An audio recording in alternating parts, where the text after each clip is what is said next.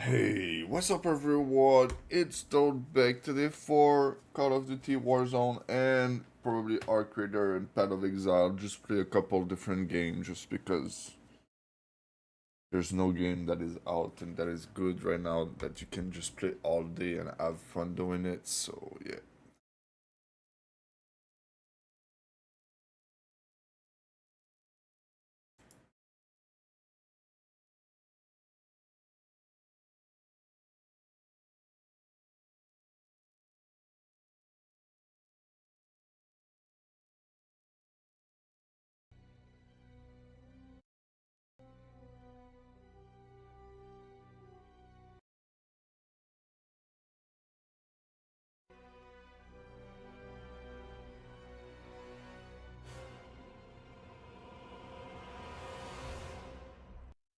Oh, you guys see my screen on the thing, but right now I have a black screen. What? Wait, now it's showing on my second screen. It's not even showing on my main screen. What?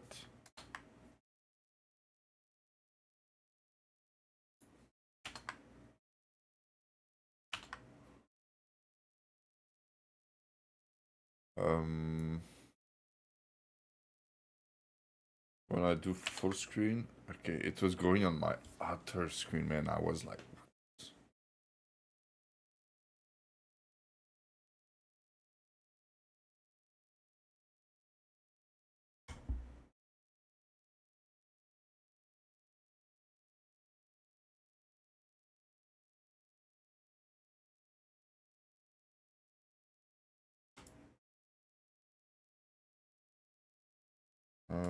I still have no audio.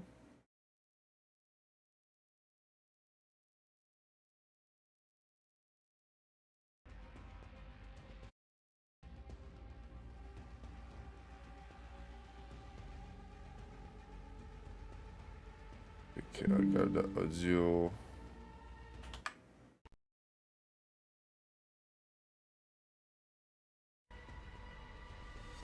Sick.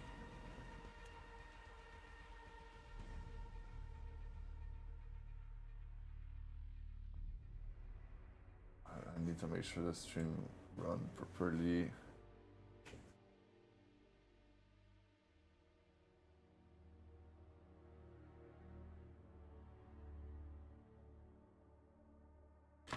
Dog fucked up the couches.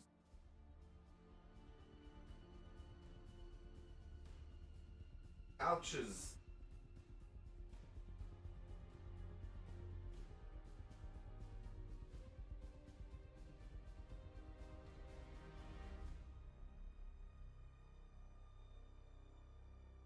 The couches.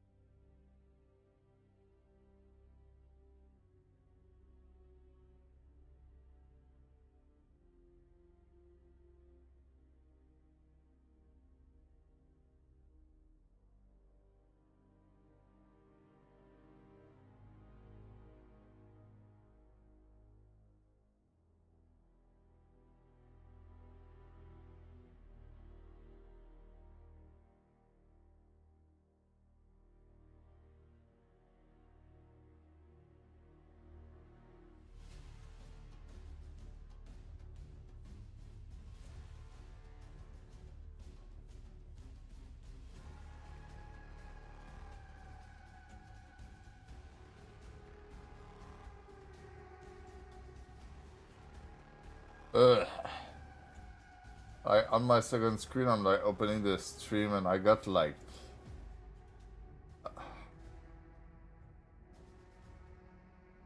the I think there's one duo that is really bad right now that you're gonna see some clip about, and it's the Kai Senat and Bunny into the streamer university, bro. If there's something that is cringe, it's that right now. Man. What the?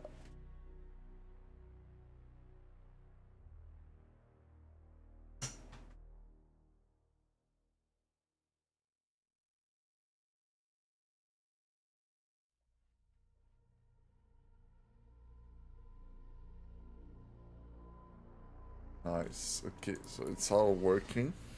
It's working.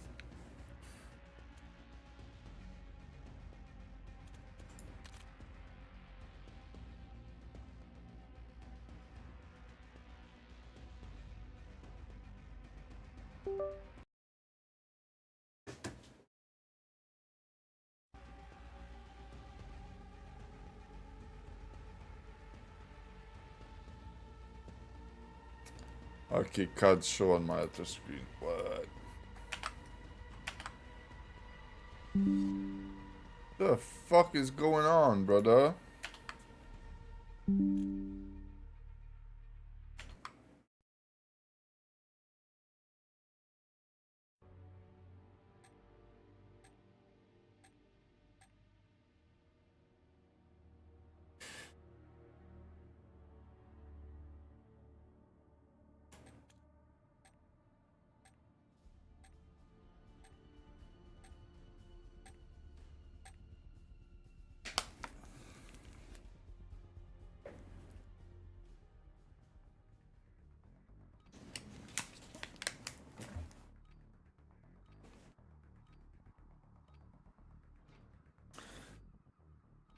Oh, last time I tried this map, for some reason I crashed. I only tried it once, so...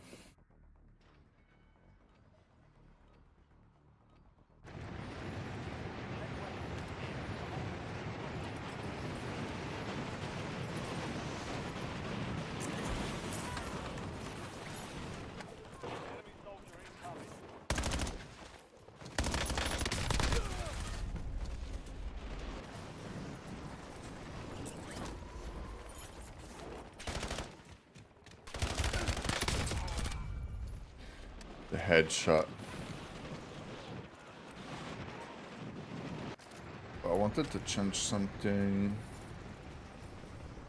Oh yeah, the parachute option.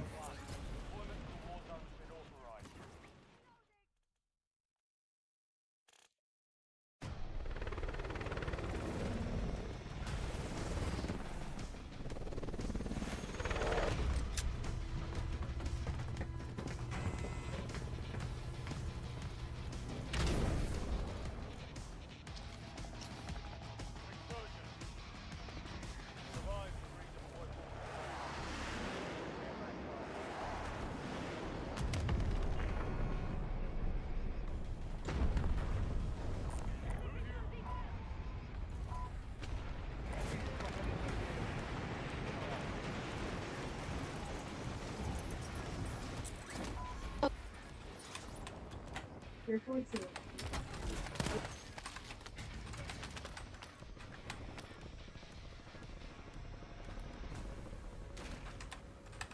How am I gonna be upset about blocking my fucking Venmo? And then you're pressing on fucking shorties. Talking about you this. Like, what are you talking about? Bro, say you're sorry to be a fucking asshole. Let's start it, bro. 3884. You're already pissing me off. Like, I'm not trying to, like, be Bro, just kick that complaining woman out of your life, brother. She sounds like she's complaining all day. I can hear it in his tone, brother.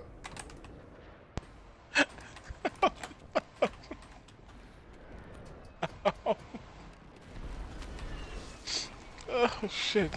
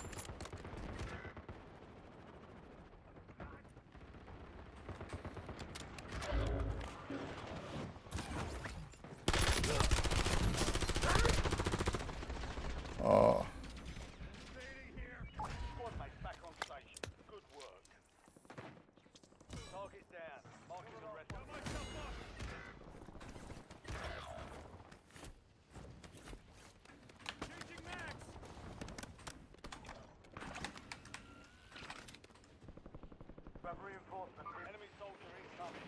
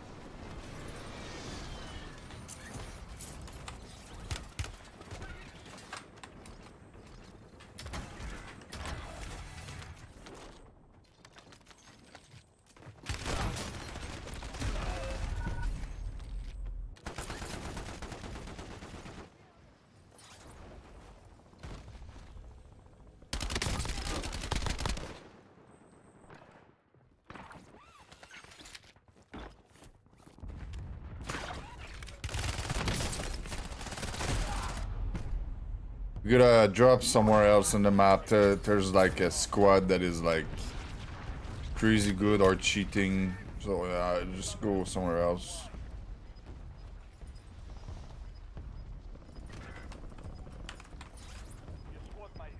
They're shooting you from Grandma. That's why.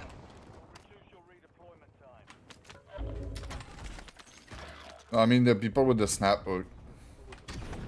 Oh yeah, I know.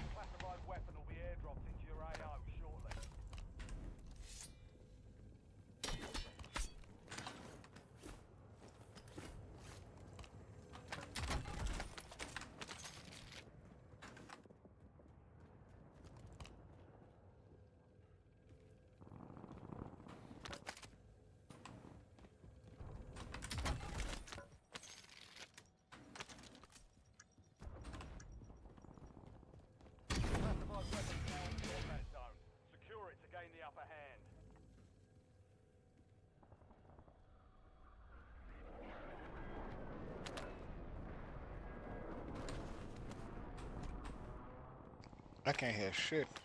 Strike ready for delivery. The foe has acquired a classified weapon.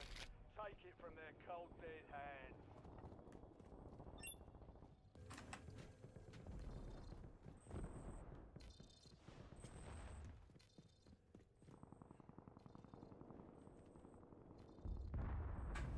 What kind is this? Look good? I'll try it.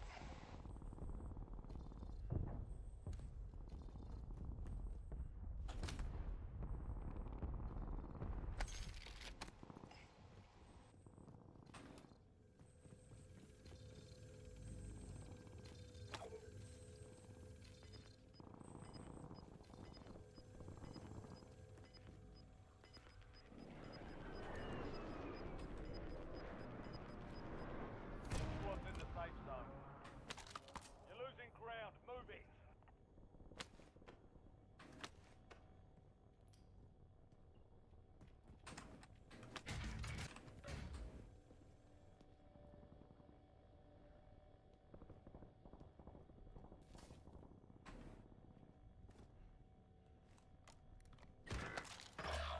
Your squad is down.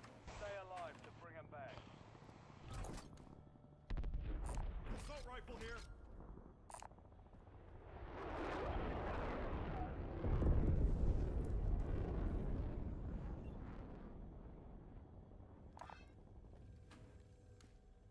Your squad mate's back on station. Good work.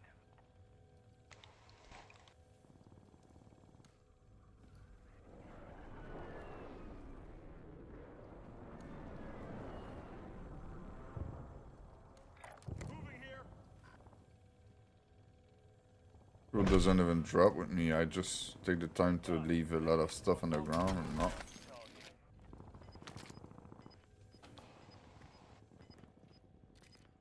Where's the loadout?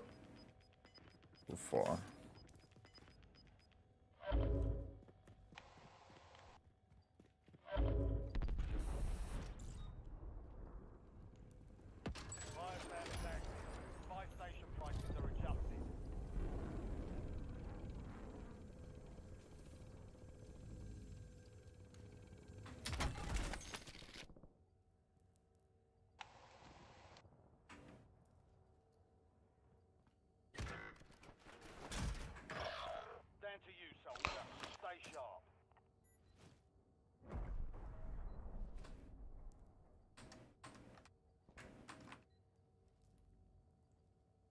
Got a bunch of weapon near me. Just drop where I am.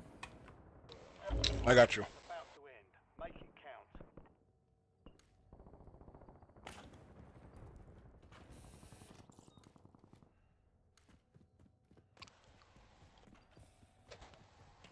You have reinforcements inbound. Field upgrade here.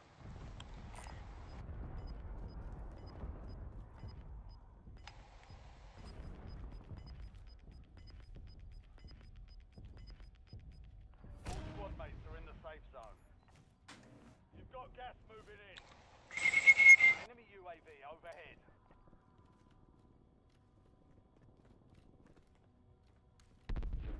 Up at the top.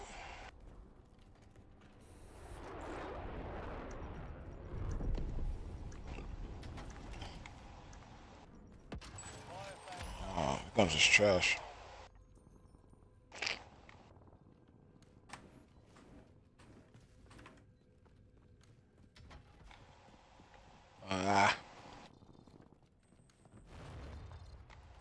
You know what? I'll get the sniper. Fuck it. Positive ID on the bounty target. Hunt them down.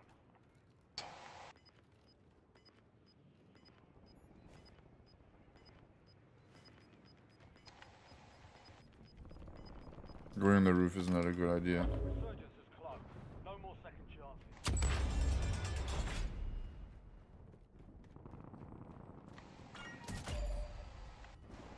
There's another team on the roof, on the edge. On top. Yeah. Knocked him.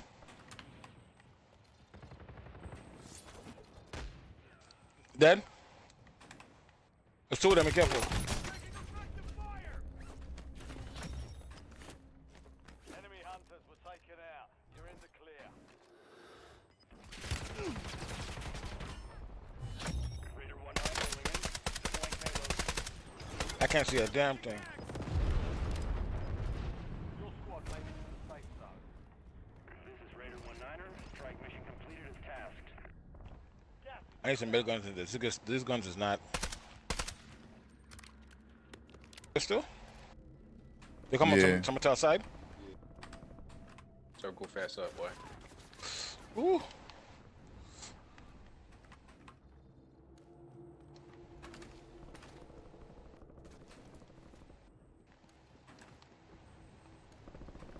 enemy UAV is online. Watch your back too. There's one in the back, yeah. I hit him a little bit.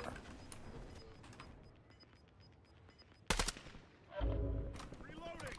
Enemy precision airstrike. Find Watch it.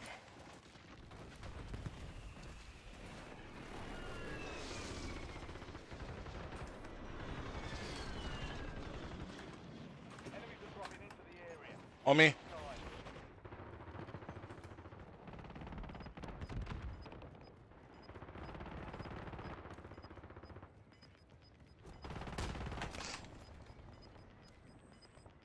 Right across. Safe zone.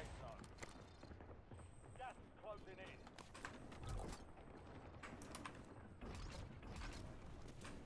I need plates bad, bro. God. Oh, God. What am I doing?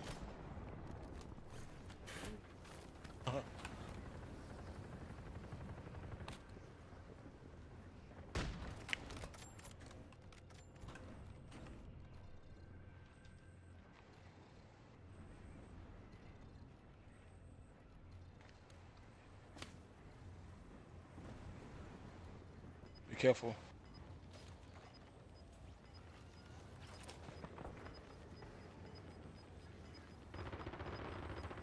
I think it's the time to turn them.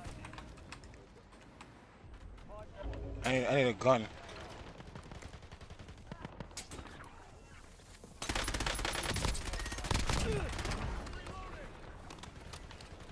There's a bunch of gun inside there. Oh, I got killed by an airstrike. Unsafe. Oh no, there's one that just got in. Oh no, I got shot from two different places. Oh, he killed me. Damn. Damn, two of us. GG's. GG, that's right.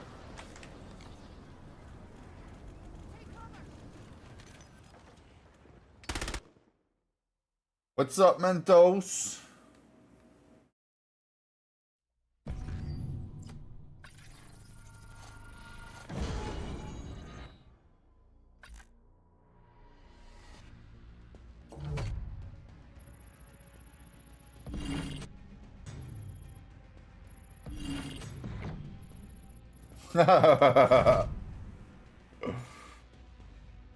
Yep, yep. Gotta keep that free viewer, man. Bro, this is crazy. And this dude came in the stream and he probably just left instantly. Wait a second. Yeah, it's a bot, probably. That's a crazy long message for a bot. DB028. Nobody ever saw that stream. I'm pretty sure I typed this name on Twitch and I don't even find anyone.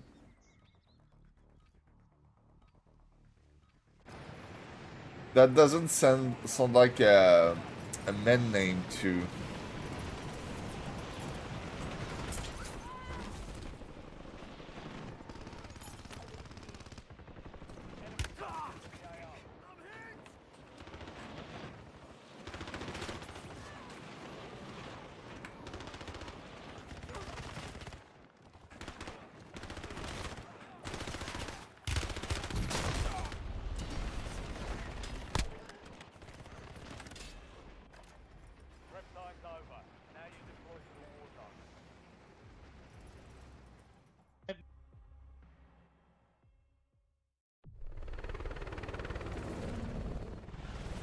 Oh yeah, FF14, nice, nice.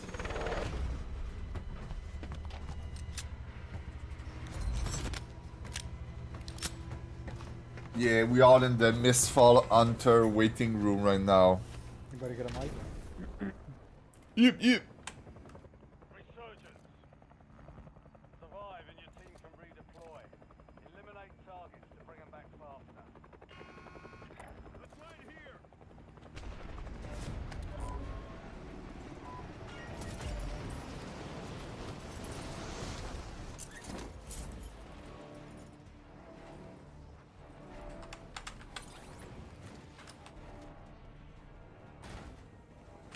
The people run over here. I put a ping, nobody came.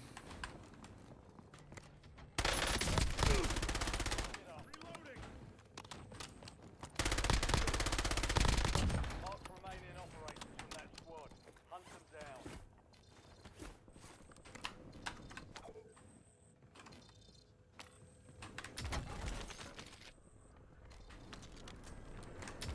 Enemy soldier incoming. LDVR salvo ready for launch.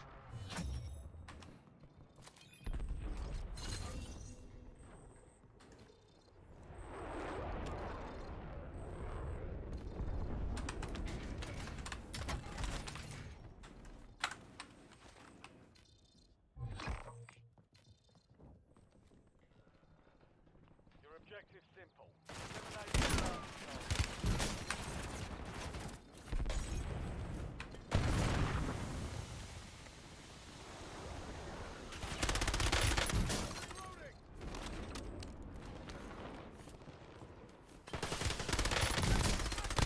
Damn, bro. Attack map to hunt down the rest of them.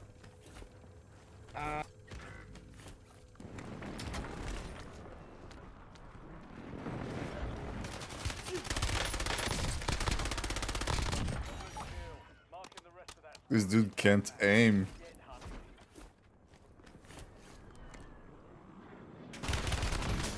This dude is cheating. There's no way you know I'm there.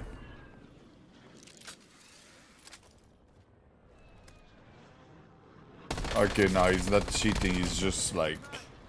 He probably got the callouts. Damn.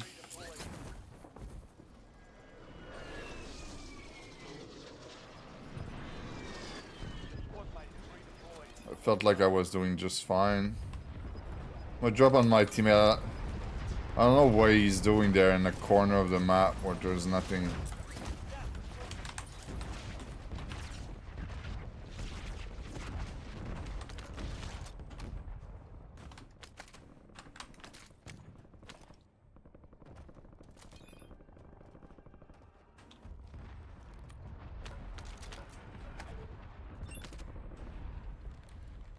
You see this game, you know, the kill cam. I think the kill cam is one of the best feature that most of the shooters should have, and they don't. Like Arc Raider would be so much easier to see who's a cheater, who's not a cheater with the kill cam.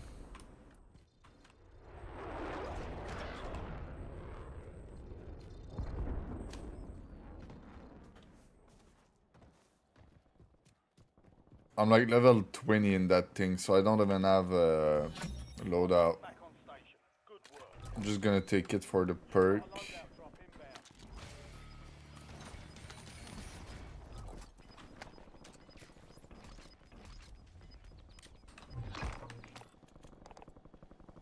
Bounty targets identified. Weapons free. Classified weapon delivery is imminent. Snap hook, I need to get used to that thing.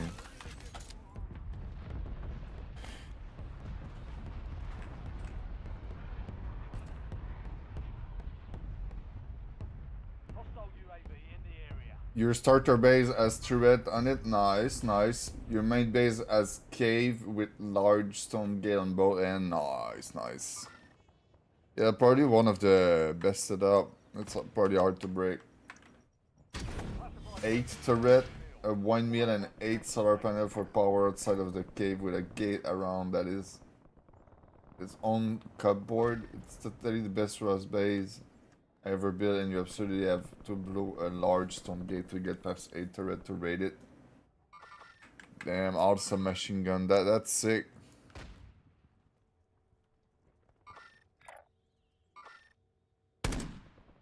Changing mags.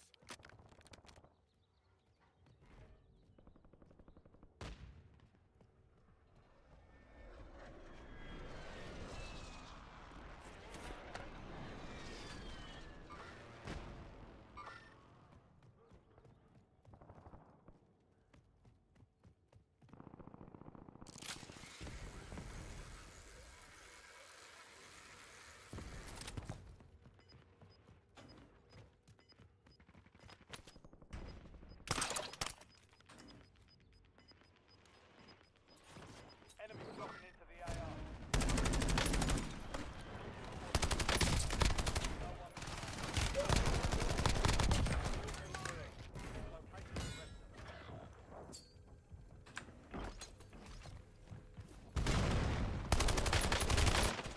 What a bad aim, bro. But he had a better weapon, close range weapon, so I would die probably even with a good aim. The turret, oh, I have smashing gun. Yeah, if someone somehow get in the cave to just get obliterated by the turret, nice, nice. I did not even know there was like automatic sentry gun in Rust.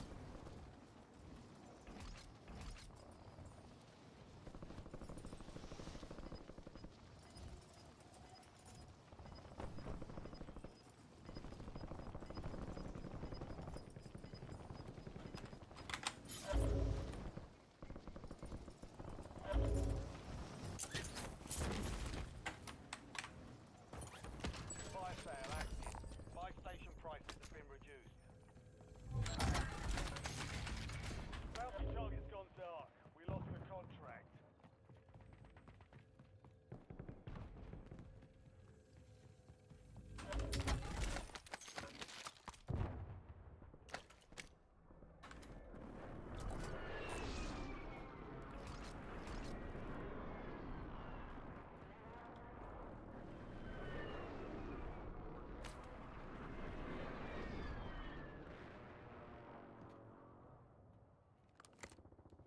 Hiya.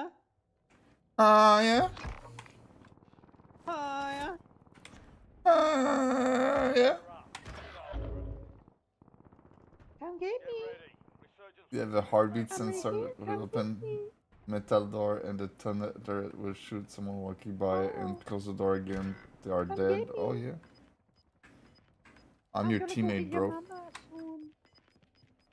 But you're so far, brother. Be advised. You still have squad Come I'm get coming, me. I'm coming. safe zone. Oh, you're gonna come? I'm gonna come.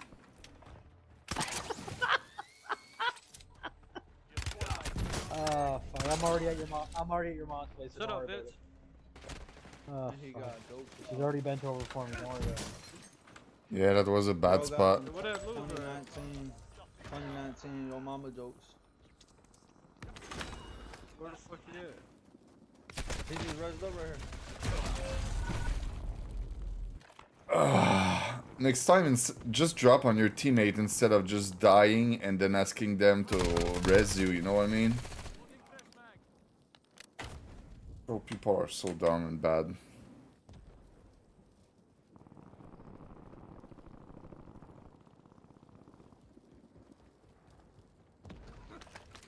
When people try to offline raid, they have to do that. That's sick.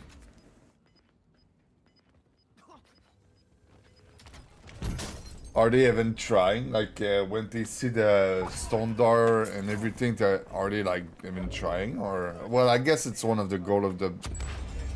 There's no third goal in the game than we're raiding bays, so I guess they are doing it.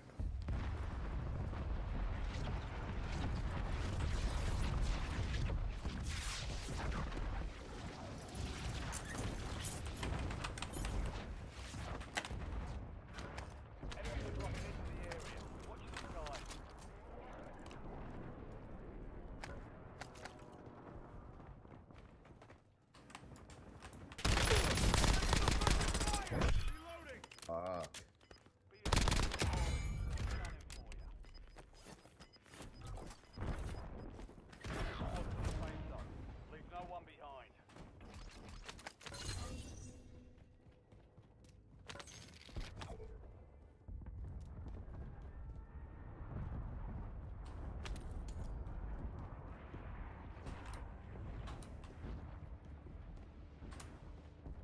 I'm already at your mom's place. Like, don't worry about it.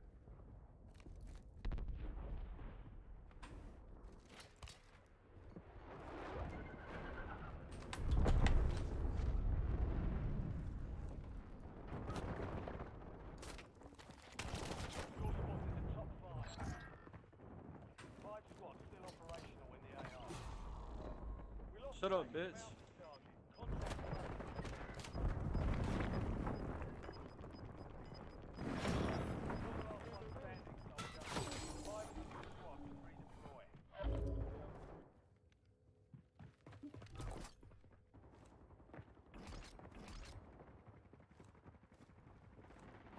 For the inside. Oh, went to the left. Behind us, bro. You inside.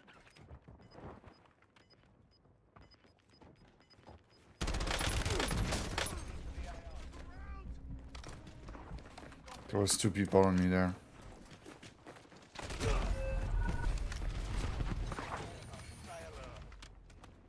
You were 1 of 5 remaining.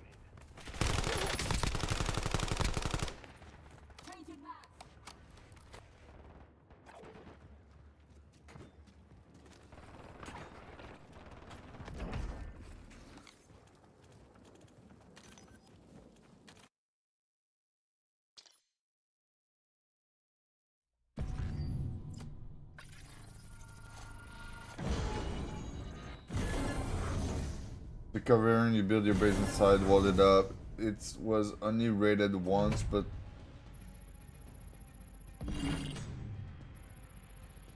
some people with no gear somehow glitched inside? No way. Someone good used a massive amount of explosive to raid you, you were able to take the base back. They have not bothered you again, and I put 8 turret and an auto trap. Nice, nice. Is it easy next time to go back to that same place, or it's just gonna be too far next time when you, like, after the reset? Or I guess building the same base twice is maybe not that satisfying.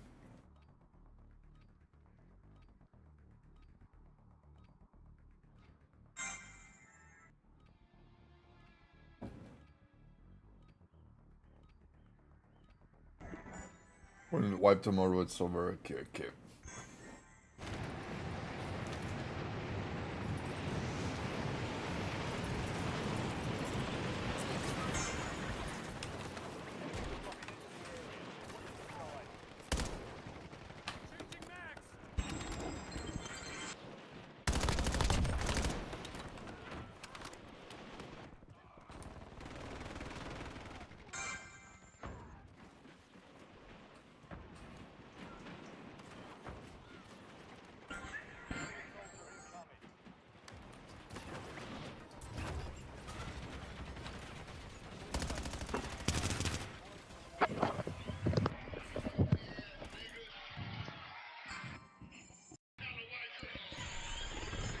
You all wake up on the beach then.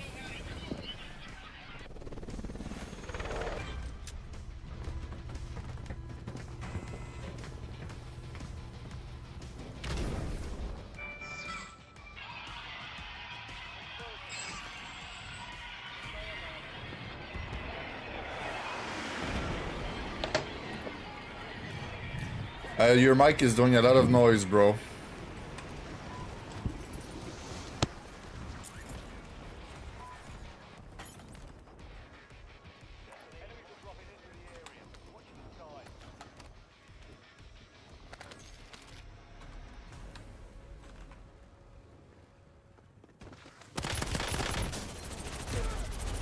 Of course I don't find a weapon and you have one. What the fuck? He's a bitch.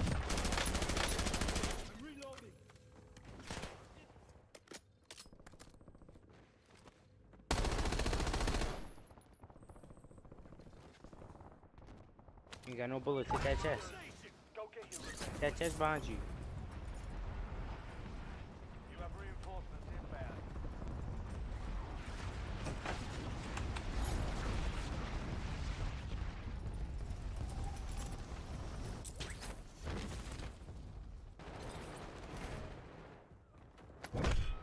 Enemy soldier incoming. You're being tracked by an enemy squad. Evade and survive.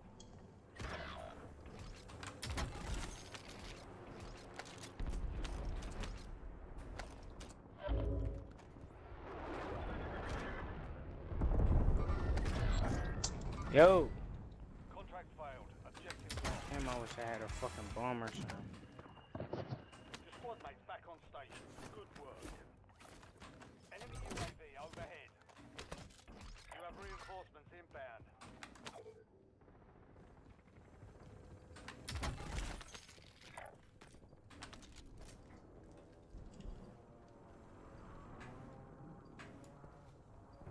There's some loot on me. Field upgrade here.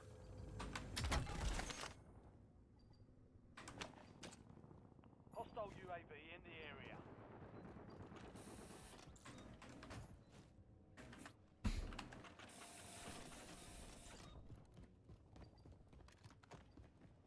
Zero kills.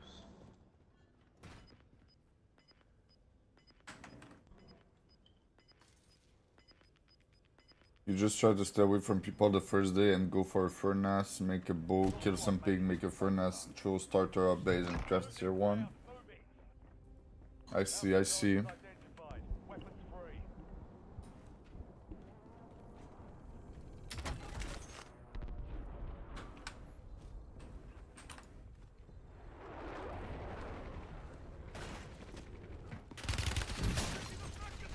No sound? Oh my fucking gosh.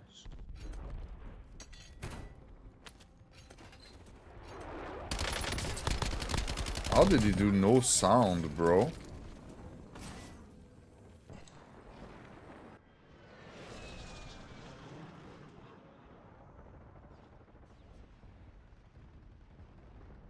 Remaining. Keep pushing. We've got 10 squads. Time for vengeance. You're redeploying. Your squad mate is redeploying. Well done.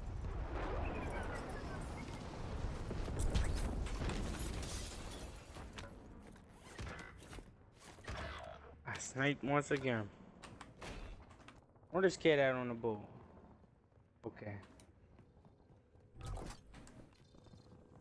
Friendly loadout drop from the wire. Real bitch ass camping that now. He right in front of the boat, You like have reinforcements inbound. right here.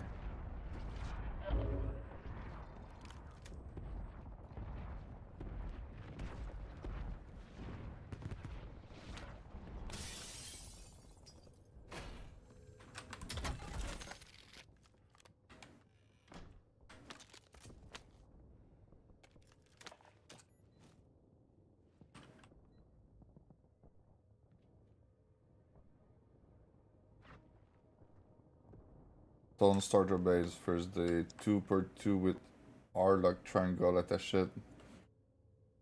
Is your favorite starter? You can expand quickly from that as you get more resources. Okay, okay. I see.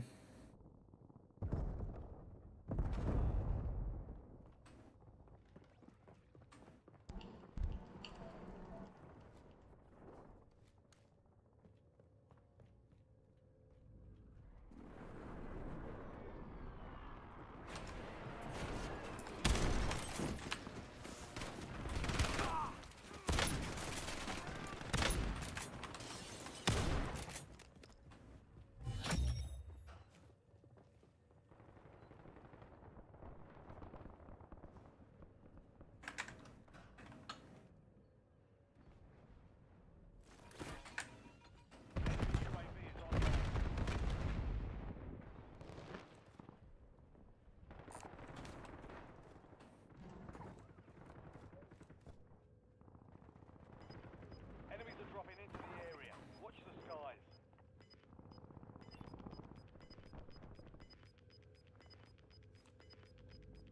All squad mates are in the safe zone. Gas is moving.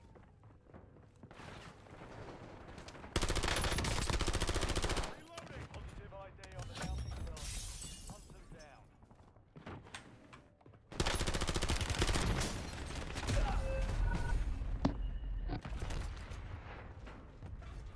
I hear from somewhere, I don't know.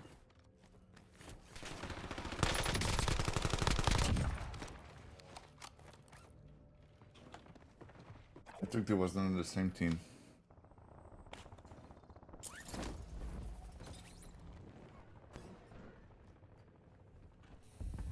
The Vanilla Rust server are brutal. Yeah, I can feel that for sure.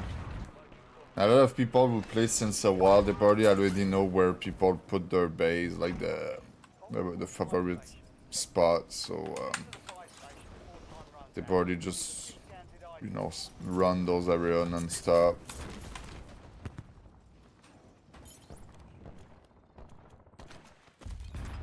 Bitch ass, get off that shit. I'm tired of him. This one is so bad.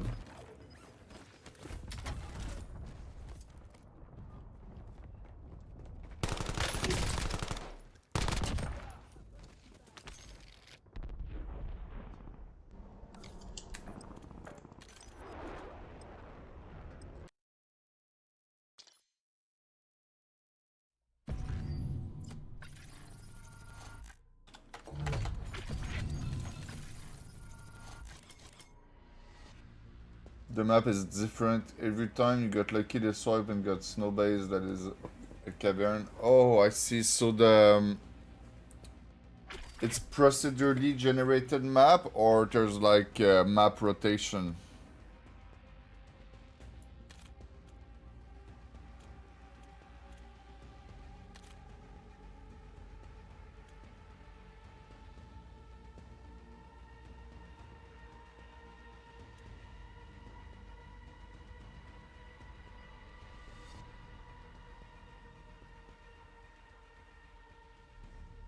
Okay, okay, so it's generated map in Rust. New every wipe. I see, that's great. I did not know that.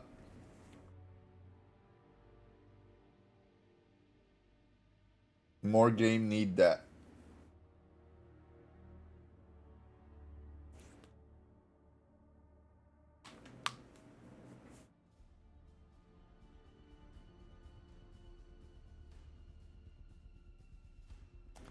Wait, murder?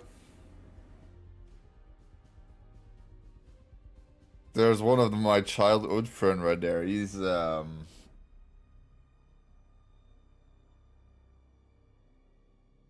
think he was not gaming anymore. He's back. Probably same as me. I did not play during like 5 years. For him, it's probably like more 7 or 8 years. I don't know, man. Maybe I'm wrong.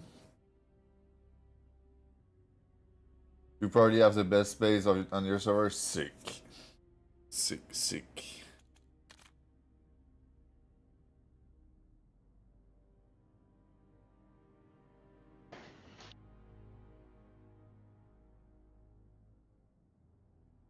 It's gonna be gone tomorrow, yeah. Yeah, it feels like a lot of grind, but at the same time, you know, the reset is good. It's good. I think it sucked to have to work hard like this, gain a bunch of stuff, but you know. The thing they added in Arc Rider that is pretty nice is at least every time you reset, you get some benefit. I guess this season they stopped to give benefit, but there was benefit every time that there's a reset. You keep some stats and some buff, but in Rust there's just no benefit, I guess, other than doing a PvP and then not being afraid of losing anything and whatever.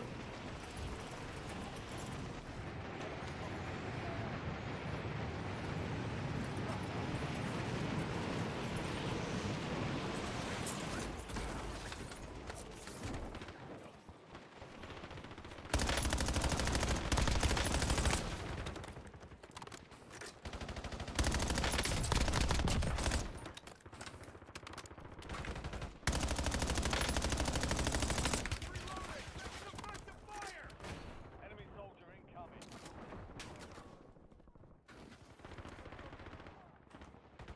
Playtime's over. Stand by for deployment to the war zone. You know, aim assist is kind of strong. Like, it's pretty hard to aim compared to when I was playing on controller. You're playing on a monthly force wipe and they're wiping mid-month because Julie has 3 Saturday or some bullshit. Ah, I see. July, not Julie. Julie sounds like a French woman name. Survive and your team can redeploy. Eliminate targets to bring them back faster.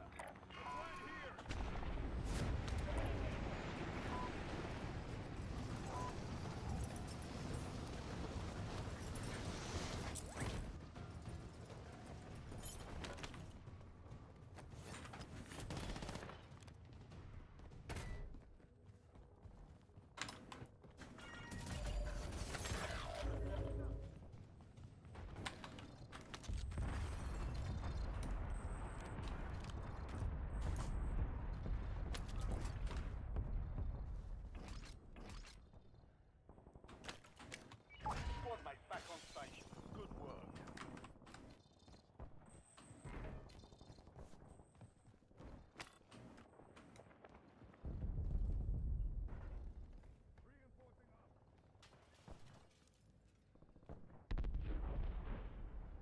The name in FF14 are all French sounding to you? Damn. Best game ever. No, just kidding.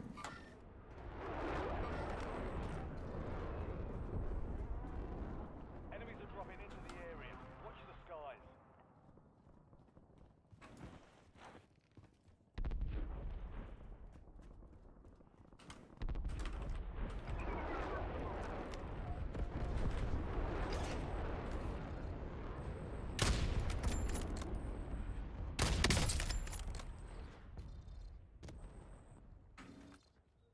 Changing mags.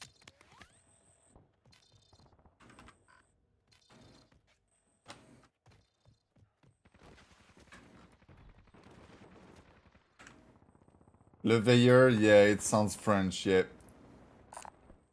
Korea, Japan? Yeah, I don't know.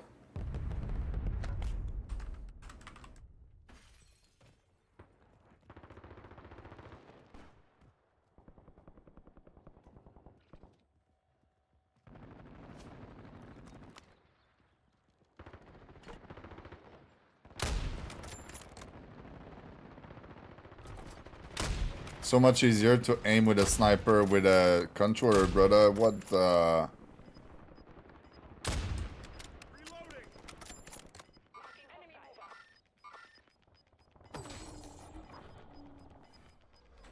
Your squad made it to the safe zone. Gas is closing in.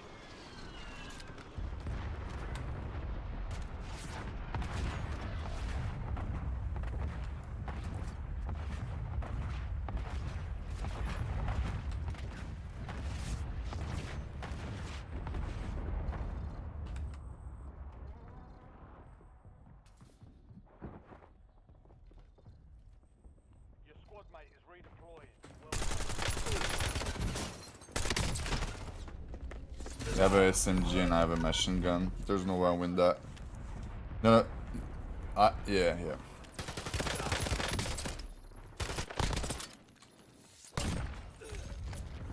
I think he had a UAV or something.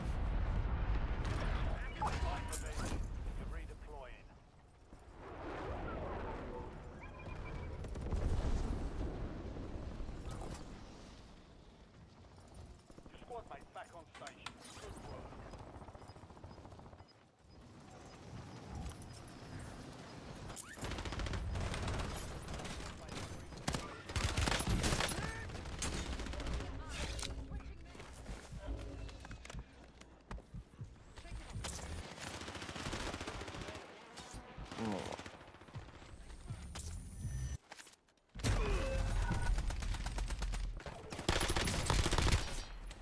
All the NPC name seems French. Oh yeah, maybe you're in the Canadian version. They did that for the Canadian server, maybe, yeah.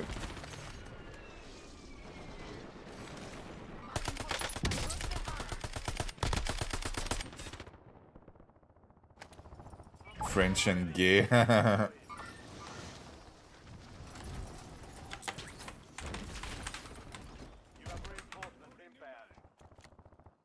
I don't even have a reload out. I try to take people with them.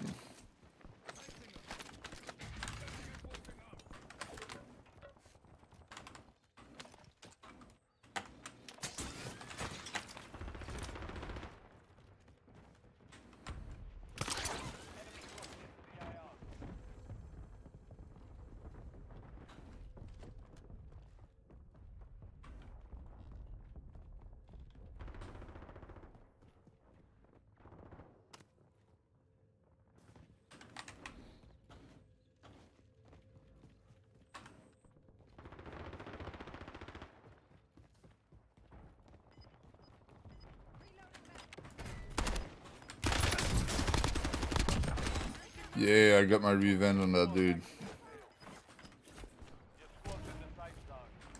How do you join the Texas Florida server? I don't know.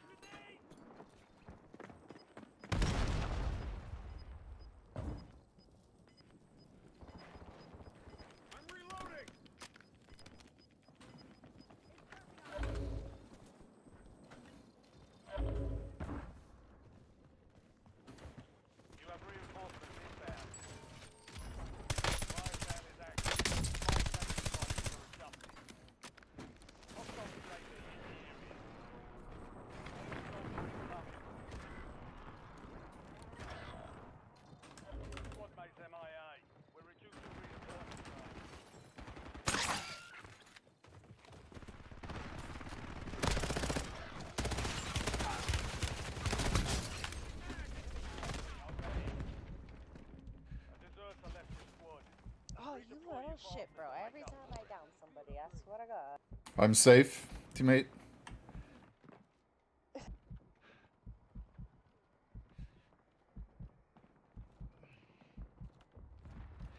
Resurgence window is ending. Watch your six. Well, I guess I'm not safe anymore.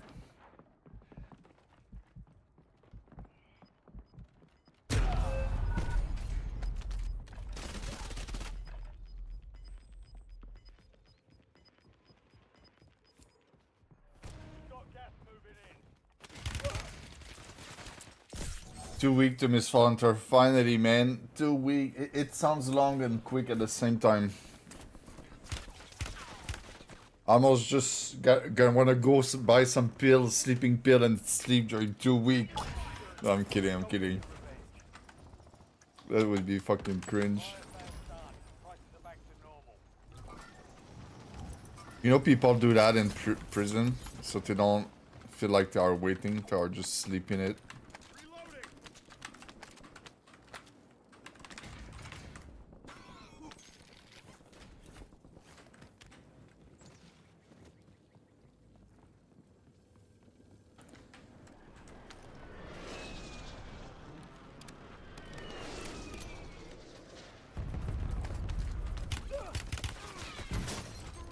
Of course.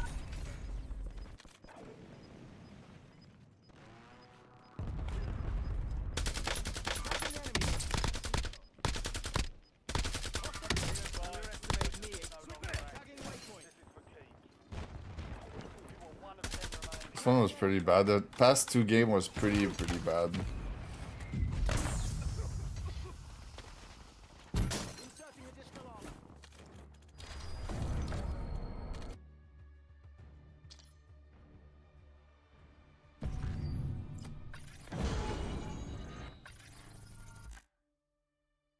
Oh yeah, he took all his vacation time at WoW expansion launch, so he was with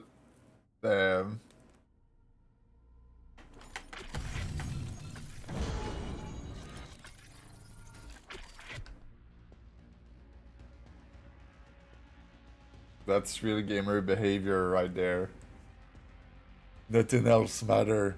Only the WoW expansion launch, man. You had to pick up the slack, yeah, I bet.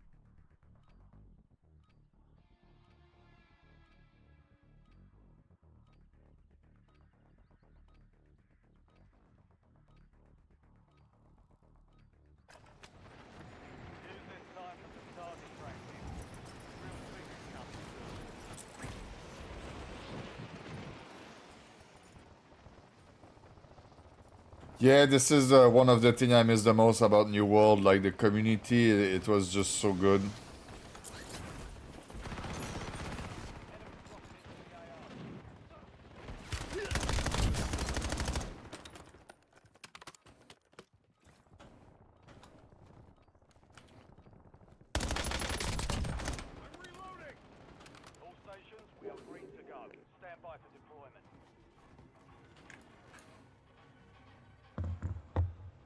Yeah, well, it's probably the same type of thing, yeah, but even more community thing because I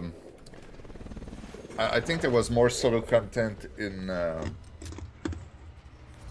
New World than WoW, so there was a lot of people just not really being a part of the community. They was just like, you know, doing chess run and stuff. But in WoW, to do raid and everything, you gotta be in group.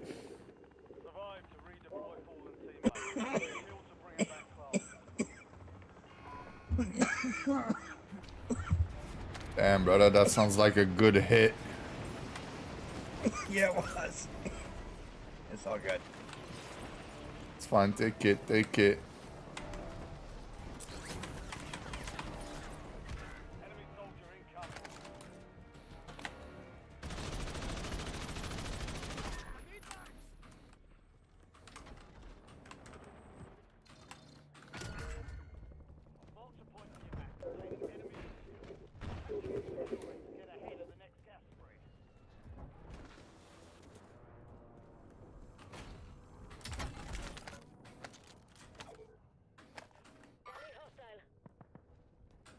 Chicken Bay, yeah, dude. This dude was coughing, man.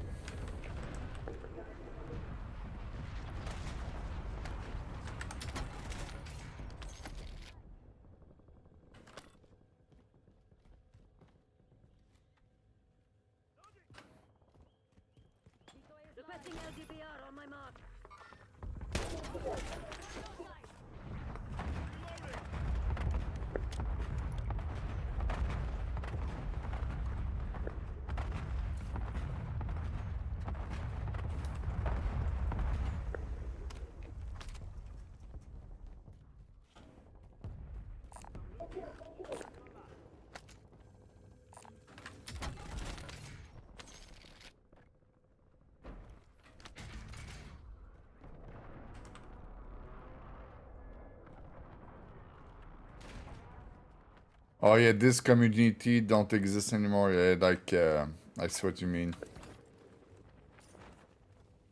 Hey, I ain't been hit yet. Can I get some money? I need some money.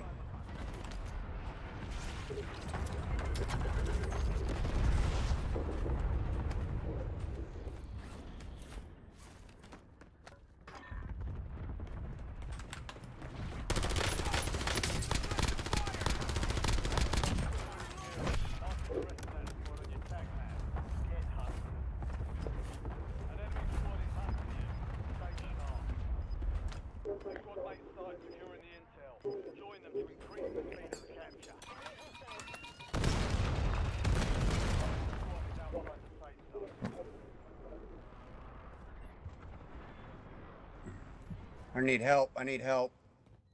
Where you at? Right over here. I got 3.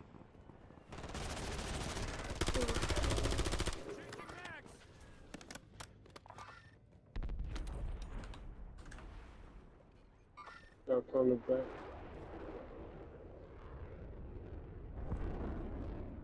You got the car? No, not yet. I just need to get money. You're almost done here. Come on, I got money. Squad mates back on station. Good work. Capture complete. Uploading information on the next gas bridge. I said, behind the house. I can drop you money. Wait a second.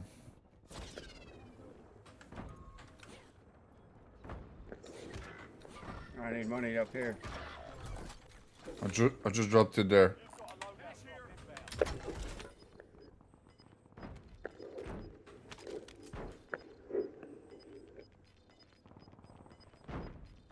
Shout it on voice chat. Where? Oh, Tater's got money. If you take in the turret, I'ma do it. Tater, let me get that money. You got it. Oh.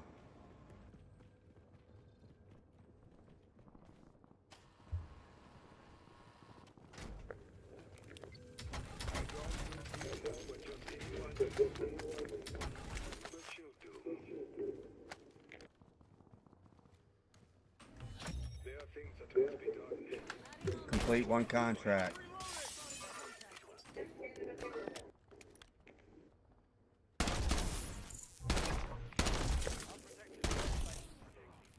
Get kills and loot catches in town. I got you.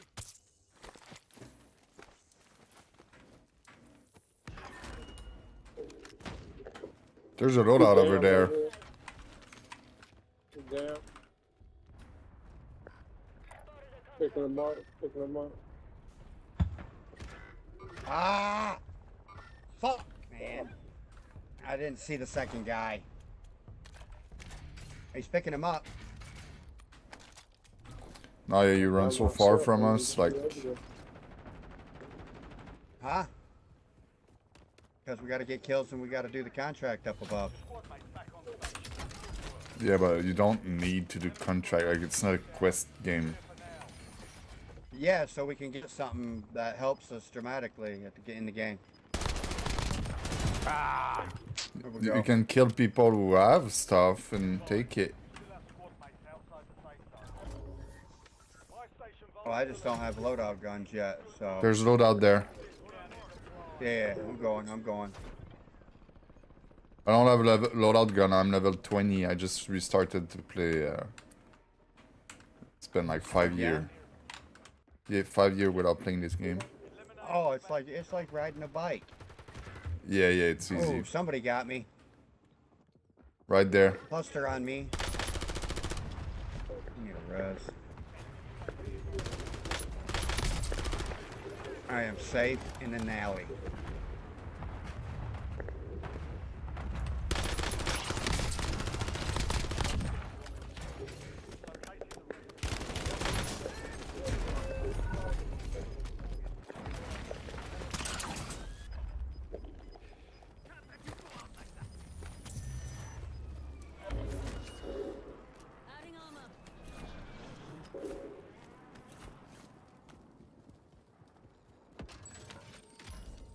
See, and now is the time to res your teammate with your money.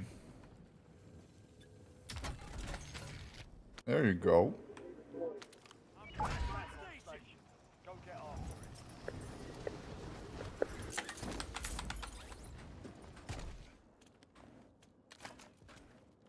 One more kill. That was close. What is up?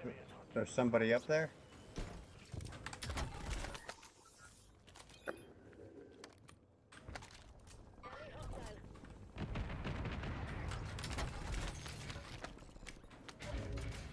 Authorizing UAV operation.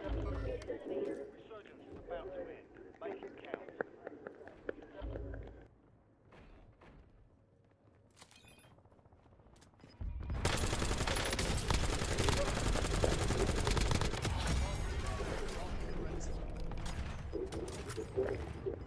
There we go.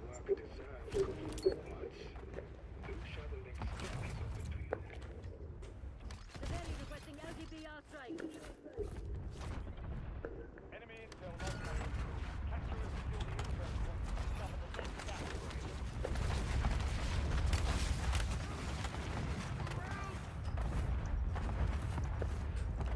Fire cell node. Your squad mate has reached the intel. Joining them will speed up the process. Moving here. Changing mags.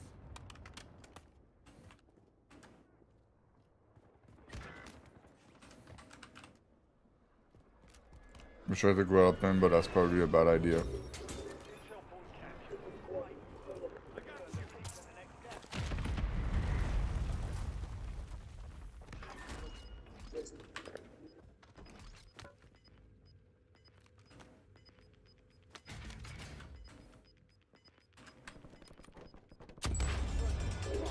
No more second chances. Tracking here. Oh, I need a little bit more. Advise you to load up now.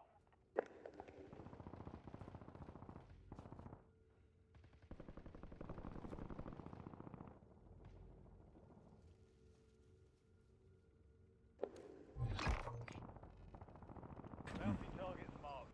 Kill them all.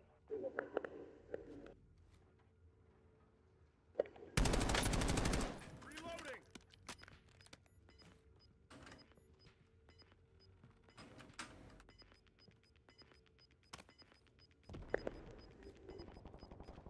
Some of your squad is outside the safe zone. Hostile UAV in the area.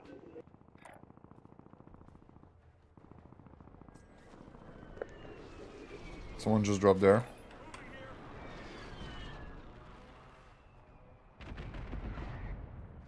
Just call a teammate there. Moving here.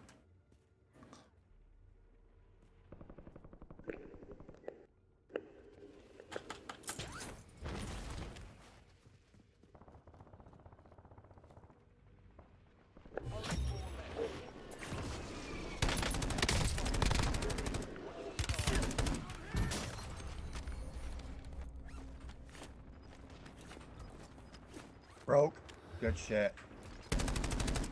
Changing mags. On you, on you. Moving here.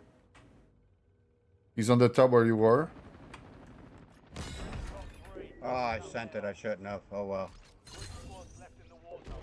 There's another one below you, near the buy station. Hey, behind us, behind us, behind us. One's dead. Taking effective fire.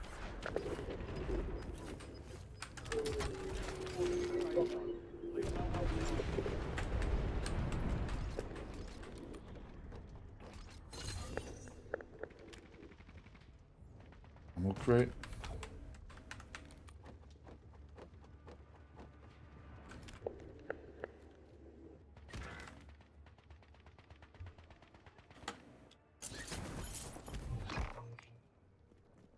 Bounty targets identified. Weapons free.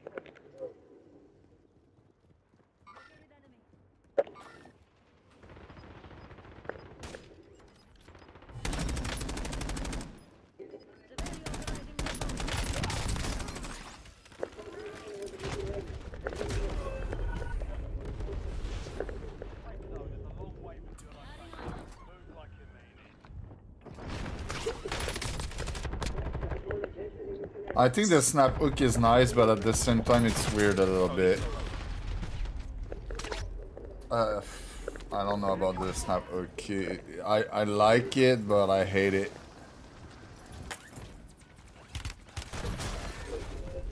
Bad drop.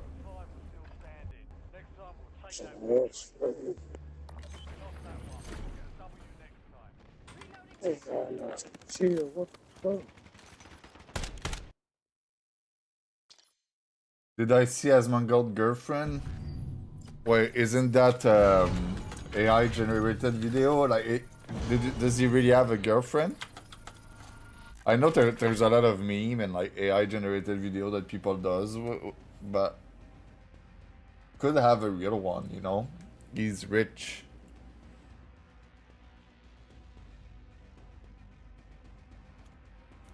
It is, or is it?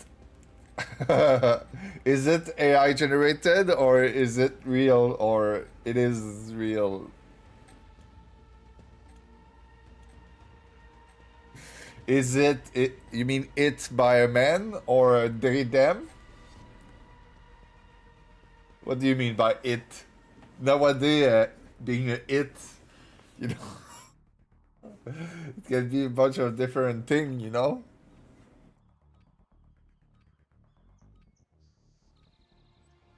It's it. You think it's real? Okay, okay. Damn.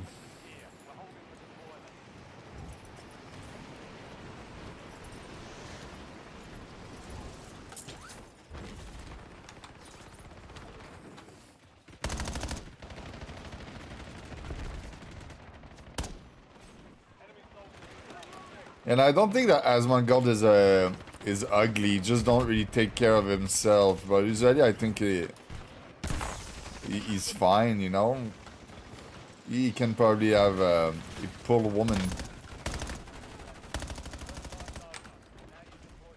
Mic check, mic check. 1, 2, 3.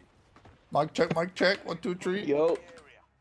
Okay, we got mics. All right. Oh yeah, it's real there. Nice, nice. Happy for him, man. Nice, easy start.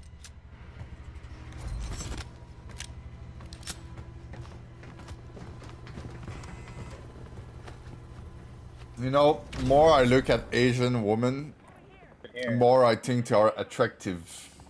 No, go right, go right. And it's the opposite with Canadian women or like any woman. We have a lot of hot women, not gonna lie, they are really nice, but they get fat and I don't know, man, they just get fucked by a full bot team. Grab the scavenger.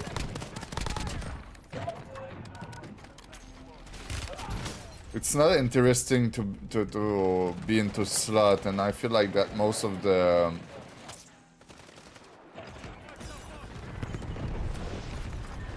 Chinese or Japanese women and Asian, there's a lot that look more like innocent, you know, like a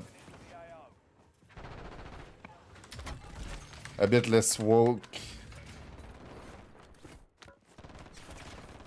Yeah, a lot of obese Canadian women, yep.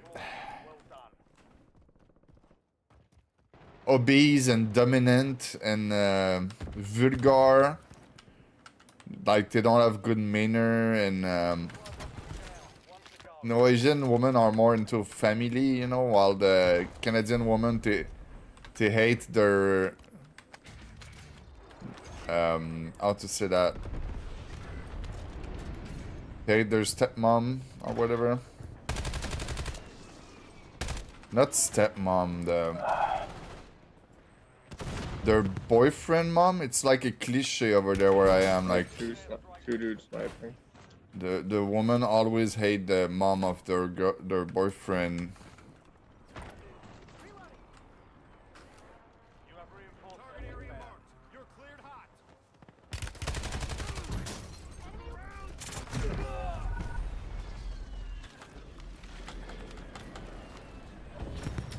Oh, and they all have father issues. Yep.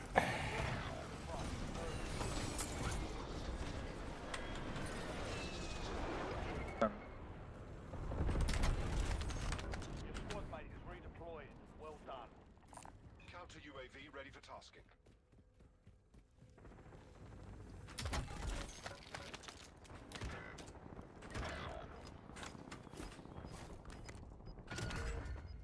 Check your map. I marked a point containing enemy intel nearby. Capture it for information on the next gas spread. Enemy soldier incoming.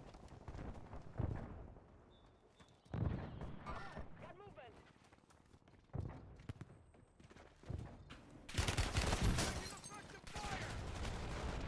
Bro, just fucking shoot, brother.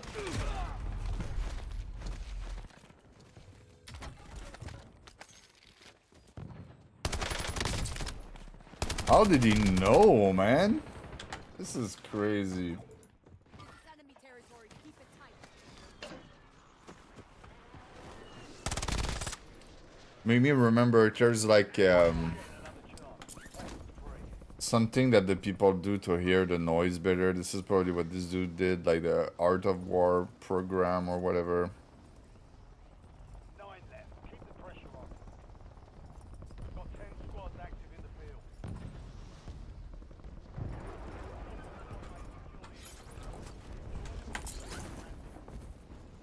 Loadout drop headed your way.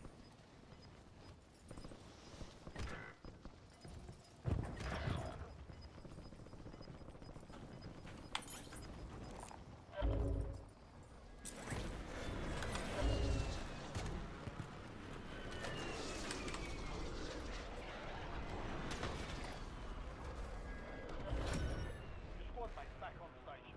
Good work. Well done, soldier. Check your map for the next gas spread location.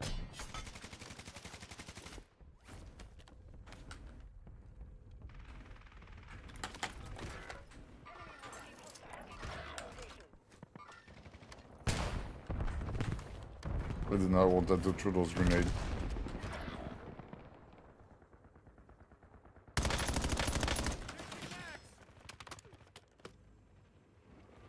Enemies are dropping into the area. Watch the skies.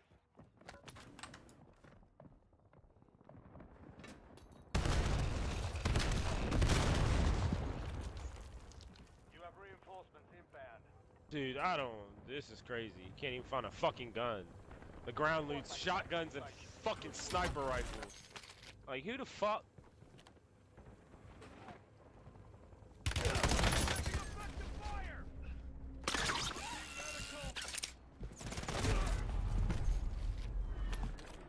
Yeah, I feel like my teammates are bad and then the enemies are just getting better. You don't really want to play this either, yeah. The main reason why I'm playing Warzone right now is because Modern Warfare comes soon and I just want to be like used to it.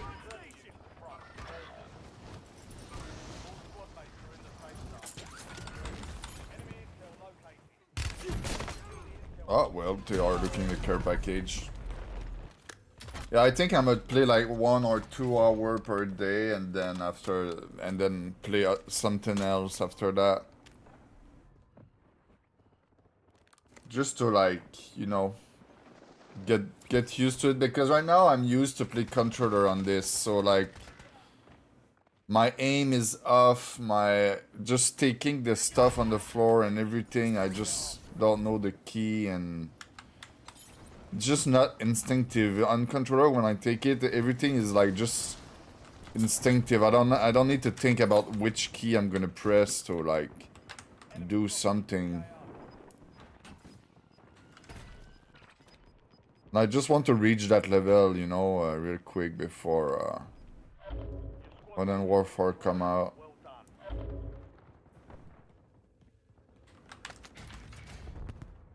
Fire sale active.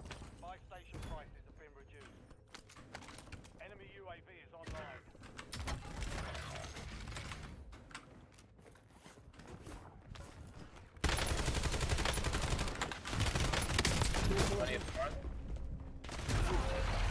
How many bullets I need to kill this fucking dude, bro?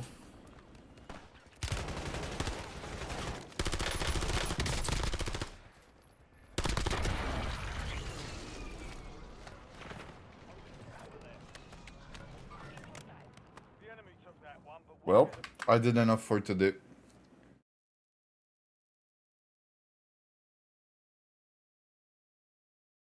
Xbox controller work on PC, Bluetooth does. Oh yeah.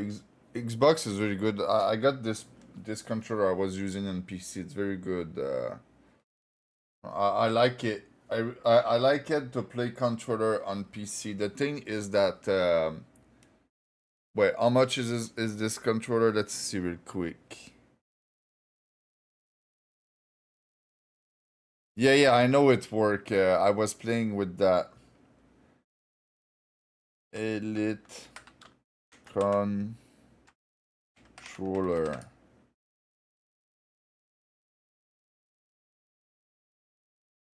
Okay, so Elite controller.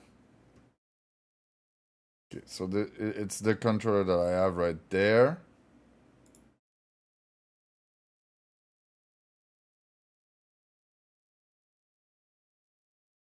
Let's see if I do shopping, how much they sell it.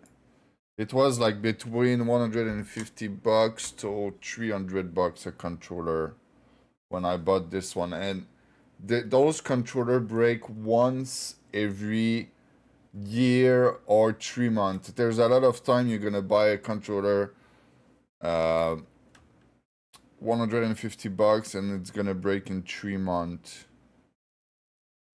I think it's the main reason why I decided to go on keyboard and mouse.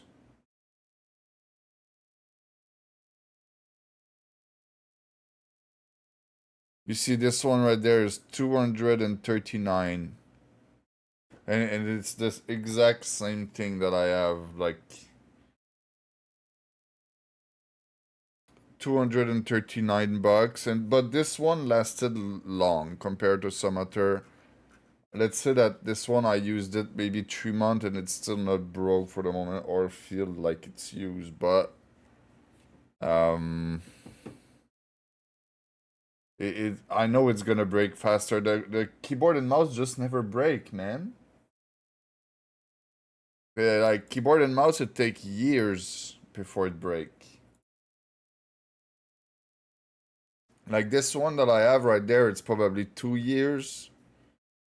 Like 2 year my mouse, or like let's say 1 year and a half, and same for my keyboard is like 4 to 5 year, maybe more.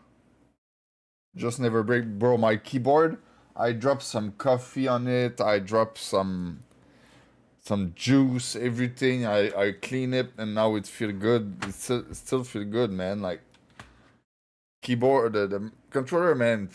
You drop it on the floor, sometimes it break. And it's mostly the panel behind. Like, look, I was playing with the panel behind right there, and those break often. But I played the when I play car game, I'm gonna always use a controller though. I think for the car game, well, maybe I'm gonna buy the steering wheel one day. But controller is just fine.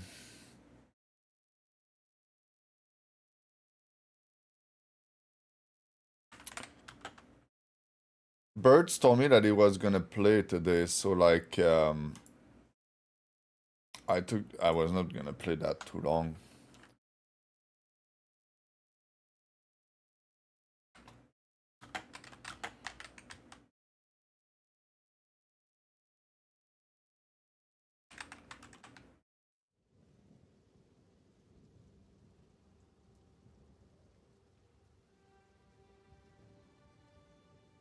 One vs 100 live on Xbox.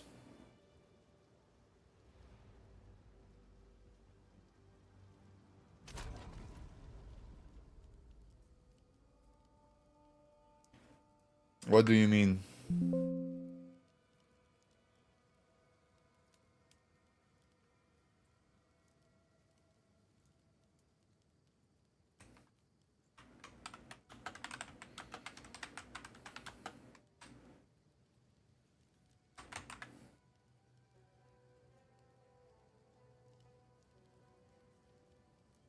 It was a game show?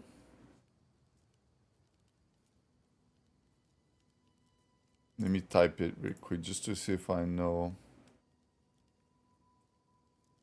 1 vs 100 game show. Whoops. It is back. And a new set of contestants will try to do what's never been done before. I think I'm here for chump change. Win $1 million. That is craziness. But in order to do so, they'll have to defeat the mob. You don't scare me! We've got a massive new set. I see. I never seen that before.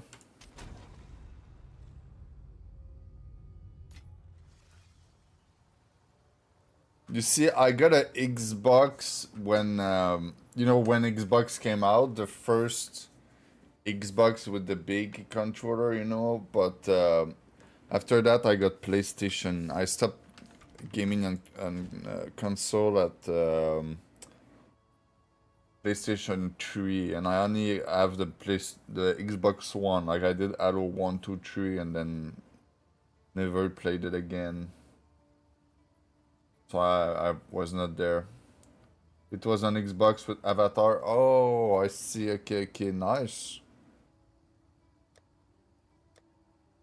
Yeah, I think there's still some stuff like that a little bit, like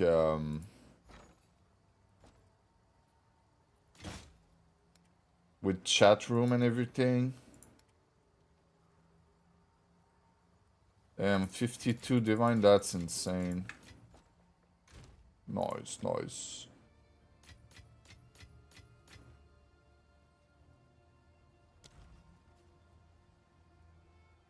17 years ago, damn, dude.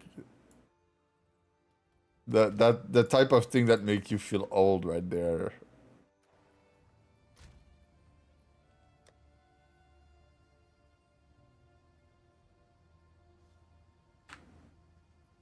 Oh, I need to open the overlay, really important.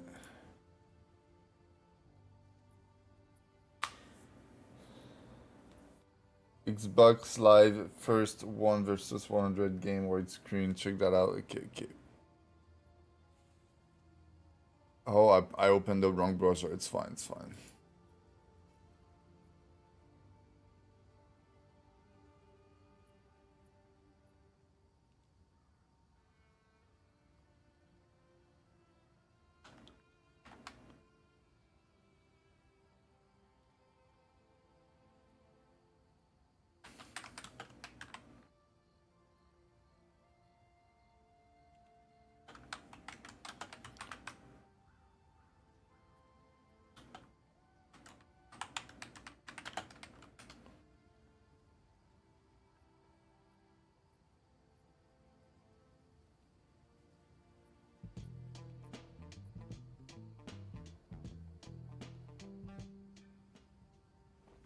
Oh, come on, bro.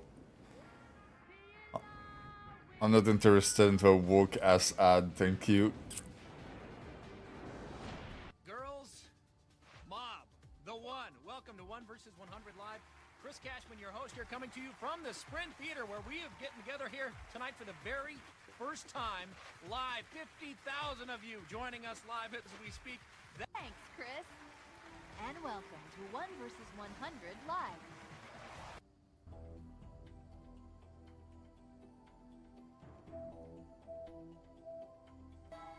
everyone answer. Exhausted them.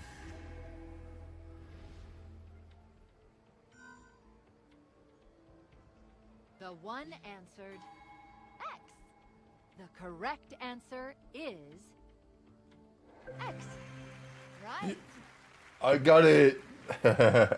Yeah, you played that with friend. I think that's great. Yeah, it's a good concept. There's still some stuff like this that exists. I think on PS4 it's like chat room or whatever, virtual something. And there's some debate room too in that game. Wait, what's the name of the thing? Virtual chat room, PS4. I bought PS5.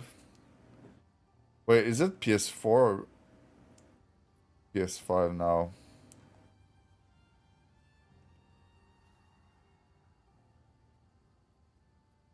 Virtual.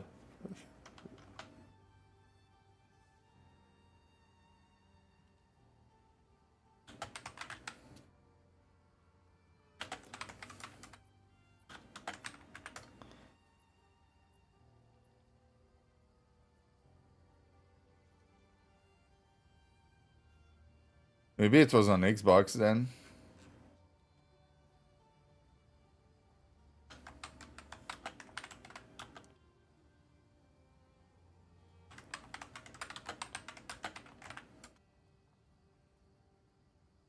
Wait. Oh, it's that thing. Oh, okay, yeah, no. It's Roblox. Whoops. Thank you. Appreciate it. Let's do... You see, in Roblox, there's a lot of minigame. I never played Roblox, but I think it's the best part of it. There's so many mini game. I think people can create their own mini game, and like, you see right there's a mini game. It's just people debating. It's I don't know, man. I don't know. Xbox canceled it. If you could pay $30 for that game, yeah, that would be nice. There's probably a version of it. There's no way there's no more version of it. Like, I don't know what to type because I'm French, but I'm pretty sure like there's something. Someone said there's something very interesting in the chat. I thought I was going. Yeah, go ahead.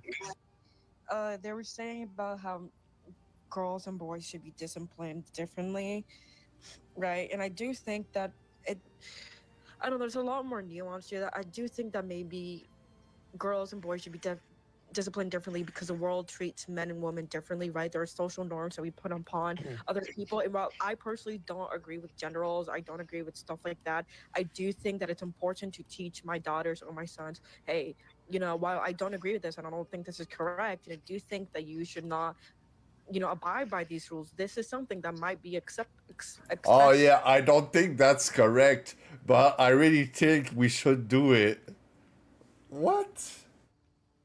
Bro, she's mind fucked. I think this is where the society is. They believe they know what's good, but they don't want to do it. This is crazy, dude. Of you and society. So I think if you see it that way, I do kind of get it. But at the same time, I think a lot of people like to over exaggerate how different men and women are and how different. Bro, just tell her to shut the fuck up at some point. What girls and boys are, but a lot of those are just social differences that we see. Yeah, like I think I totally agree with you on that. I think a lot of the time when it comes to discipline, people like especially the physical discipline part, it's more, oh, how can I teach my kid, quote unquote? What? I did not ban you. I did not even touch my keyboard in the past 2 minutes. Wait, maybe I got banned? Wait a second, did I play something that is copyrighted or something? Oh no, it's fine. Are you banned from YouTube? Or Twitch?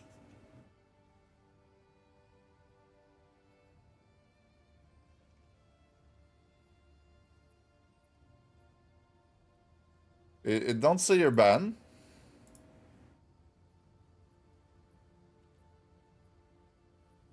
You can't see my stream? No way. I changed it to I changed game. Well, I'ma whisper you.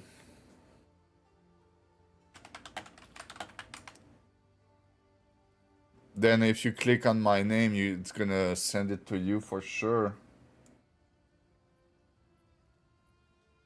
I whispered you on Twitch. Well, teach the easiest way possible that won't affect me, right? So what happens is they end up hitting their you know what, and they don't learn anything because they think that it's effective because they don't see it happening anymore.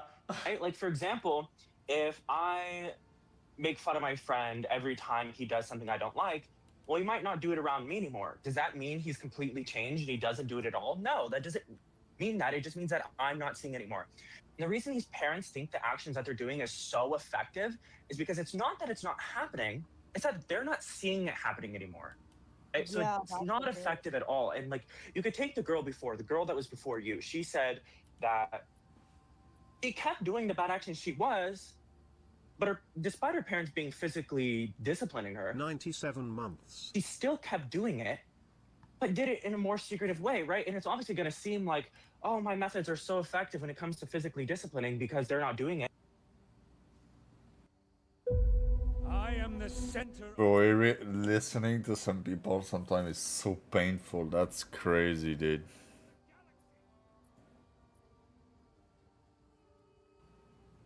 You just changed I will room. say the only reason why a lot of us we treat you guys like you're way different. We don't know anything. Like, it's not like we get taught about you guys' history. So, for example, when we ask each other, "Where are you from?" We're gonna say like we're from Jamaica, we're from wherever. You guys obviously can't do the same because your history is like way different to ours. You got it? Nice, nice. Well, those chat room look cursed, man. This looks so cringe. And you go in there, you probably get rage baited. Like, there's just no way. Most of the thing, I think it's just rage bait. And we don't understand that. So a lot of British people, like, they're like, okay, you guys don't know where you're from. Like, it's ridiculous. Do you understand what I mean? I think it's just, Yeah, which like, is a lot of ignorant, them just bro. don't know. It's And they're being, ignorant. like, yeah, and yeah, that's what I was just about to say. Like, it's being ignorant. But, you know, like, it does go both ways, to be fair. Yeah, but not everyone get raised well, man. The history, not everyone know history, not gonna lie. A lot of people just doesn't care at school and, you know. Both ways. This is in Roblox. There's some chat room, debate room in Roblox. You can just go there. There's a lot of mini game probably. I'm pretty sure there's a game like yours, like the 1v100, but this is one of the mini game, a bunch of different chat room where people can just debate stuff. This is probably like I've looked XQC going in there, and bro, I was mind blown by how the people can just say a bunch of weird shit, dude. I will definitely say it goes both ways, but I mean, I never played Roblox. I just, you know, sometime if a XQC gonna play it and do something, I'm gonna look at it, but I never played it. Look, it's the search page right there. It's on topic. Guessing if you're chopped or not. Is life for men or women harder? Hangout room, I don't know. Hot take, debate. like okay, wait, I'm a little confused. So, and I'm not trying to like. Yo, they kicked me out. Why? Yo, what did I get kicked out? I didn't say anything. It's shit, yeah. He said what? Why there's so many people? Whoa! What is this creature next to me? What is going on? There's a lot of How are they people. putting pictures in the chat? Wait, why is there so many people? There's a lot of Oh yeah, when XQC join a room like this, there's his whole chat try to join all the same time. So there's like, let's say more than 1,000 people just trying to hit the same room. You usually have like 30 to 50k people, but yeah. Don't be a creeper, Felix. What would your grandmother say? Excuse me. I don't know. Is there like a wait, is there like a streamer in here? Yo, This happens. This happens when there's like a streamer, I think. yo. Oh yeah, yeah. Freddy, the guy with the dreadlocks, he's streaming right now. Who? Who? Me. Hold Hold on. I need to give this guy a loan. Is that me? There's so many people. That's much. Oh, you're gonna crash the server? It is simply because Is life What makes for a tall men man more valuable than or a short women man? hard? Oh, this is right there a good topic. Is life for men or women harder? For sure for men, bro. What? Imagine like if you have to question yourself, is life woman for men or woman harder? I think you're the problem in this society, man. Like it's so obvious, man. Like what?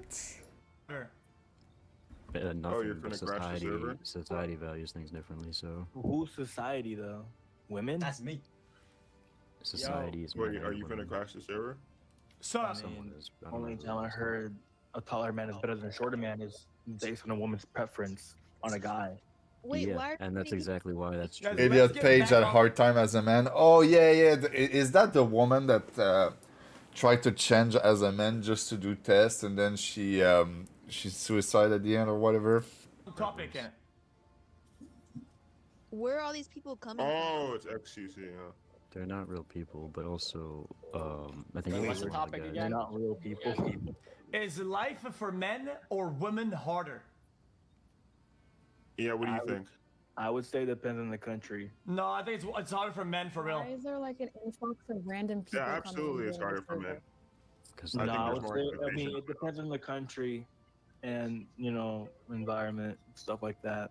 That I would take into account. Elaborate. What country would it be easier for women? America. Yeah, exactly. America And Nordic countries. Europe, And Europe. explain why. Oh You know, yeah, it's true that in some Muslim country that could be hard for women. I think in America and Quebec and everything, the women are like they have easy life. Like they have woman benefit. If they get fat, maybe they can have less woman benefit. But I'm pretty sure that most of the fat women they get laid all the time still, and they get a bunch of woman benefit anyway, and they get protected by men and whatever. Quebec is hard as fuck. Women are like shit. Oh no, it. Damn, bro. No, yeah, for real. The women over there in Quebec, they are there. You know, they are treated like queen, and men are just tool that they use, man. Countries that actually have equal rights for both genders, but there's obviously some countries in the Middle East. Yeah, but explain why. Have it significantly much harder. I would say in the dating market, right, there's more expectation for a male. Why do all Yeah, these I would say in the dating chatroom market, there's sound more like 20 expectation for a pirate male because softwares like chatting these about societies are the already dating married. market. Yeah, We're yeah, just talking about yeah, but dating, dating though. life is We're only talking one about- facet Hold on. of life. Yeah, I know. You asked That's me. just one first. aspect of life. I know. yeah. I know. Calm down. I am Right. calm. Okay. I would argue that all these countries, men are more susceptible to self-ending. Men are more susceptible to assault from other men. What about the Middle East? Where women Well, you can't asked about he asked about the countries where he asked about specific countries. Middle East, is that harder for men or women in the Middle East? This one is pretty hard because a lot of women in the Middle East are treated bad, but the way the media show it to us, it's pretty weird, you know? They are always like making it like, oh, they all beat their woman and shit, but it's probably not that bad. Let's say it's probably still a 5% to 10% max, like. But Muslim look like most of the men Muslim are chill with each other, but there's still a lot of violence. No, the women in Canada are very good. Like they have a easy life. But I mean in Canadian Muslim who have their Canadian citizenship, they probably do it. Countries, the ones where women. They do, bro. They all have AK-47 and shooting each other over there, and they're doing, you know, in Middle East, there's a bunch of men. They all have faction, and they just all have like they just kill each other for no reason. So I don't know, man. If it's either for men or women, I don't know, man. In Canada, though, it's obvious. In North America, it's obvious. Women have it easy. Yo, I have it harder. I have easier. I have a comment to make. If you accept a standard that this is a standard of life, right? Let's say you have like less rights, but for you that's a standard that's accepted and that's what everybody does, right? Does that mean that life is harder in your own perspective or not? What do you mean? What makes life hard? What makes life hard? I guess I would say the expectation based upon you and how difficult it is to achieve such, and I guess how difficult it is to live comfortably or live a desirable life. I would agree. So what makes life desirable for you isn't what makes life desirable for somebody else. You agree with that? Yeah. Right, but it depends on the situation. Like one person could live in an entirely different country compared to the other person. But then I'll ask you this question, right? And for like these first world countries like Europe and then in like America, Canada, like places like this, right?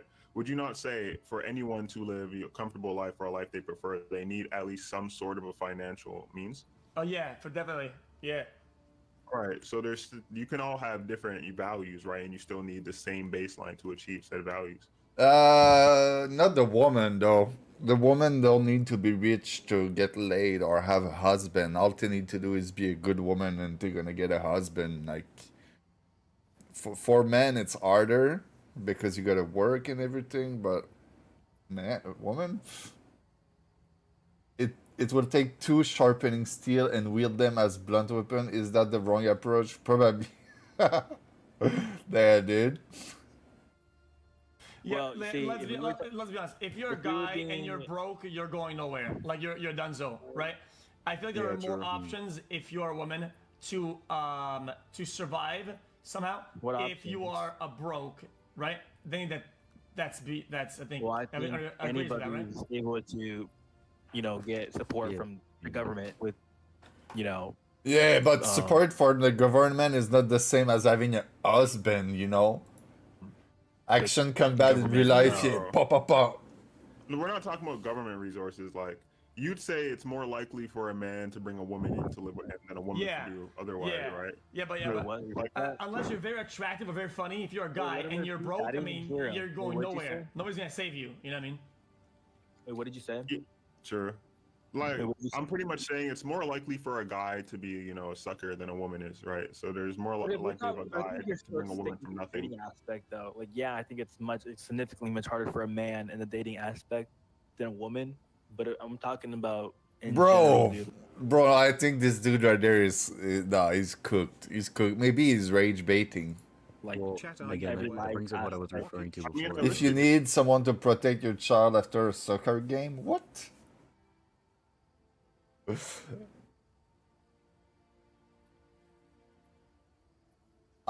So what? So some people would want to beat your child after a soccer game because he won or something? General things I listed, self-deletion rate. I listed, right. So if we're just talking about first world countries, I think it's. Oh yeah, parry. Not block, man. but I think no. The only way to block is to have a sword and shield. I don't accept blocking with any weapon, bro. They need to stop doing that in game. Blocking with a sword is bad. Parry is fine. If you want to block, you need a shield, like sword and shield or spear and shield, whatever. You see what I mean? No blocking. Societal-wise, I think men do experience a lot more pressure than women. Wrong. I think if you were to ask a woman in other countries that you think that they have it harder, I would actually be not surprised if they said that it was easier, low key. And what? Let's see what the AI say. their own life experience with their own standards. Yeah, I get what you're trying to say. I think it's all about a I matter think of women have perspective. it much, a little much easier in America for sure. Because I mean, for starters, if we were to be drafted, they would not be drafted. One, two, women are not. Nobody's being really- drafted. I don't know why anybody ever brings up the draft. Nobody's being drafted anywhere in the West. Sure. You're not being drafted or True, but I'm selected just or saying- forced to go to the army. Like, that doesn't happen. I don't know why it's even a talking point. Right. So, Anyways, SK. Let me give you an example to like kind of illustrate what you're trying to say. Like, let's say, do you believe she would think she has it harder? How? That's actually wild. I don't know how that even happened. wait, what happened? Wait, how's that possible? I've never seen the that guy on who- ever. He posted some literally interesting stuff in the Chat, chat. how do you read the chat? Okay. So you see, even the AI, man. You see that our life is harder for women than men in the Middle East. Nah. Woman labor force is low. But woman labor force is low because to get husband. Women have less right. Is that really true? They probably speak about like, I don't know, wearing a hijab and shit. Gender-based violence, yeah, this one is pretty bad.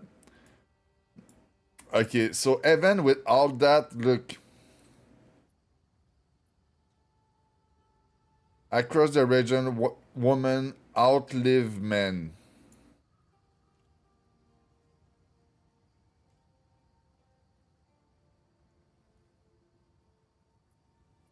So, if women live longer than men, is it really harder for women than men? Because if it was harder, they would die sooner.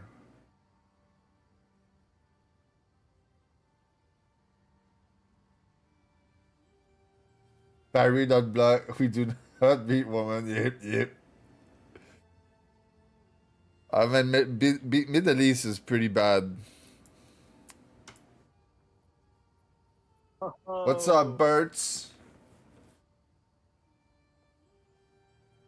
You gonna play Arc Raider today, or you came to say hi? In 40 minutes? Good, perfect. I will be willing to play. What do you think, Berts? In the Middle East, is life harder for men or women? And I'm speaking like about Iran and Pakistan and all those terrorist country. Thank you. Yeah, I'm making mental suffer right now by making them listen to some weird shit. Bro, this is a debate chat room. They can't figure if is life harder for men or a woman, bro. I see it. Wait, The I've chat's on the never seen top. that happen in my life, by the way, ever. They do that. Yo, Flowers, can you bring up tags? If you can find them in that sea of people. Wait, but where are these people coming from? Like, why are they? Because the TikTok. Okay, I got 40 minutes. I'm gonna try to spam a couple map and then whoa. Your mother is a Jehovah Witness pioneer? Nice. She's gonna change the world, make the world a better place. Imagine not being a Jehovah Witness. Stupid. We're out there just being normal people, man. We fail life. She's the one who knock there.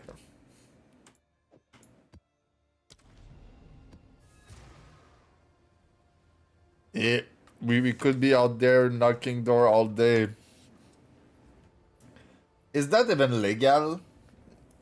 Like, when I think about that, is that even legal to just go knock on the people door, like everyone door like this? Do you need a permit? Let me see. I'm gonna ask the AI. Your mother is lovely, nice. Yeah, like, I think most of the religious people, like the woman mostly, when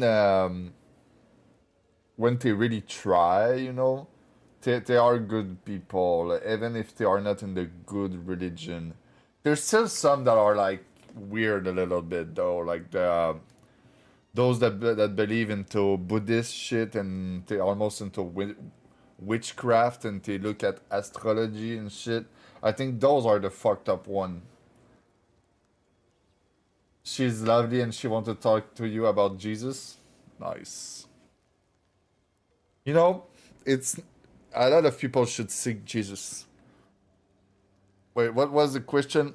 Is that legal in Canada to go to our people door in a neighborhood? I don't even know how to type that shit. Neighbor. I don't think I typed it properly. Neighborhood and try to sell something.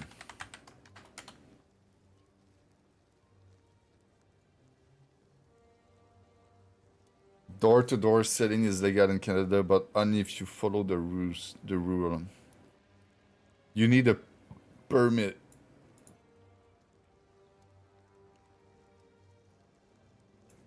Okay, and what if I try to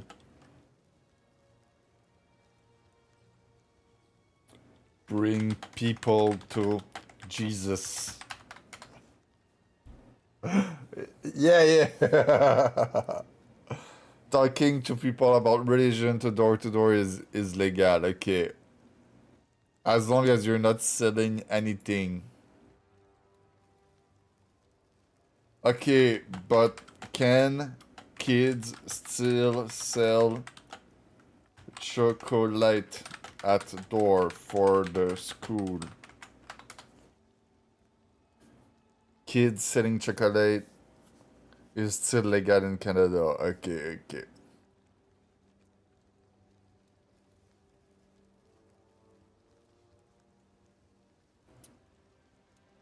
Okay, so for religion, and if it's a kid selling chocolate, it's fine. You will for 31 a buck a month, sick. Amazing.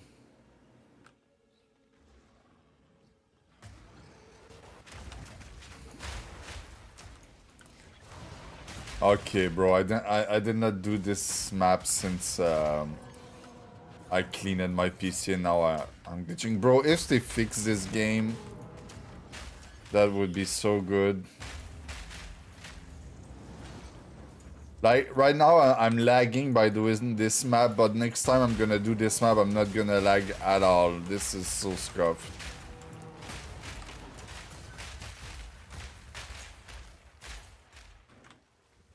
Limited time only, yep.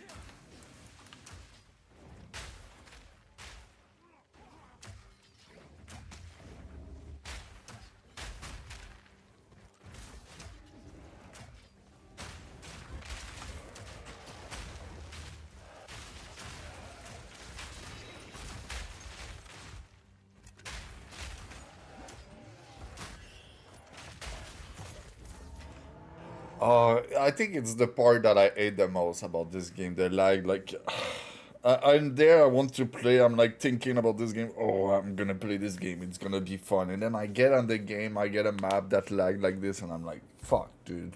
Why did I even started this map, dude? This is so bad. And I was not lagging in this map, it's just that I deleted and reinstalled the game, and then I deleted my shadow cache or something. Or I think it's since a certain Windows update, it probably deleted my shadow cache.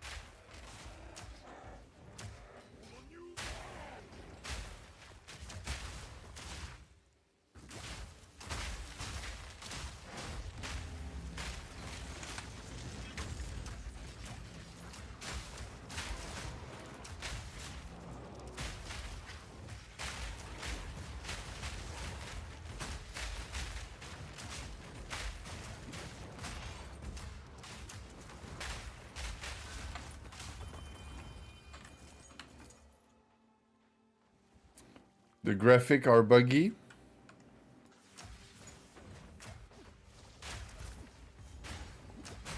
The graphics are not too bad, you know. I feel like the graphics are pretty good compared. The graphics are fine. I'm on low quality. I could probably try to make it higher, since the reason it lag, it's not the graphic quality but the shader cache. But the graphics are not too bad. Am I wrong? Like,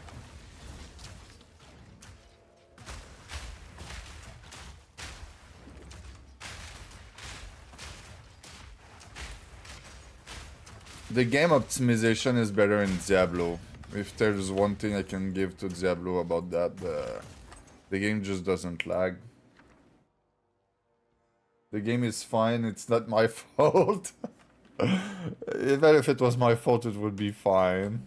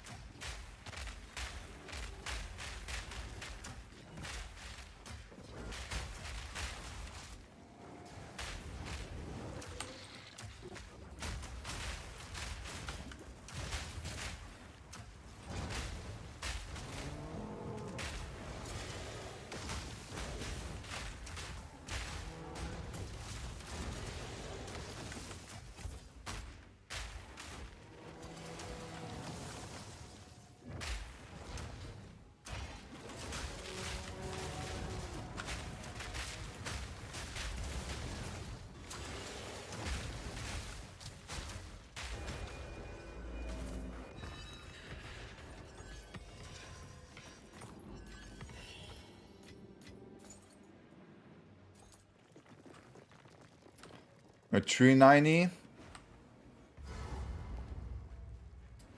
That's a good idea.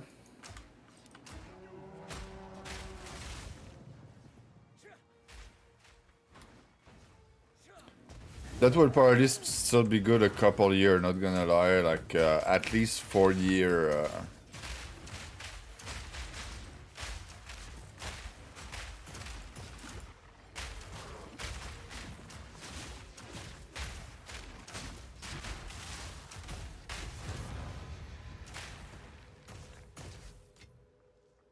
You have been looking?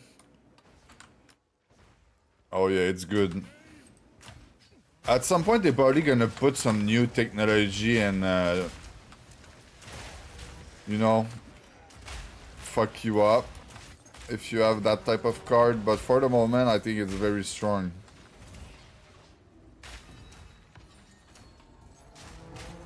You know, they do that with cars sometimes, you know,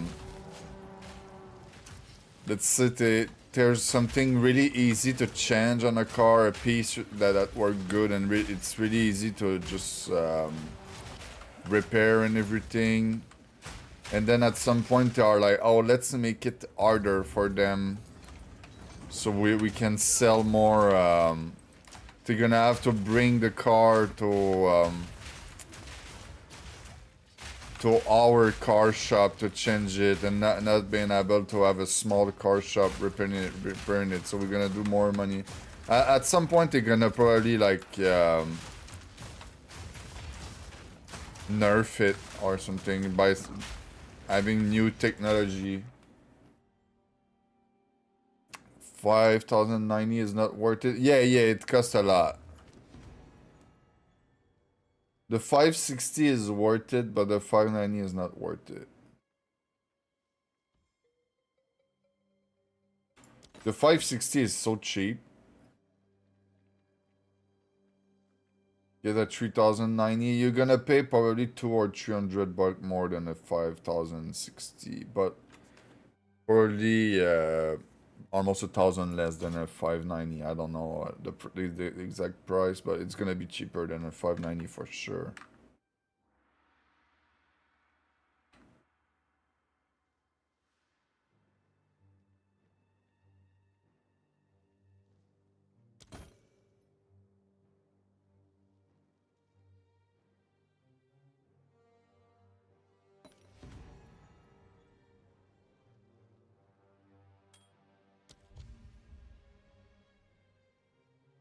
The extra VRAM and it's fast. Oh yeah, for sure. It's missing some new tech, but for the moment it's still very good. There's a lot of game like the, let's say, Path of Exile as example, they still use some old tech, so those old graphic card could be better for that type of game just because they are old and they are not optimized for like DirectX 12 and everything.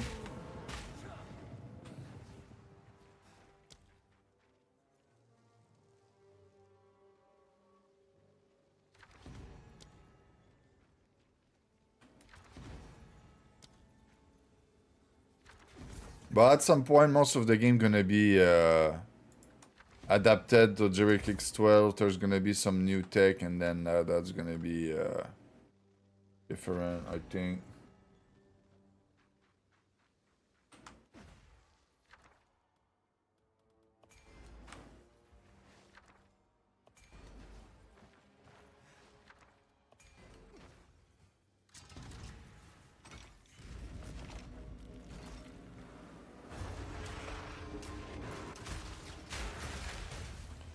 But isn't there a 9,000?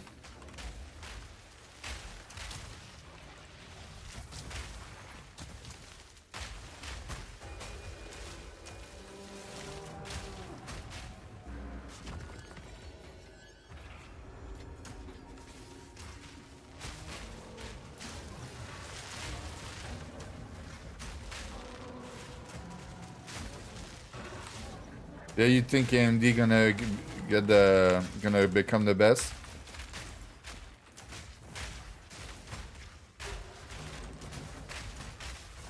I know that they made a good CPU recently. I don't know about the graphic card, but the CPU for sure great.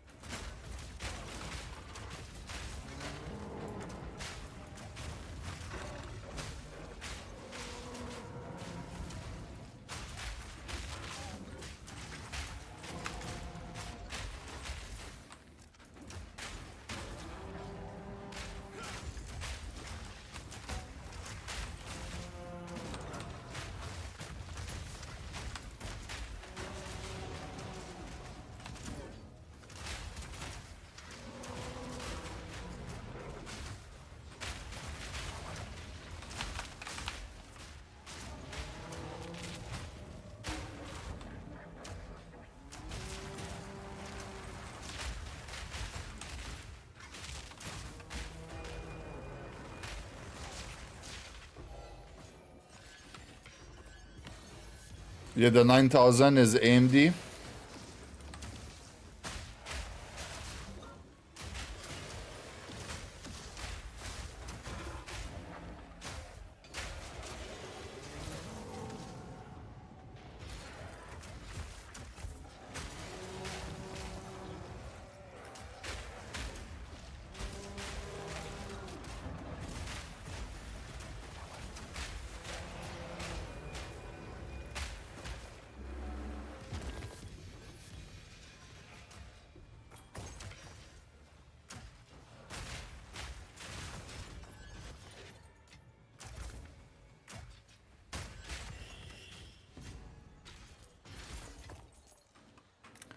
You know what I could do? I could probably try a graphic card swap. Take the graphic card on this PC and put it on the other PC and take the 3080 and put it into my gaming PC and take the 5000 and put it into the streaming PC. I could try a graphic card swap, you know, just for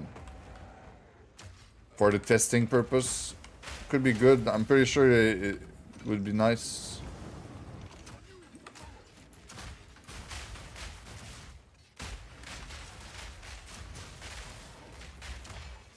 Will it fuck up some of my stuff, or I just can swap the graphic card with no problem?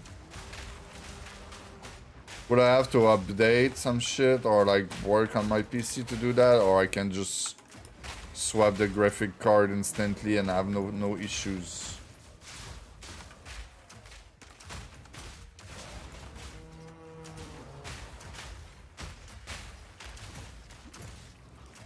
the driver. Okay, so I just do a driver update. Like I just remove and reinstall the driver, and bam, it's working.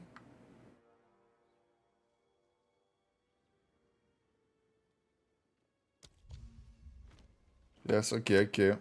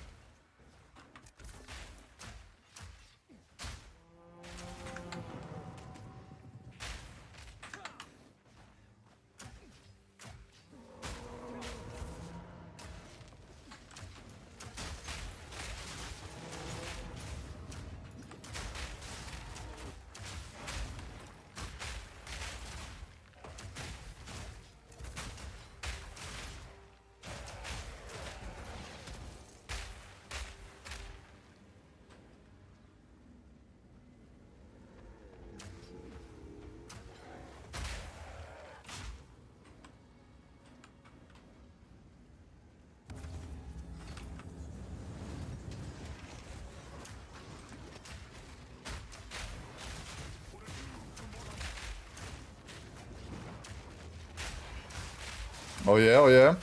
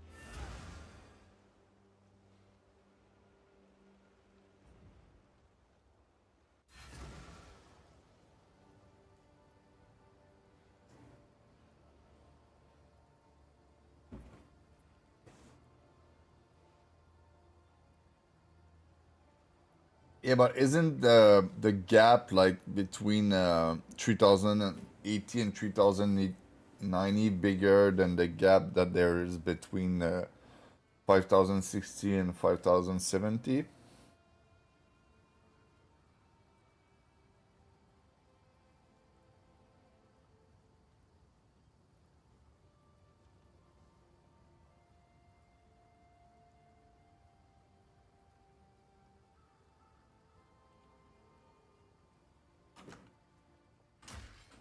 You know, I think it's more about the price. The 5070 just gonna cost probably way less than the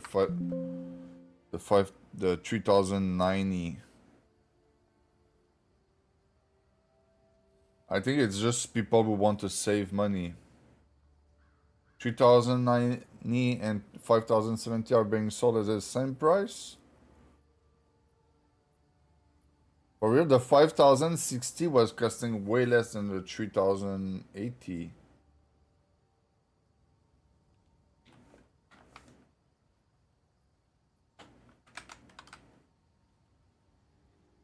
Let's see, 5070 and what was the name of the place I bought mine? It was in Best Buy.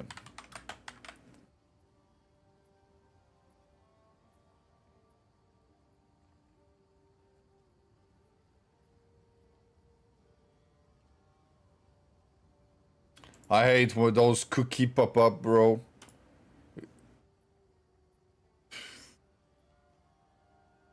If they could just take it off the website, every website, man. Sorry, what? I want to see, I don't know,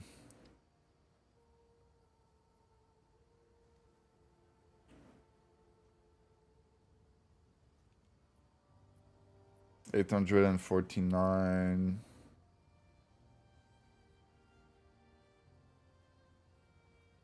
To 1,100. 3,090.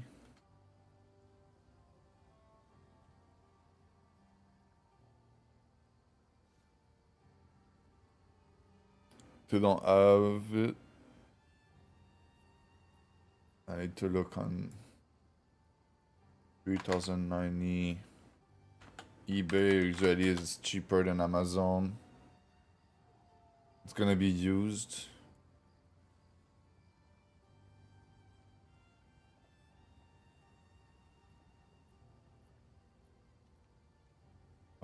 There's one there that is 600 bucks, but it's a bad memory error. It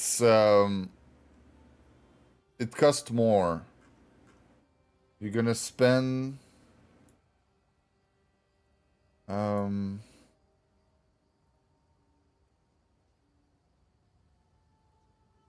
see that right there, the cheapest are 849 and the really high end is 1,000. Well, this one, the cheapest, let's see, is 1.2K. And the highest could be like 1.4, 1.5K.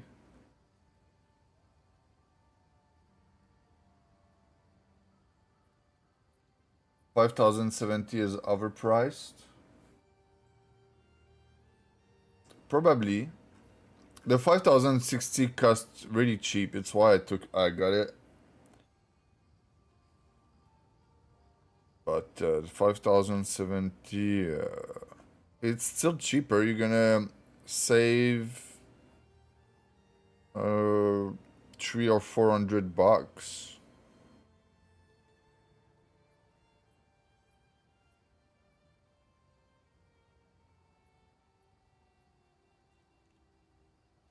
To get something new, like it's new and the other is used. So let's see if I gotta use the 5,070.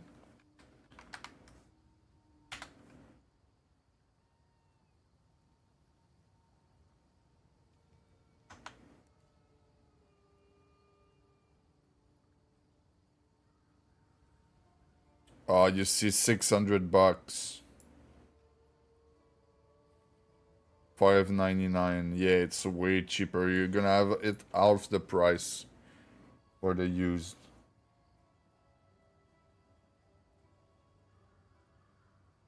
Oh yeah, the 390 is yeah. Yeah, it's not for no reason that it costs a lot, for sure. I think it's just for the people who want to save money that they're gonna buy those new graphic card. It's not for the people who want to pay for something stronger. They're gonna go for the 3,090, and the people who want to save money, they're gonna go for the 5,070. It's like half the price almost. Yeah, it's half the price straight up, like almost less, because it was like 1.1, 1.2K. That's a big difference. I'm gonna put some food in the oven real quick.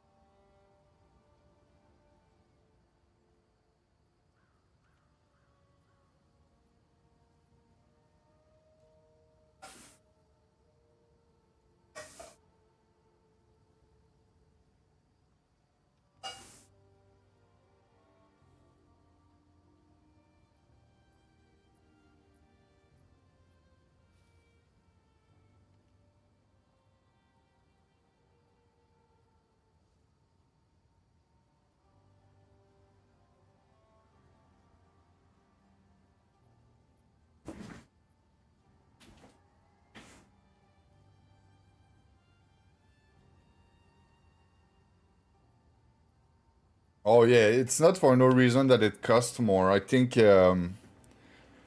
maybe in Nvidia have gone more for affordability because you know there's a lot of right now everyone always complain about affordability, so I think they try to make something, you know, cheaper.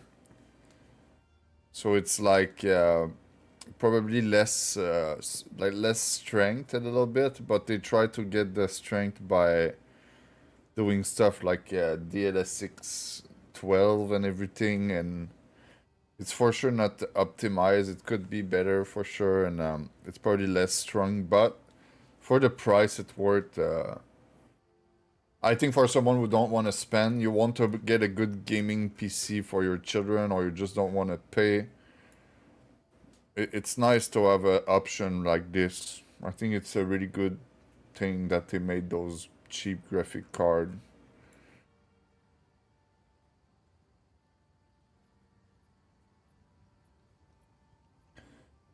And if you want to pay, you can just go for five. Like, let's say, what about the 5090?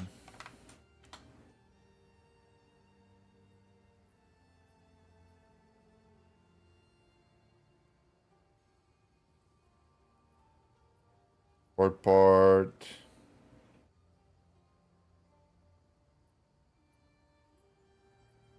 Then the 5090 cost a lot. This one do will be overpriced.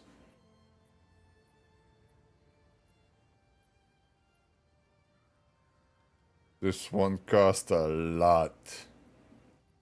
6,000, bro.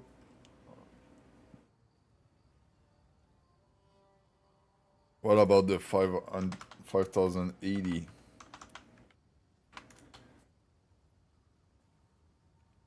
Okay, so the 5080 is the same price as the 3070.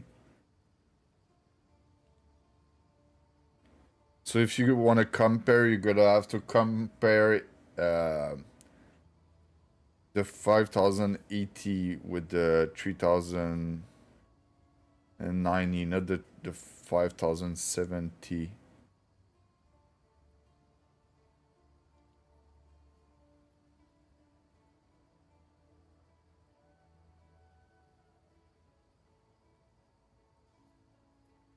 There's some chance that the 3090 still won. I'm gonna ask the AI, see if what it said.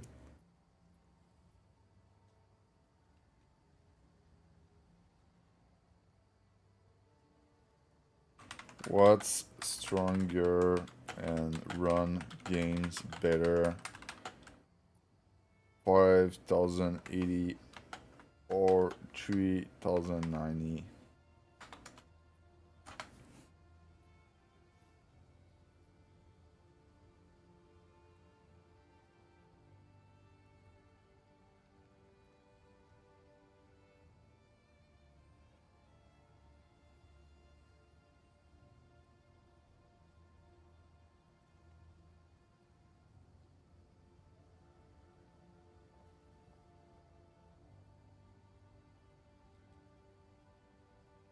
It said stronger, and what about the old game?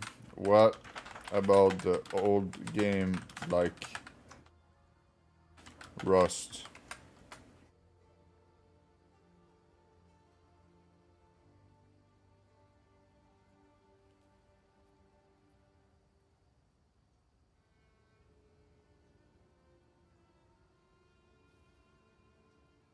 Okay, and what if we ask Grok?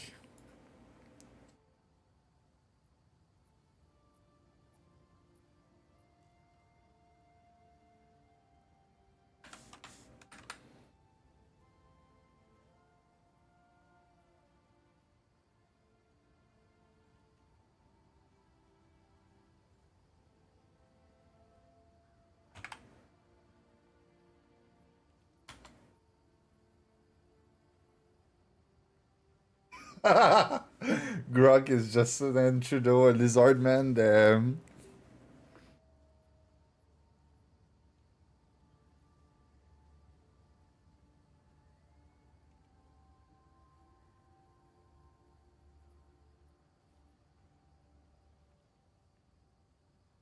So which one should I use? Like the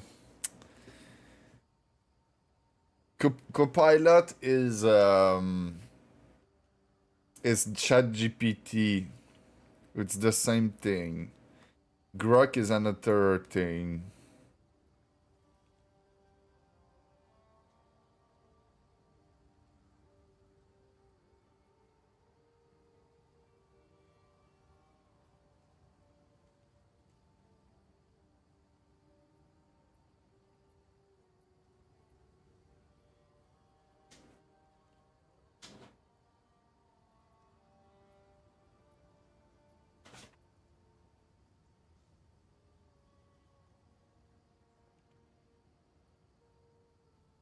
Grok is conservative.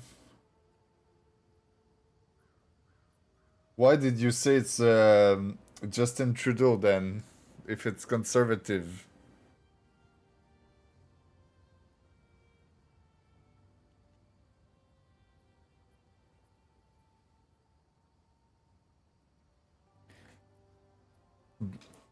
RTX is 70 to 67% faster?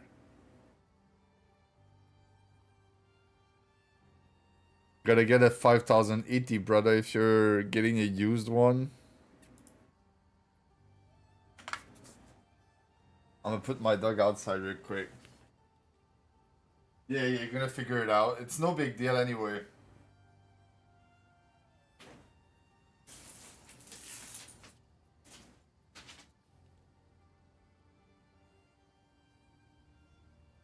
Oh, you want to play with your ball?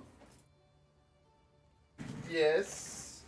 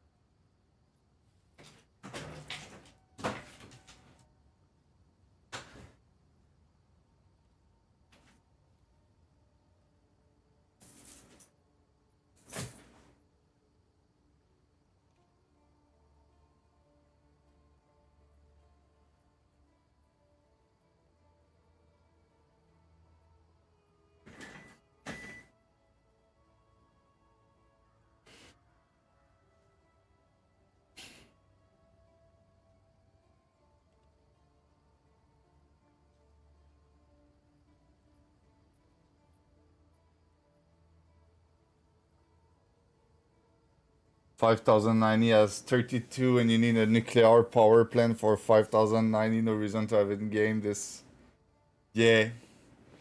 Yeah, 5,090 is going overboard for sure. But you're future proof for a couple years. I think it's for people who don't want to have to think during a couple years. You see, like someone who have a lot of money and he's just, I'm gonna buy a graphic card that I will not have to change during like 4 to 8 years, you know?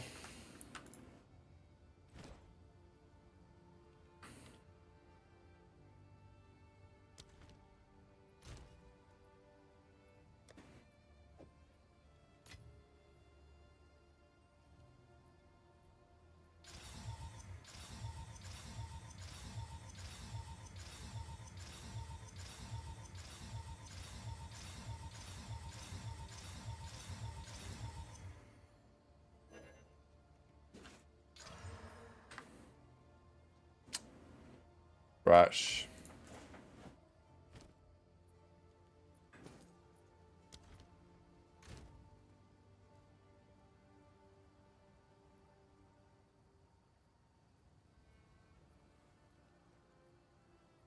No reason to have it again. This one time 3090 was that card.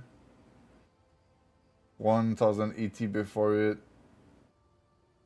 5090 is not.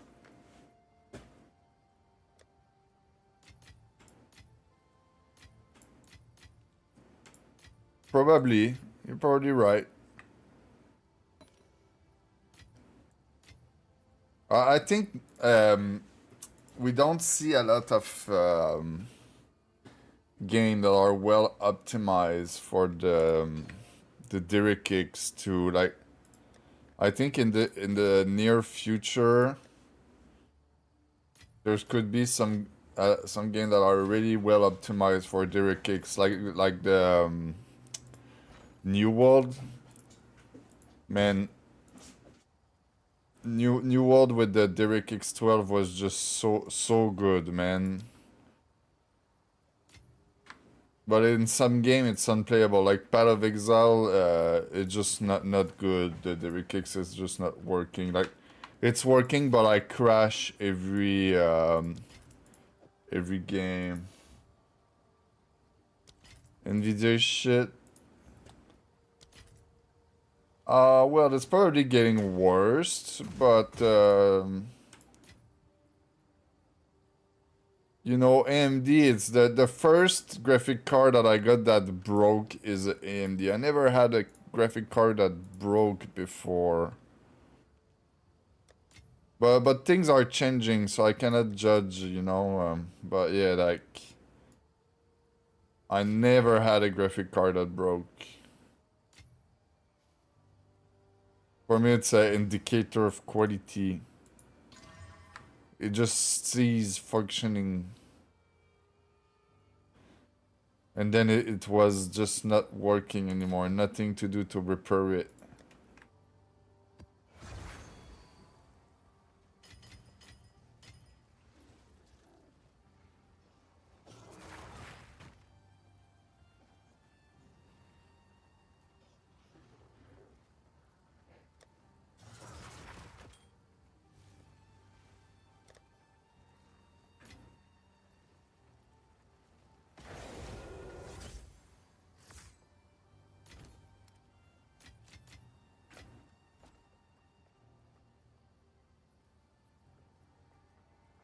You never had an ATI card fail? ATI is AMD?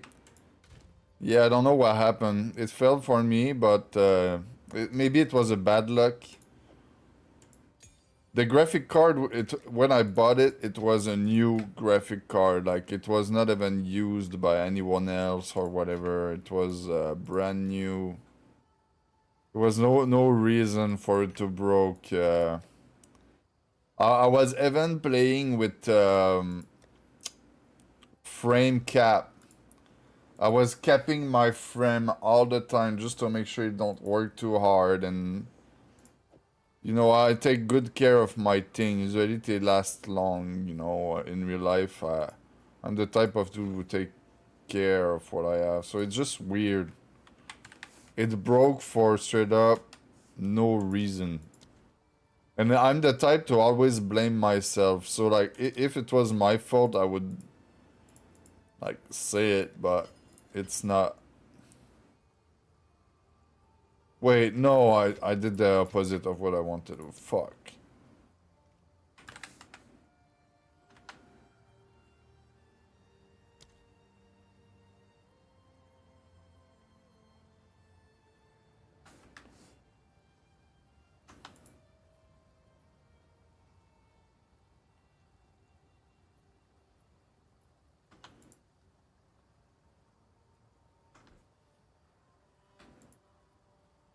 Well, I think I had more than that. Okay.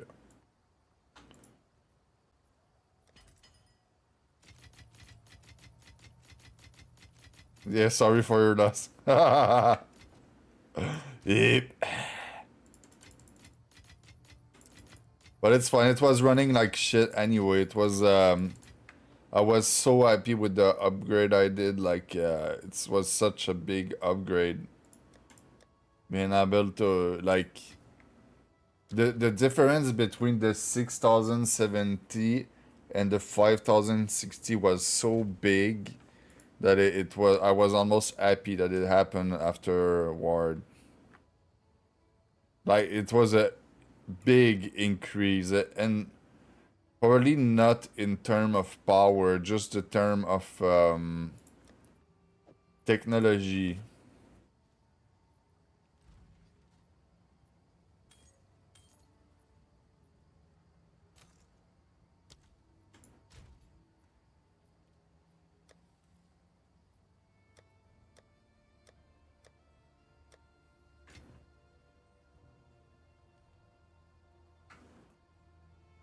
Yeah, 3090 for sure beat the 5070, but you need to compare it with the 5080, not the 5070.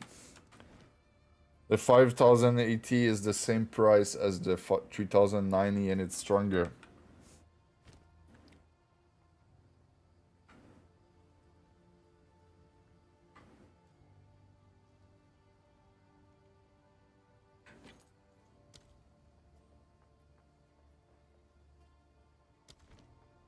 The VRAM always win.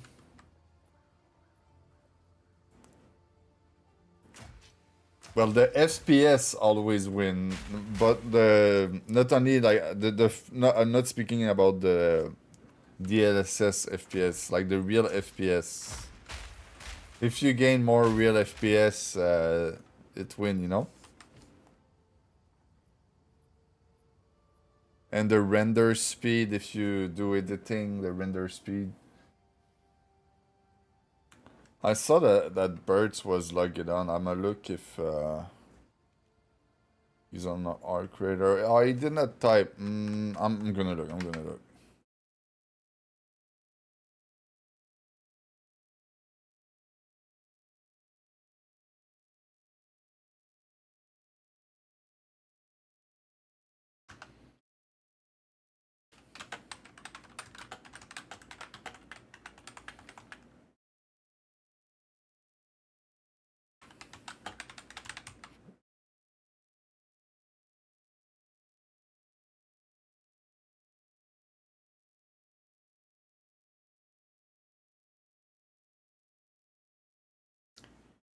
The VRAM is a bit like a dude on steroid. Even if the dude on steroid look big and he have big muscle, that doesn't mean he's gonna lift more than someone who's not on steroid. You see what I mean? It's about muscle efficiency, not muscle strength.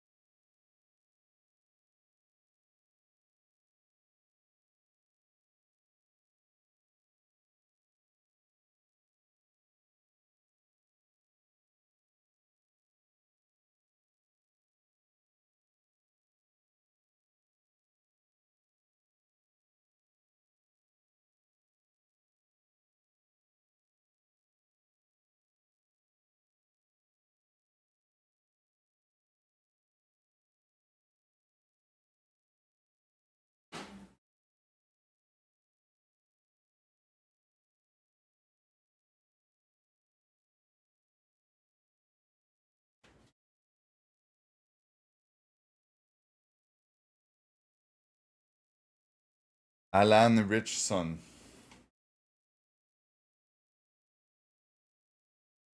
Well, is Alan Richson the dude who the bike thing? You know, his neighbor tried to stop him riding the bike. Was it that dude?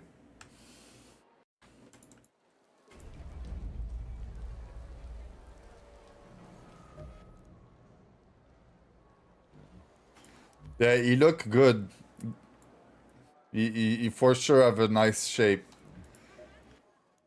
Did he took steroid or not?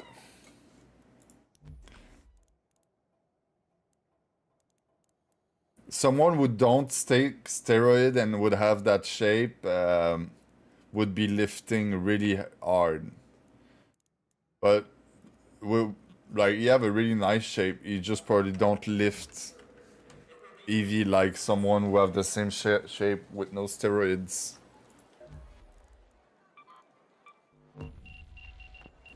You see, I did foster family and lived in the street, so I know a bunch of dude who took steroids.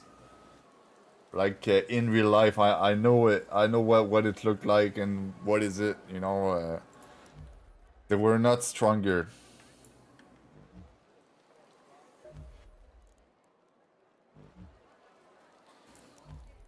You too, yep. So you know. But it looked good on the moment.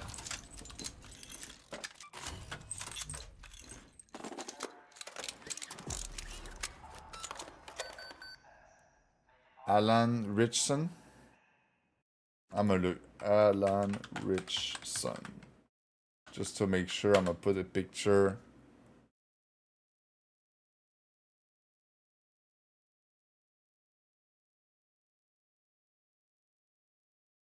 I think he looked like a fuck boy.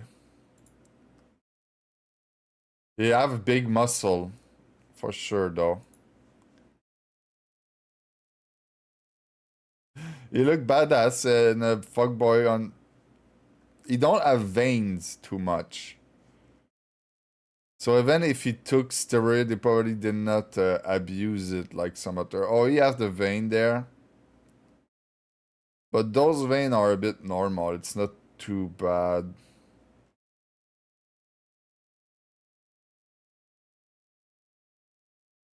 Yeah, he did not abuse it too much. If he took some, I don't know if he took some, maybe not. I'm gonna ask the AI just to see. He's the man. Yep, yep.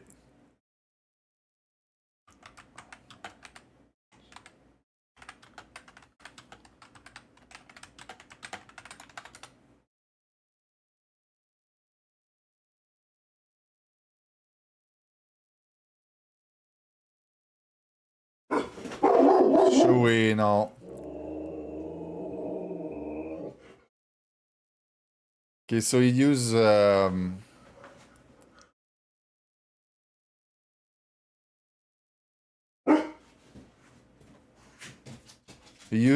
legal steroids.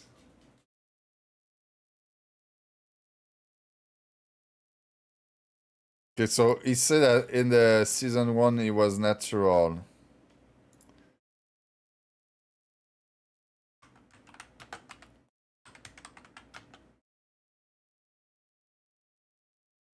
Reacher season 1.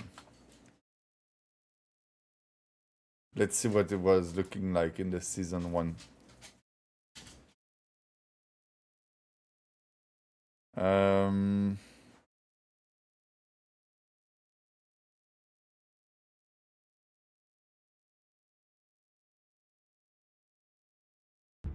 Thinking about him lying in that morgue. We give you a choice. He was back from South America. Okay. Farmhouse where we left the Jag.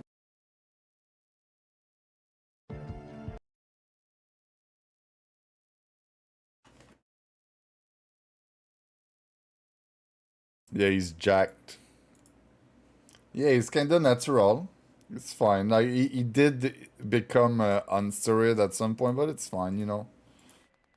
There's a lot of WWE people that I respect that are on steroid too.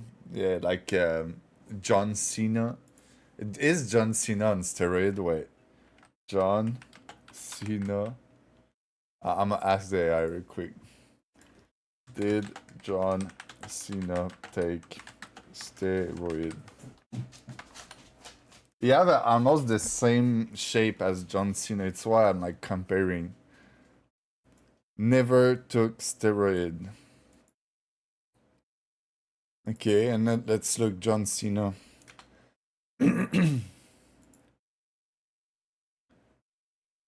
The image. Right there. Yeah. Oh yeah, you think he would fuck up John Cena? Damn, dude. It's a different type of shape. I feel like John Cena probably you see the there right there, like he's more developed. Like if he work out during more like all his life. So wait. The name of the dude is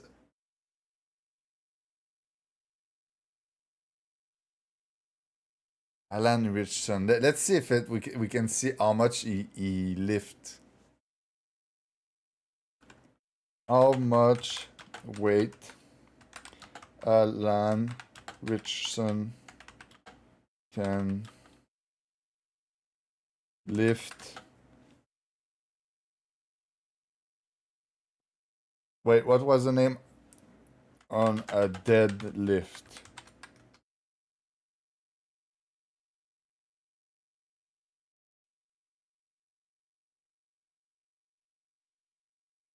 Okay, he do short and focus. Yeah, he do no powerlifting. What he does is just really short training, so he gain a lot of muscle. It's not muscle that are like hyper performant. Okay.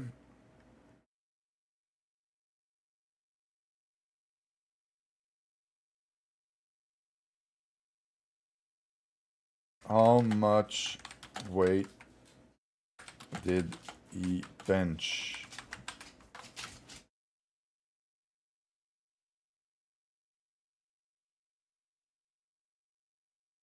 He benched 225 pounds. That's not a lot.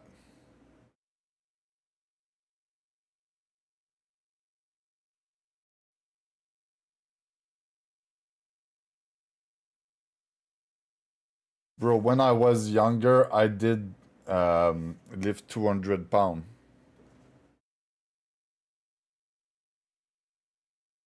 Two hundred and 25 is not a lot. But for 25 rep, it's pretty good. But what is the average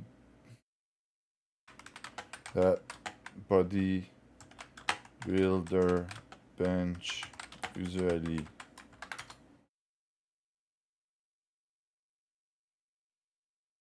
Look, the bodybuilder is usually between 275 and 260.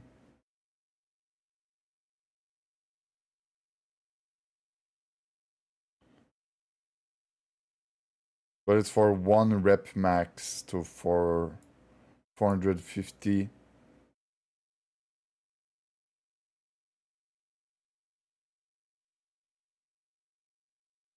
Yeah, there's some people that go way over 400. I think I've seen some 600 and plus.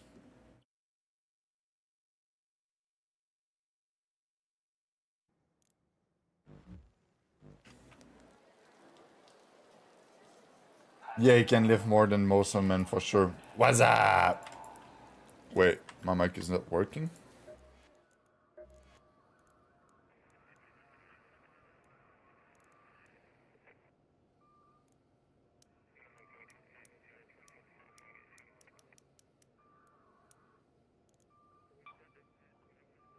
One, two, one, two. 1, 2, 1, 2. Hello, hello. What's up? What's up, what's up? Okay. It worked. My mic worked. What do you want to do?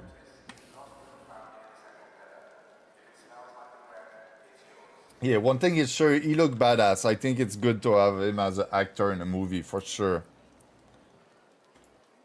And he probably acts better than, you know, some other. Birds?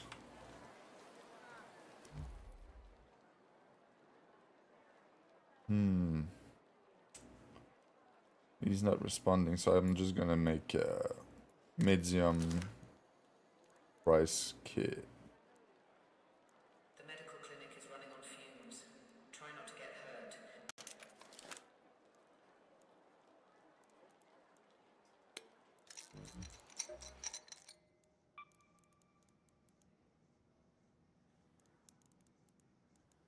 You need wires. Very important to get some wires.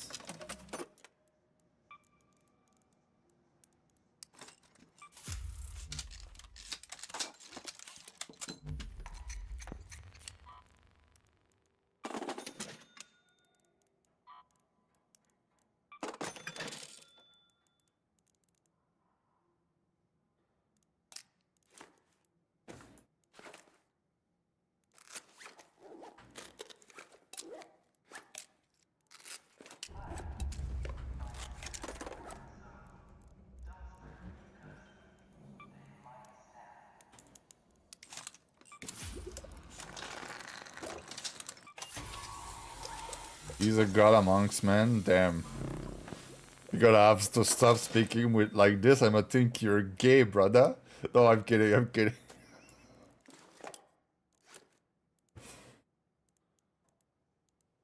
Yeah, what was the name of the dude, you know, the Viper in the UFC, bro? For some reason, it remembered me this dude, bro. What a meme. Like this dude, well, it's probably not a meme, but I don't know. For me, he's like a meme. You know, like he does, and he's doing the boop. Bro, the UFC I never managed. Not the UFC, the WWE. I never managed to get into that, bro. There was one of my friend always looking at the WWE, and when I was going to see him, bro, I had to watch him with it, and bro, I can't, dude, like that. They all have, you know, the special attack they do, like the signature move. Every time they do that move. Sorry, buddy, I was on the phone. What's up? Ah, yeah, it's fine, bro. Still hovering. Gonna do your damage.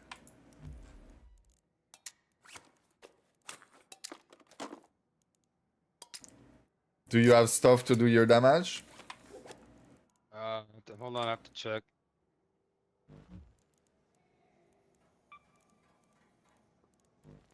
Fuck, bro.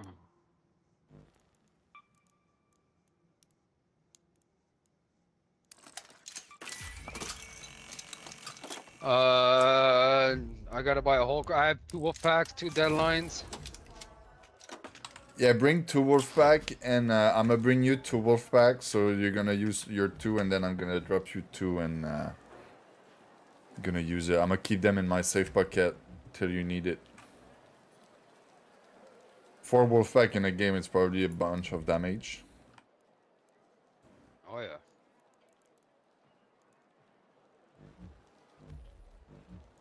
What was the Viper WWE?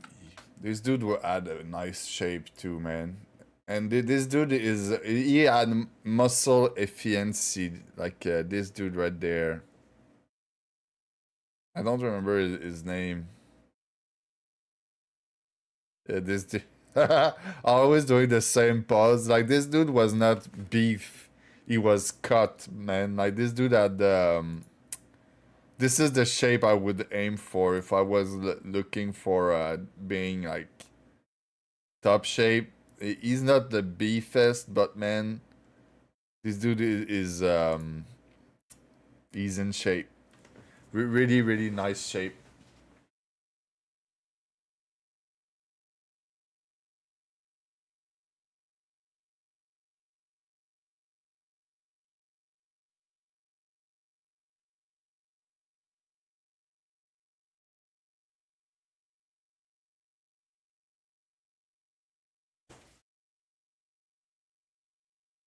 Fuck, I need chargers bad. What the fuck?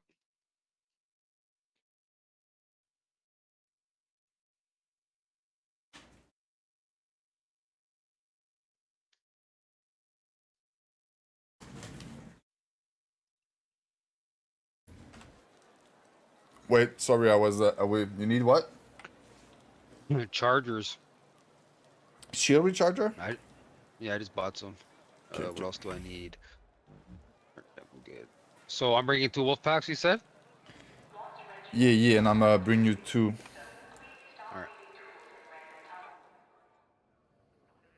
I got a report from the last time we played. Yeah, I got mail today. No guns back, just saying that someone got banned. Same, I know it's same. that one team that we died from on Buried City, the last team. Yes. So Buried City again? Yeah.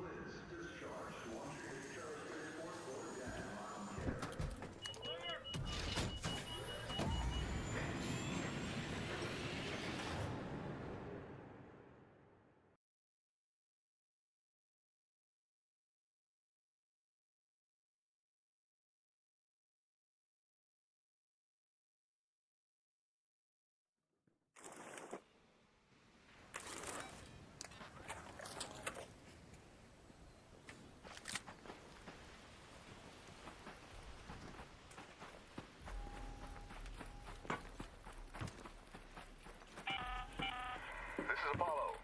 Here's a tip, Raider. Hornets tend to hover.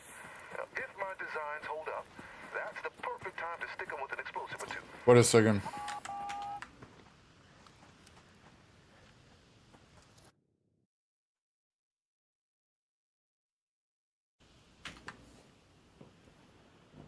Okay, okay. I'm back. Pass by the right side of the map, so we block the spawn over there.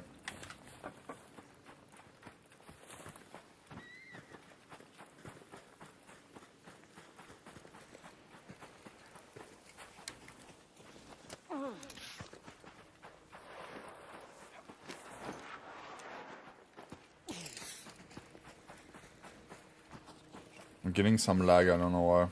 I know, me too. It's weird. Oh yeah, you're like Yeah. And I have a yellow thing on my screen. Oh, I don't have the yellow thing. I think it was my PC at the start. No, I'm lagging too.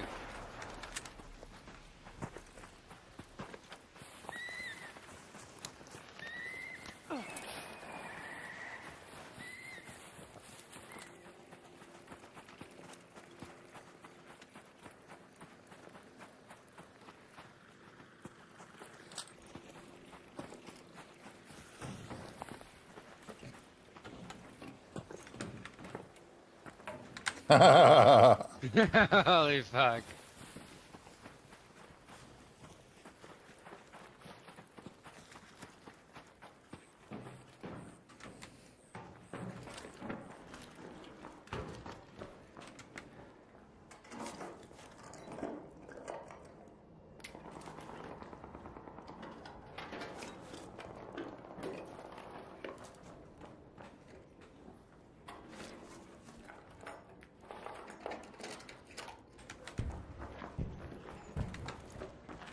Oh, it's a late game.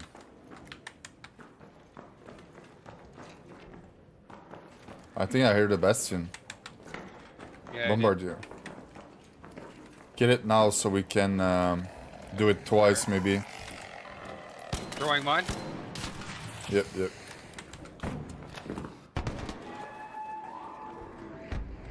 Throwing mine again.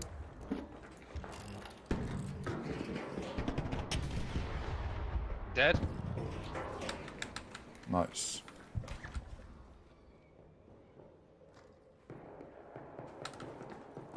Should we go loot that quick or what?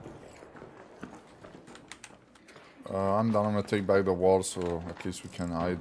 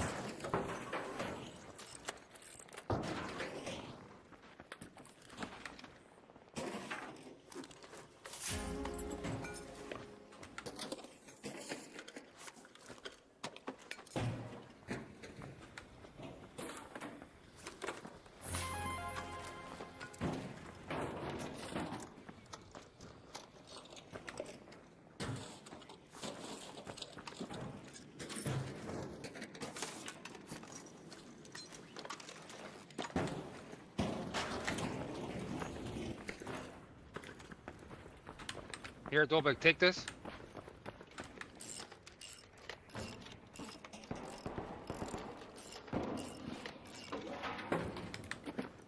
I think they're just fake in the hospital.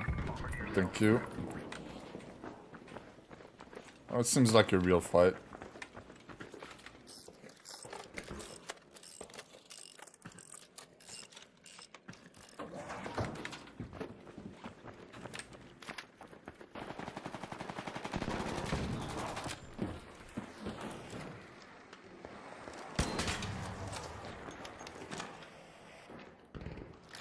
You still lagging?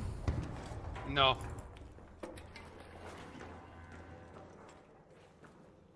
I hear a leaper tweaking out. Oh, yeah, yeah.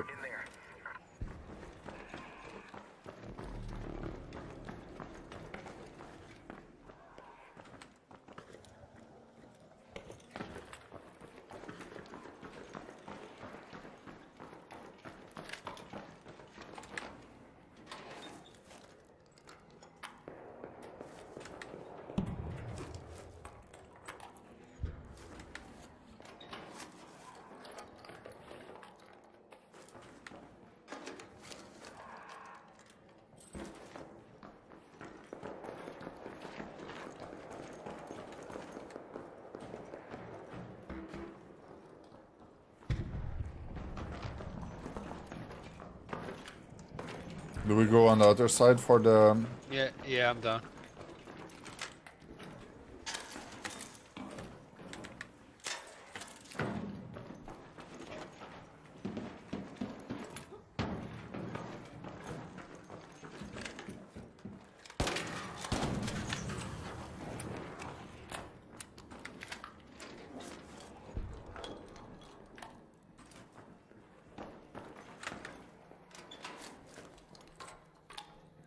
I just heard a trigger grenade, no?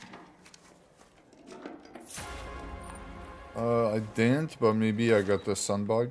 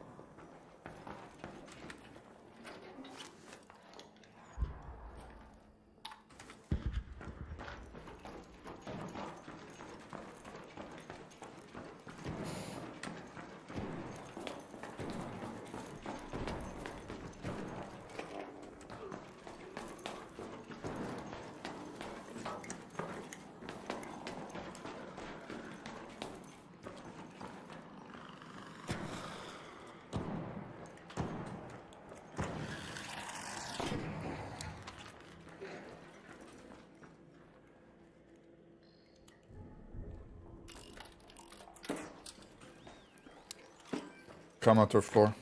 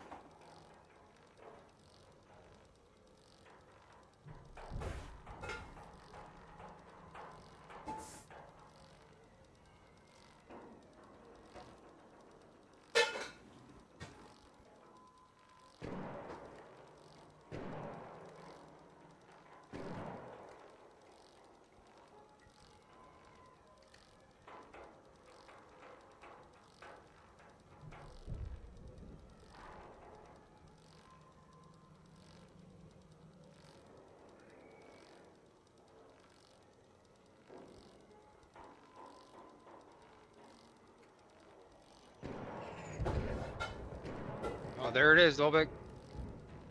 You have those wolf packs?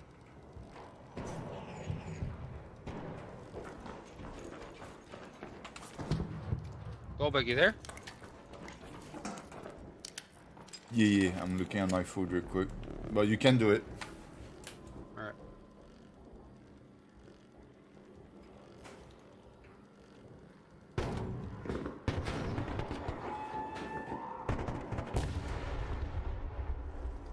Oh, so satisfying. Holy shit.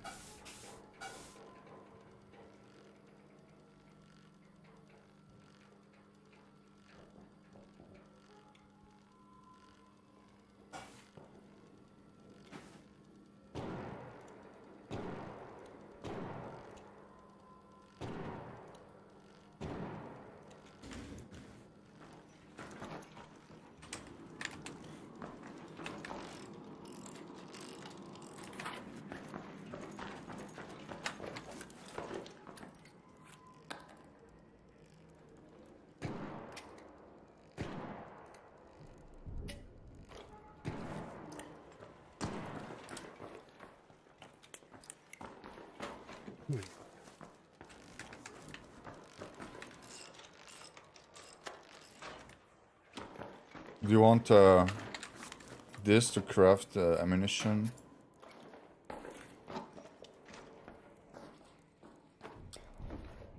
Oh.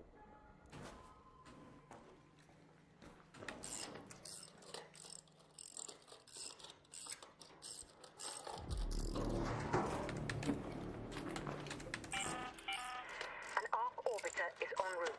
The safe window is closing. 10 minutes to get out of there. I repeat. Nice, nice, I'm ready.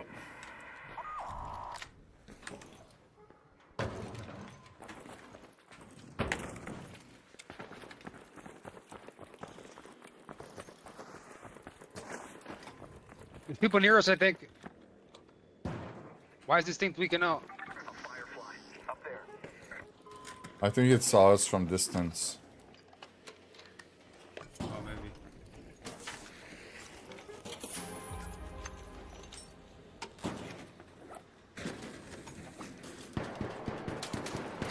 Hospital? Yep.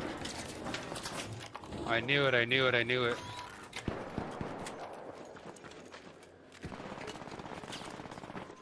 A fucking rat, goof. Fucking rats! You're gonna die, you fucking rats!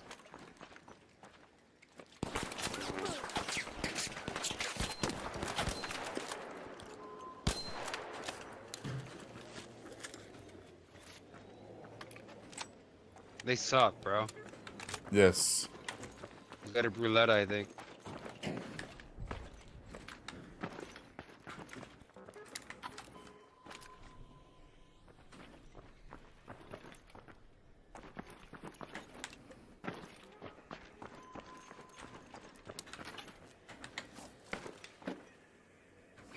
We'll put some wall to finish looting.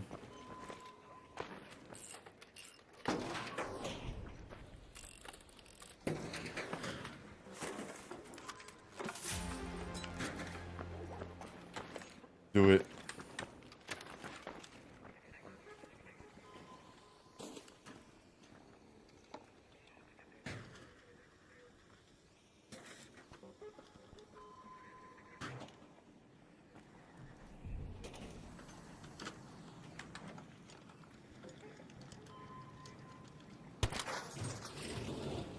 The fuck was that?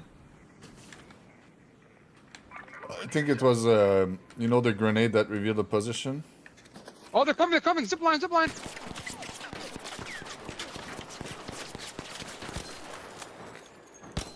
Oh, I'm one shot, dude.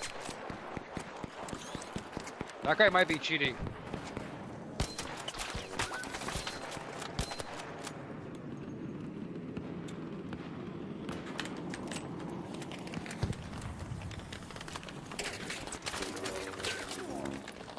What the fuck is that thing? Never even seen that before.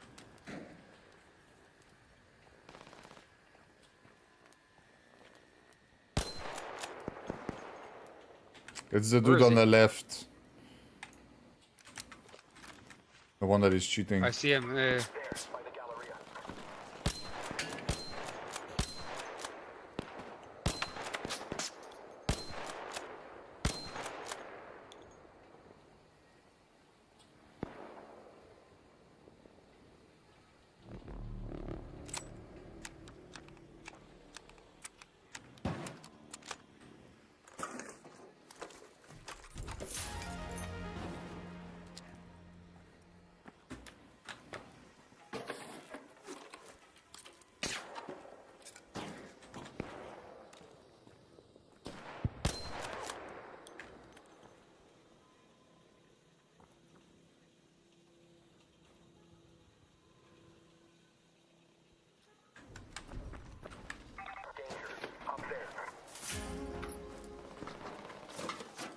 Yeah, that guy's fucking sketchy, bro.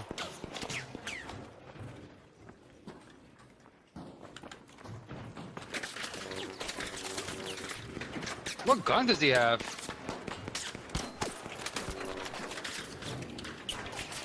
I think that's a Bobcat silencer. Yeah. I cracked him. I don't think he has shield on.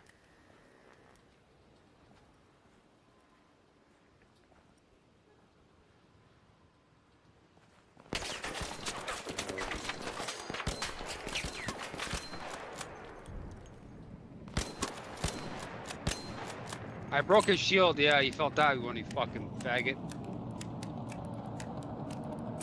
Fucking liberal. Uh,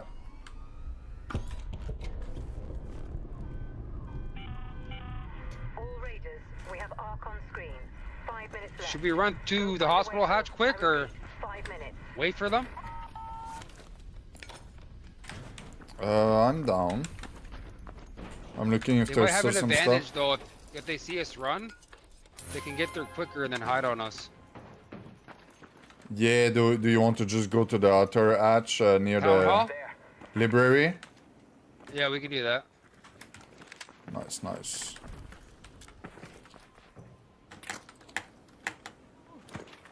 I'm just gonna wait a little bit. Coming.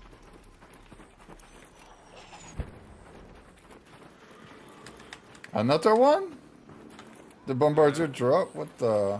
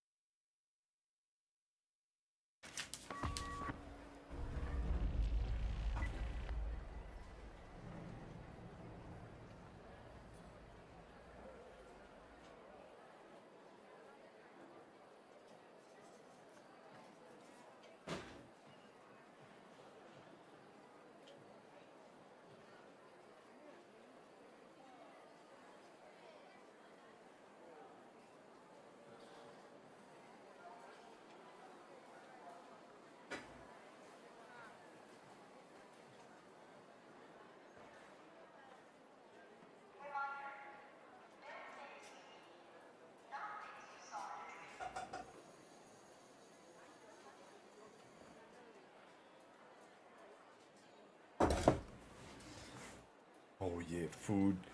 Food.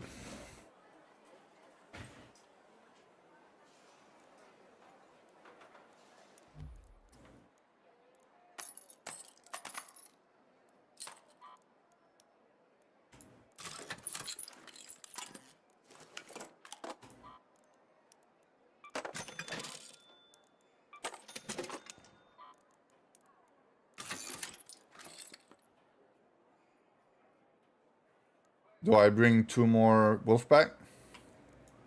I just brought 2 deadlines Perfect. and a snap hook so I can.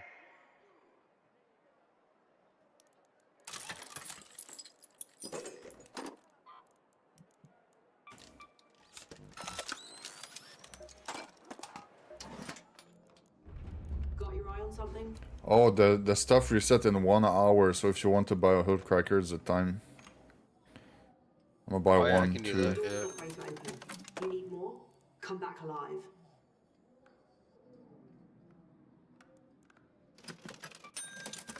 Stock up while you can.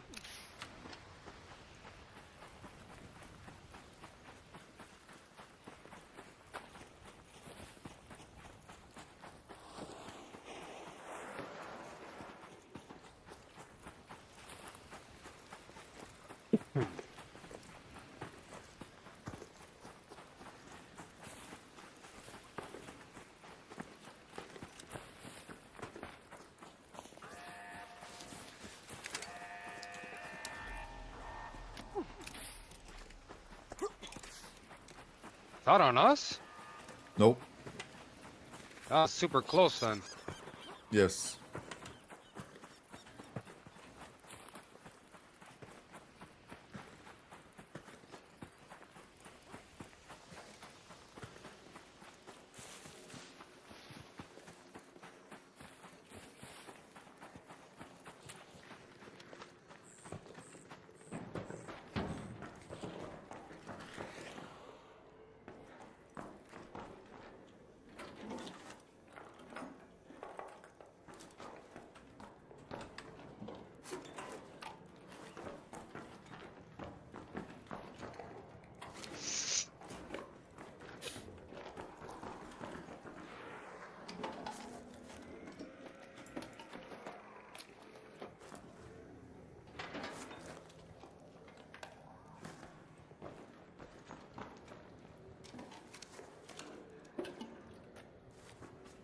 It's not there? No.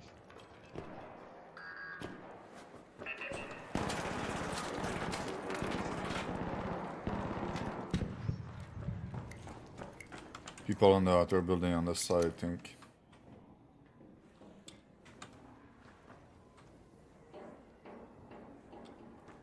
Oh, it's right there. Nice. Let's try to go on the side. We maybe can get it 3 times.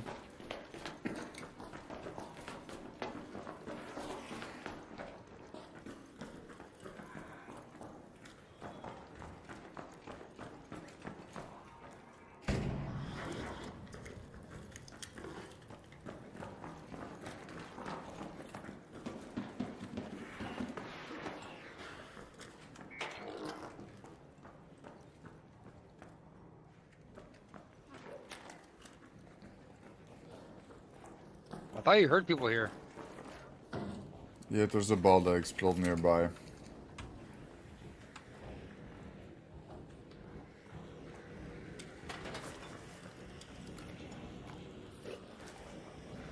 I'll give you my 2 wolf pack. Okay, hold on. There's a ball coming.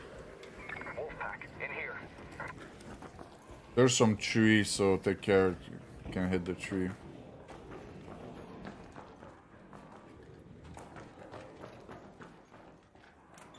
Can we go higher level? If it's easier for you, yeah, let's go one more. Yeah.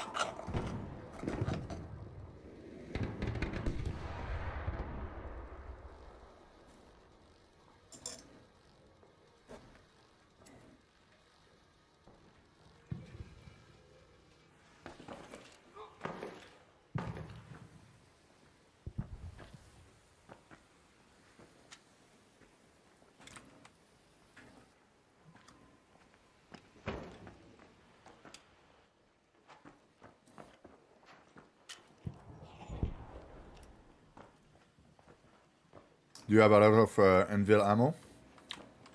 Anvil, yeah. I have 60. Do you think it's enough to do that? I know, I was thinking about it. Yeah, we could. Wanna? Shoot the wings? Yep.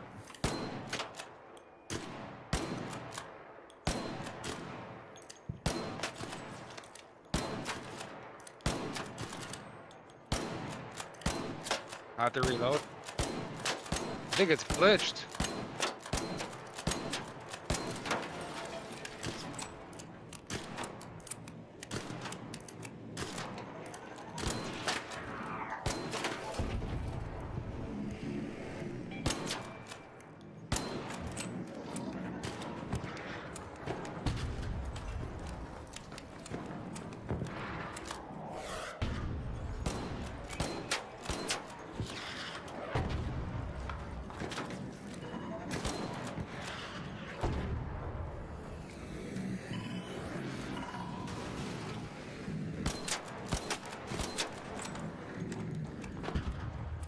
Holy, we fucked that thing right up. Yeep, yeep.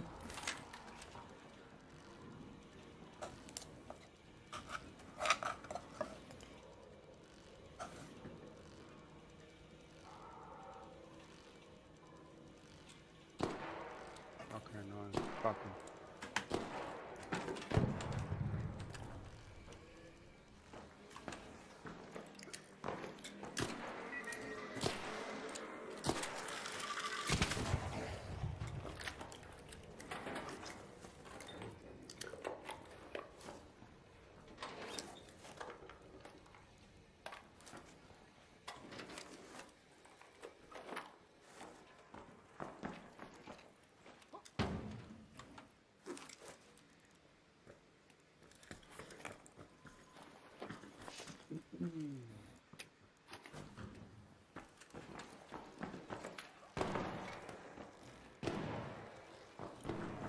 The fuck?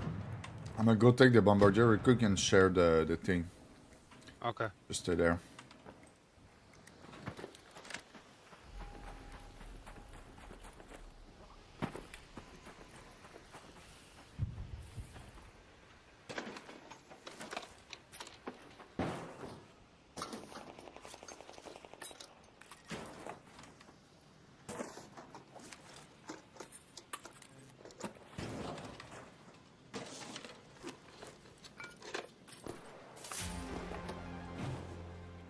Did you just shot the angel shot? Yeah, I shot a spider. Good.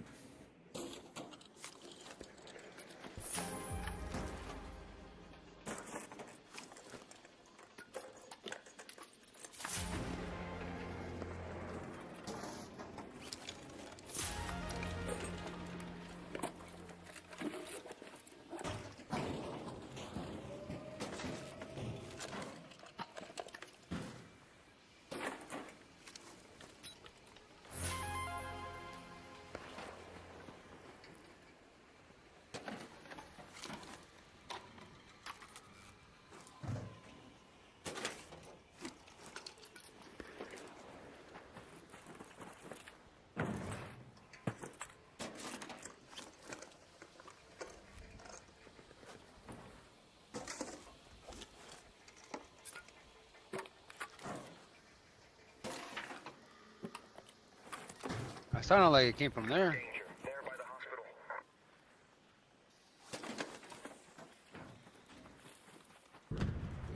Oh, near us, Tolbik. I'm coming. I think they're on the other side, maybe.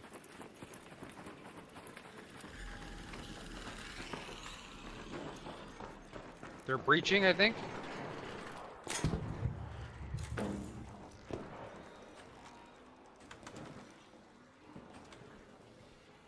I'm there with you on the floor where you were.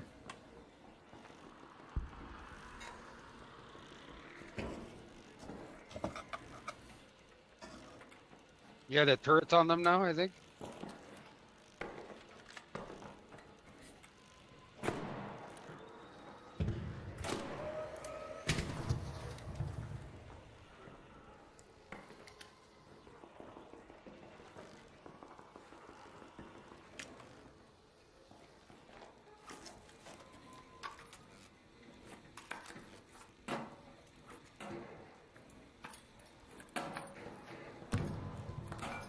There's more teams now, too.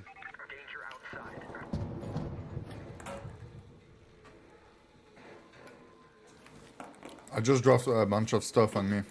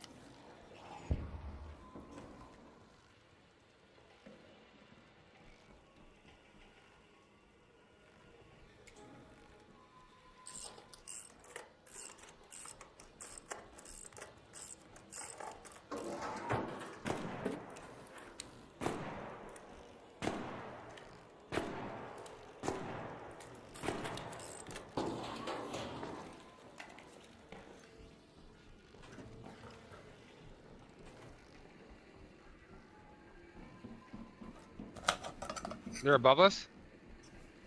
You're below? No, they're above us, I think. On the roof.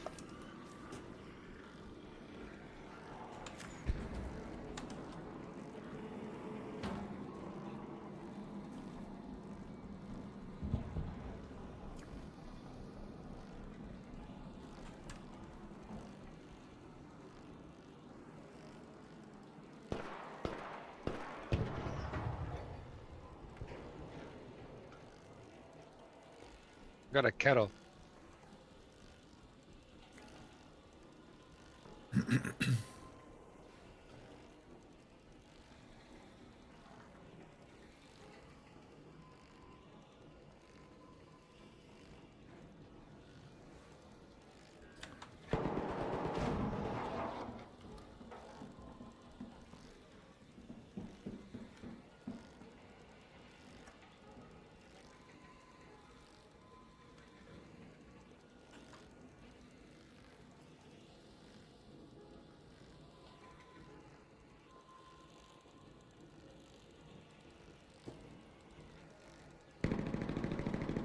I saw him on the tunnel.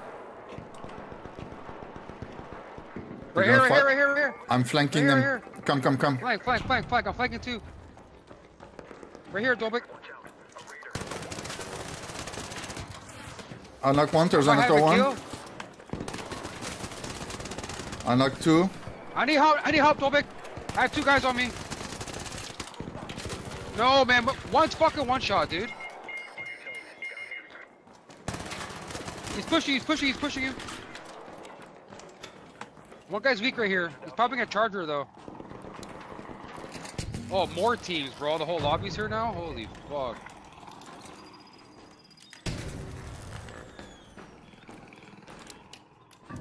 I might be free. You can maybe flank around and come get me. I'm coming. Oh, another team again. Yeah, right here, in front of you. Yeah. Another team's coming, bro. Just hide, I'm coming. No, I can't hide. He's about to kill me right now, I think. Yeah.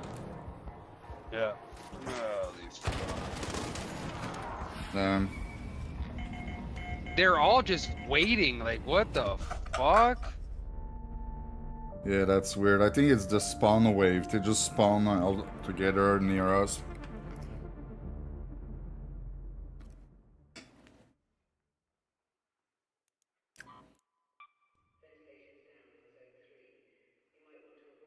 So weird. The dude, the raider, got a ban on record. And Nutty is private too. I'm reporting all these cheaters, bro, because now apparently they're doing big cheater fucking shit. I mean, big bans. Oh, yeah, look at nice. that. 1 game ban on record. The Raider. Yeah, it's the one that killed me.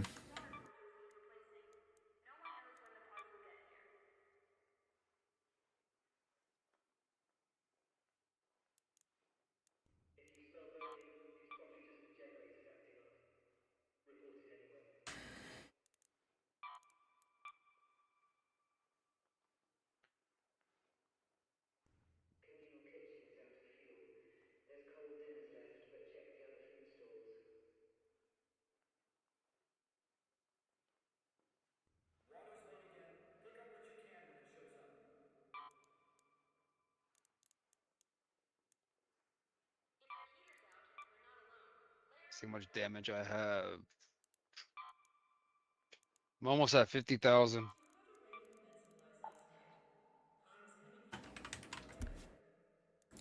Oh, so you're halfway there? Yeah.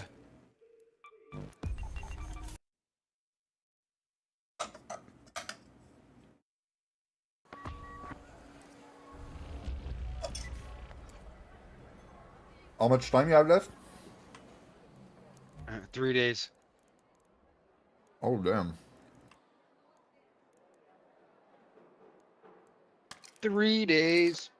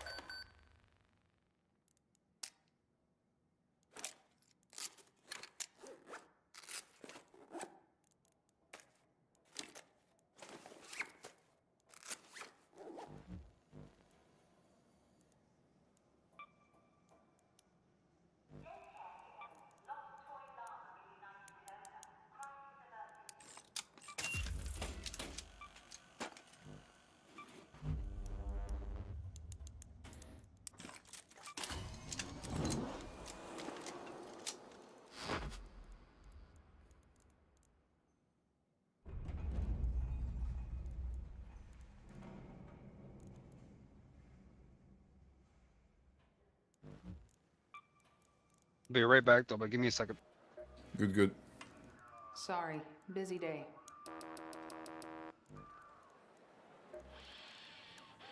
Welcome back. I'm sure you will like that.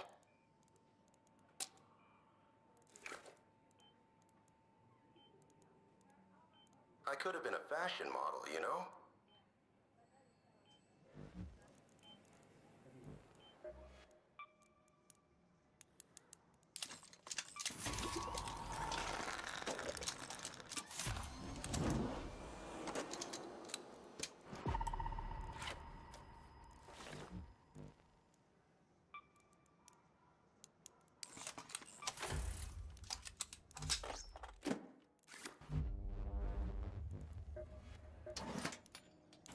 Don't skimp on firepower. It's a deal.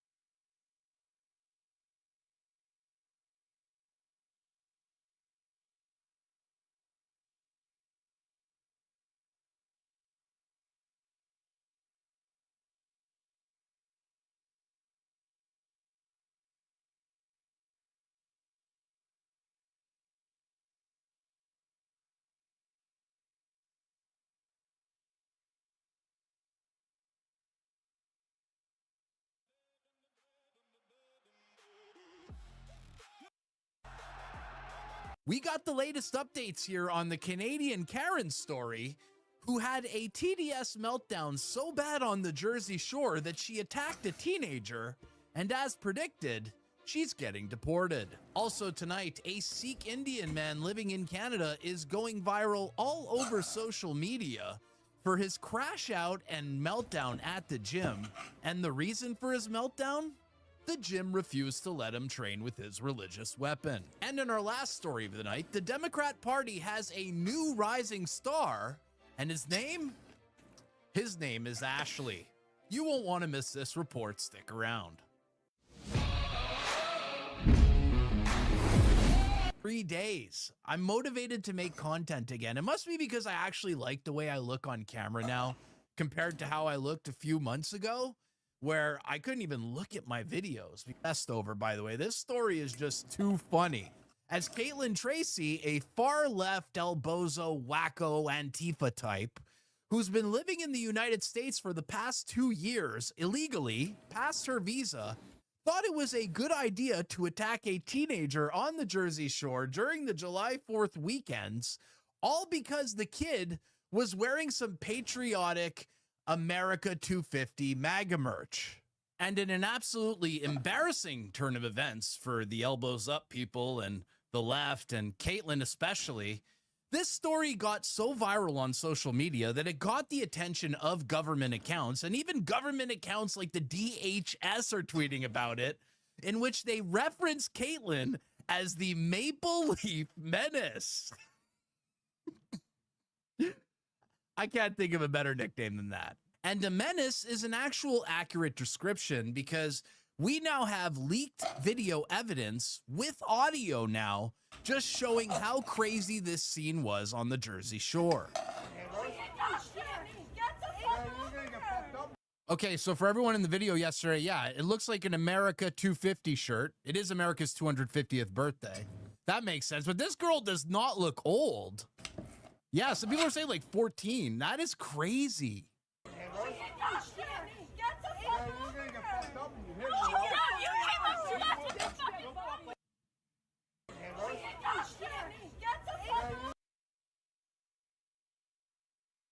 everything is wrong about this video. Like, that woman is crazy, and bro, don't let the teenager go outside with that type of shorts, bro. We're gonna almost see his pussy, and same for her. Like, what the fuck are they doing?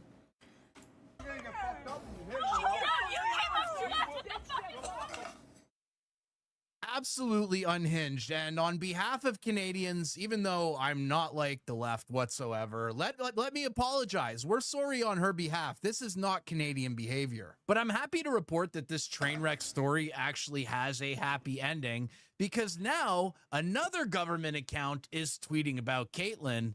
And this is what they had to say. U.S. Immigration and Customs Enforcement got involved in this story now, and they tweeted this yesterday saying, Caitlyn, it's time to go, eh?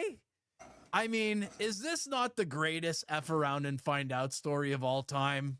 And how bad do you have to screw up that government accounts are tweeting about your random assault on a Saturday on the Jersey Shore?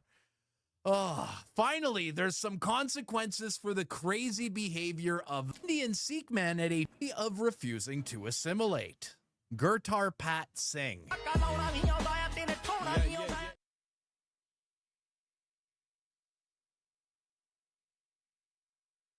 When they're shooting guns or doing anything they perceive as macho, it's always the worst music in the background.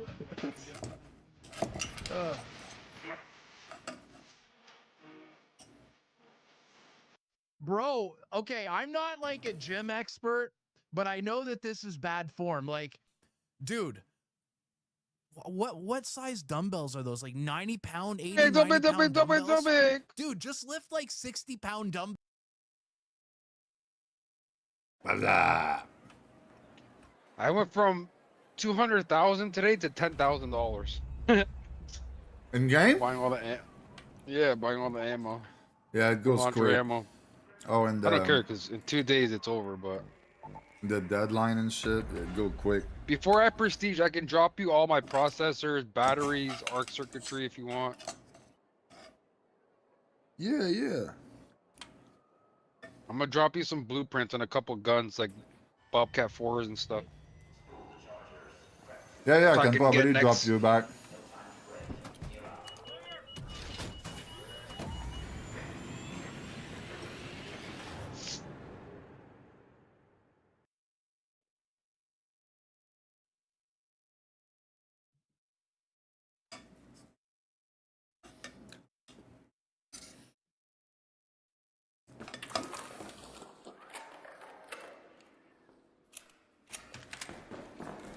I got a Hall Cracker and 2 Deadlines and a Bobcat 4 right now.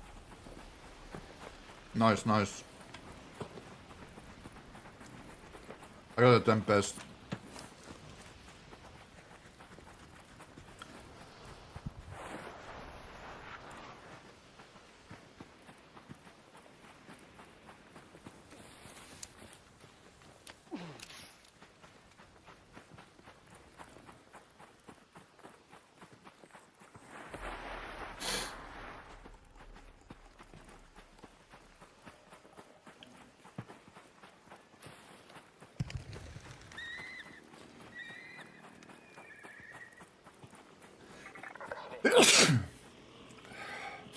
Firefly, watch out.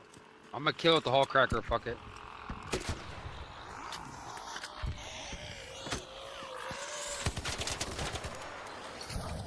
What the fuck?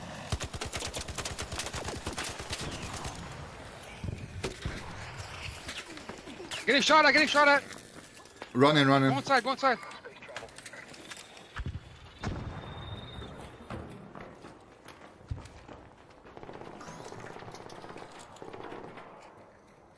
They're on top, he's on top. I beamed him with this fucking Bobcat. There's Holy one coming shit. in by the window. I Nice, knock one. You're the man. I'm with you. He's on top, in the corner.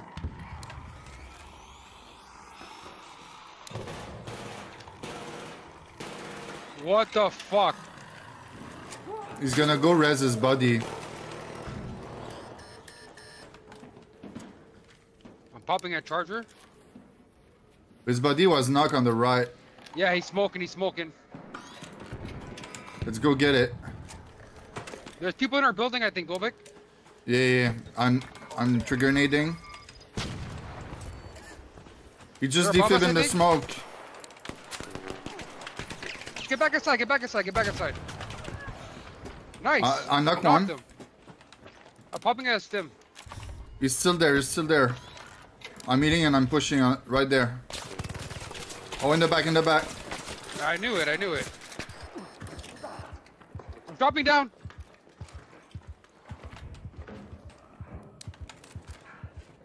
I'm not with you, Dolvik. They're inside, they're inside, they're inside. Drop down to me if you can. I'm knocked. He's on me. Good job. The altar is dropping down right there. You got a shotgun. Oh no, Tempest or Keep something. pinging, keep pinging, keep pinging. Other side, other side, other side.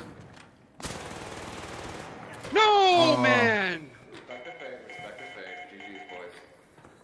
Fuck, bro. If I wasn't hurt there, I fucking win that, bro. Like, oh, it's just a Bobcat kinetic and a fucking hull cracker, bro.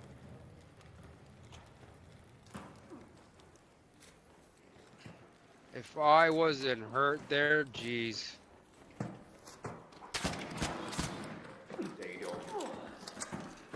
Yeah, we almost had you, dude. Ah, fucking shit, fucking. I knew we shouldn't have pushed him because I heard that team get. They were behind us, bro. Fucking annoying.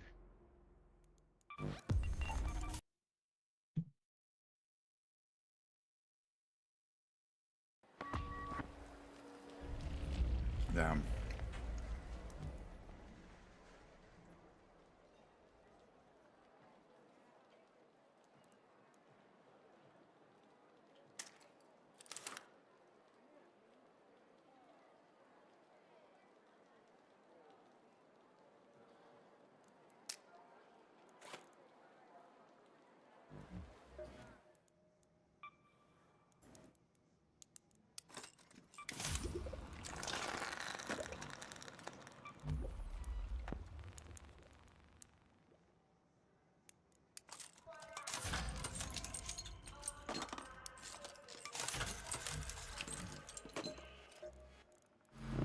Raider.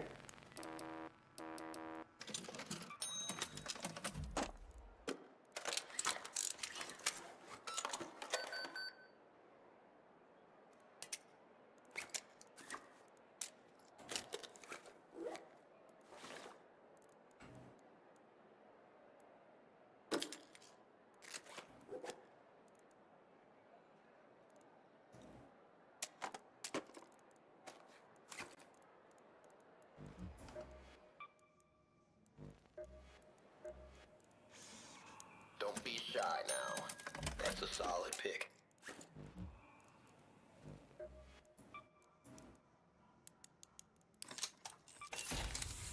Fuck, I can't even afford fucking stims. I have fucking $300. Holy fuck.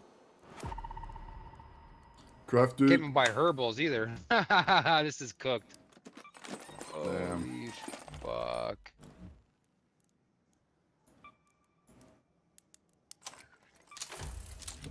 Damn. 0 to hero, I guess? I'm down. Yeah, we gotta do 0 to hero. I have no heals, nothing. I can get you some. Hey, let's do one more like this. I'm gonna drop you some like 5 herbal. I appreciate You need stims too? I'm gonna drop you 5 stims. Is there something else you need? No.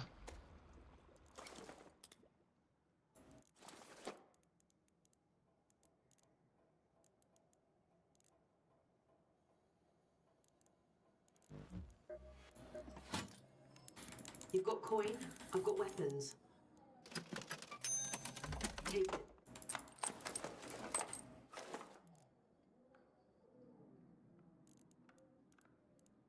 You've got nothing better to do?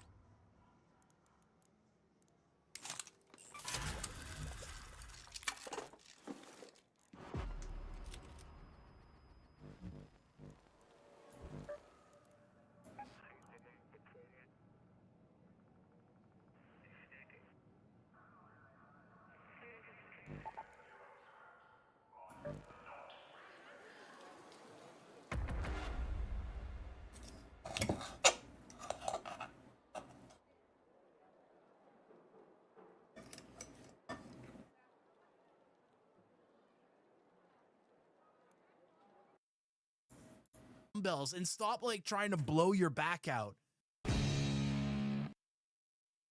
Welcome to the video, everybody. It's July 17th, 2026. This footage right here is showing fresh strikes on Iran, but there's a new adaptation of these strikes. Not just radar dishes, not just patrol boats, bridges. You can see also striking the different SAM systems that are along roads, completely trying to cut off Bandar Abbas. That's one of the main ports in Iran, one of the biggest areas where Iran harasses the Strait of Hormuz from. So the gloves are coming off fully against infrastructure now with bridges that connect Bandar Abbas and southern Iran to the rest of Iran.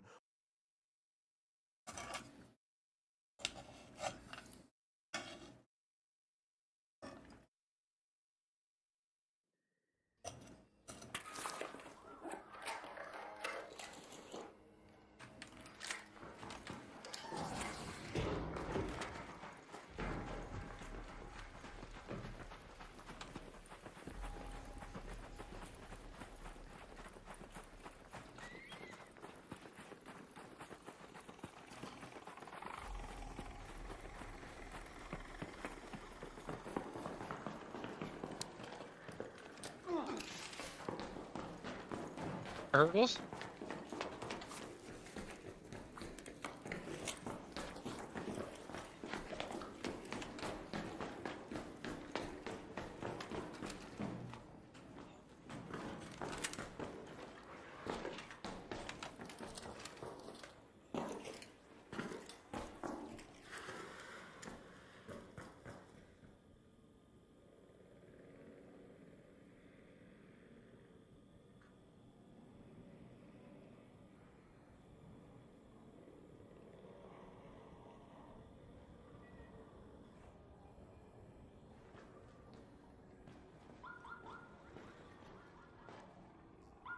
They might come in here. Raider, there, outside.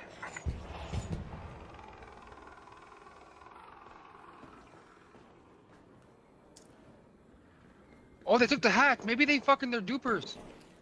Oh, Trading. Yeah, he took the hatch.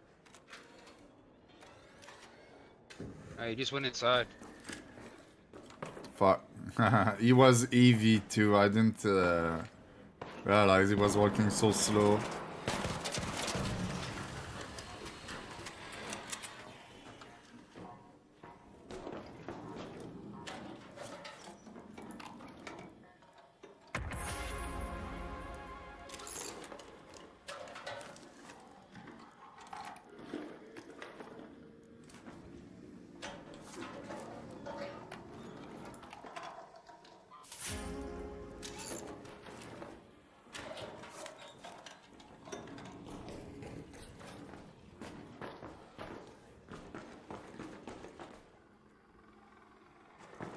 I hear people. Or is that you? No, I think that's you.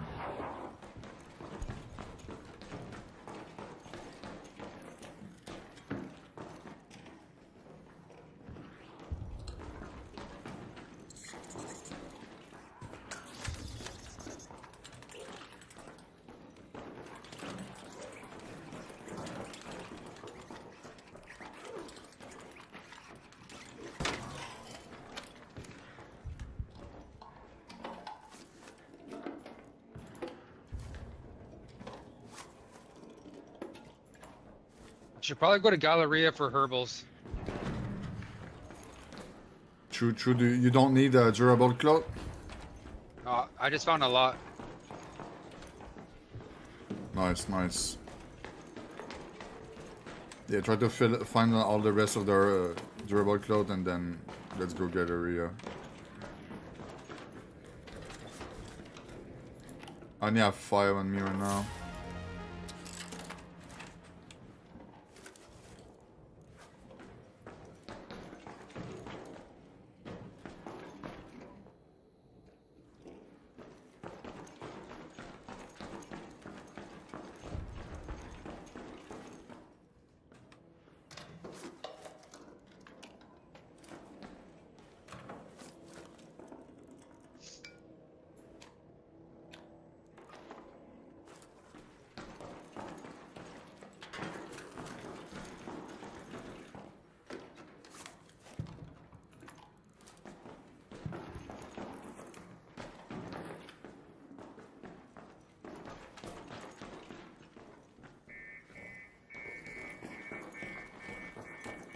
I just remembered there's a safe spot to get some there too. We could go there and then just go to the Hold on, let me kill this fucking bombardier. Good, good.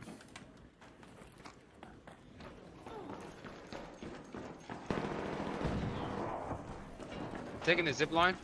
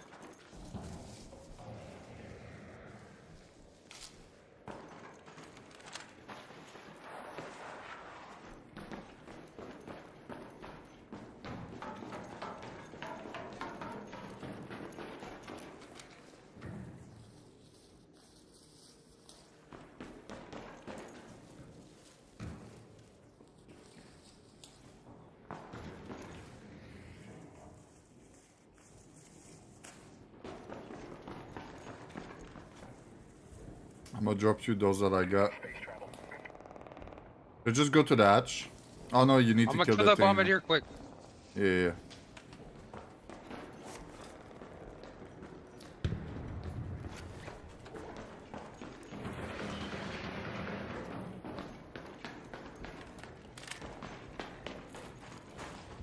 There's people going in the parking lot.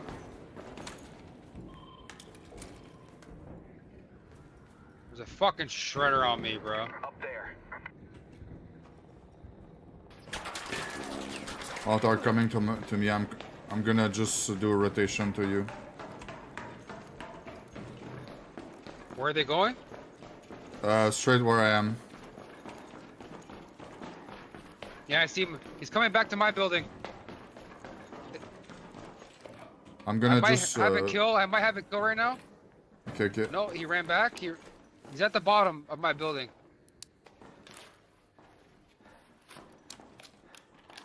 They just pop stims. He's on the zip line.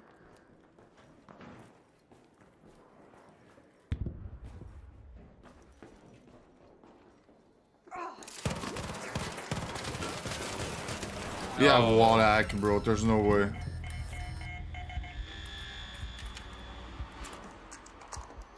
So what? You have walls? That's not the same kid. Unless No, they're... it was on the 13 party because the call out wasn't it.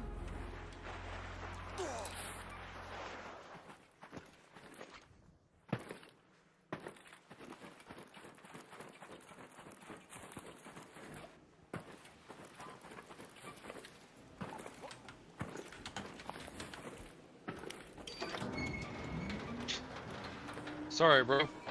It's fine. Should have just left like you said.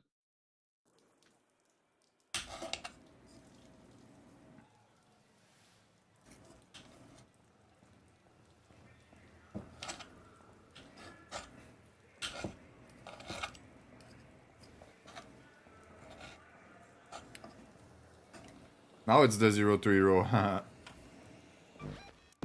I'm down. Two keys on. He's with Oh his my buddy.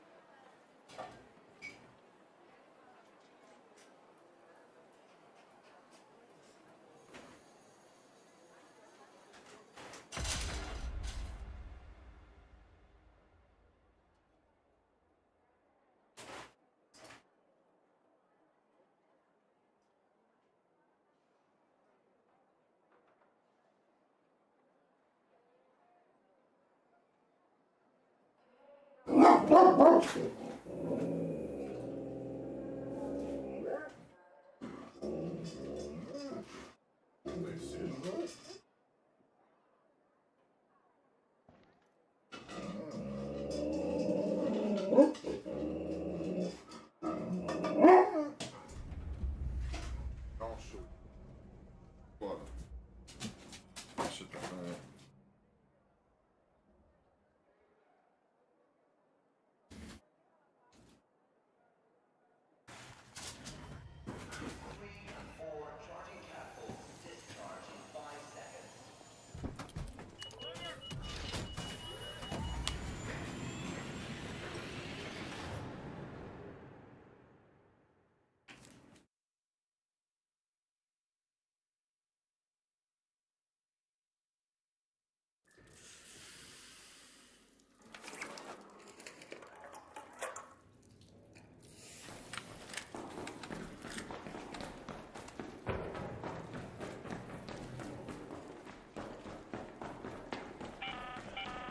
This is Shani. You're looking for shipping containers labeled J Cosma. That's all the help I can offer.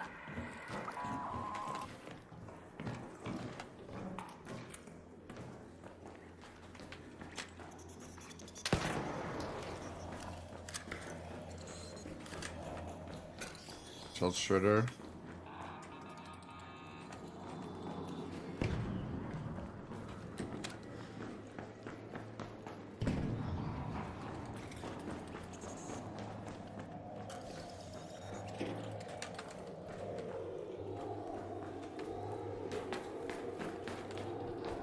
Just come in library over there.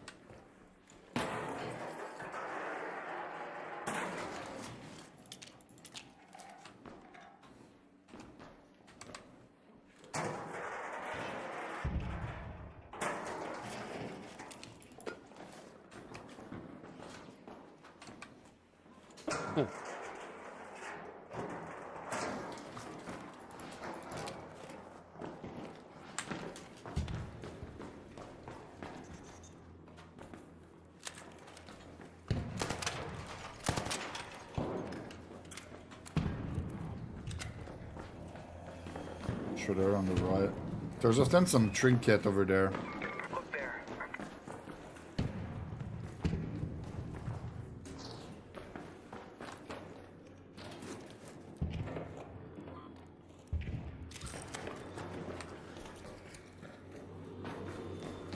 Are they coming?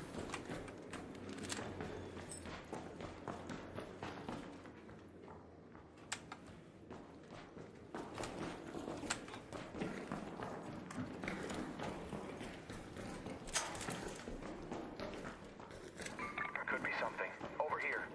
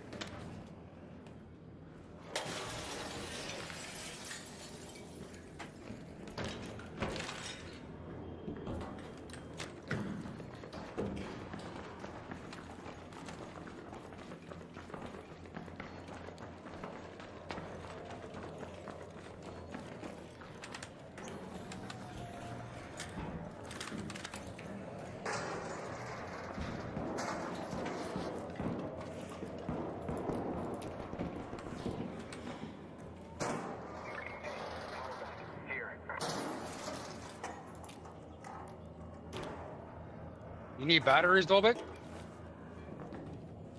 I can get some. Do you need it too? Or No, I have a lot. Processor.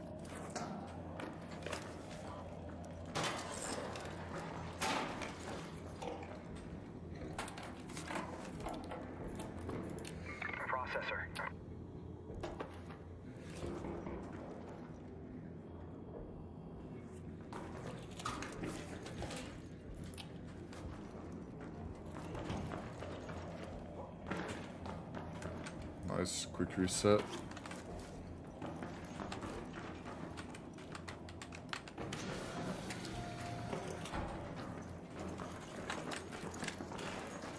Someone's talking in game chat. The shredder's almost dead. We just blow it up right now. Good. Oh no, I ran out of ammo. Hold on, reloading.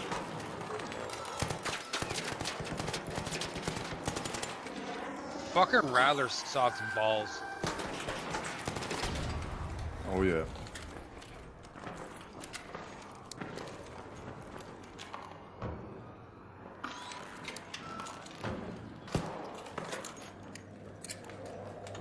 Shot Shredder, I'm opening the door.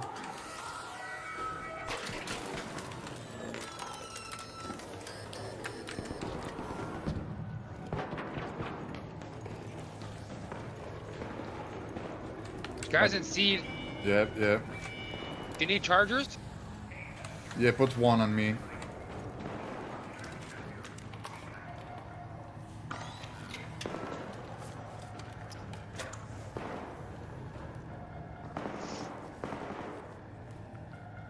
Wanna try killing them or fuck it? Fuck it, fuck it. Have a free kit probably.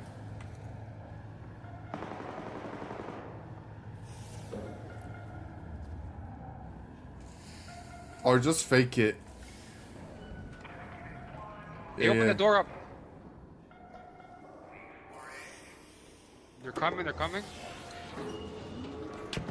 I cracked one. I'm reloading, Dolbik. Nice.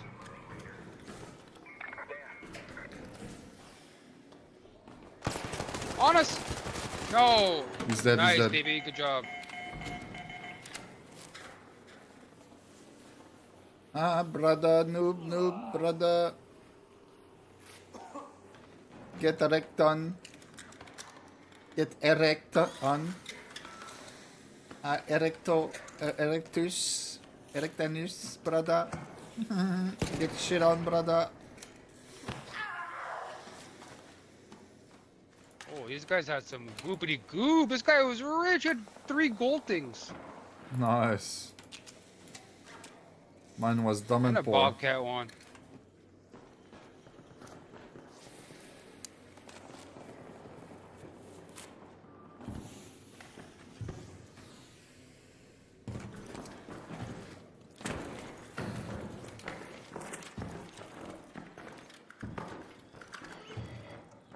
Oh shit.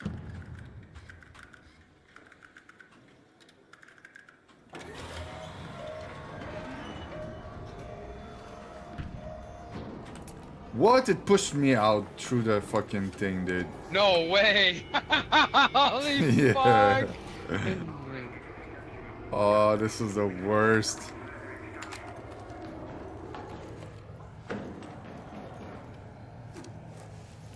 I put a door blocker on the other side.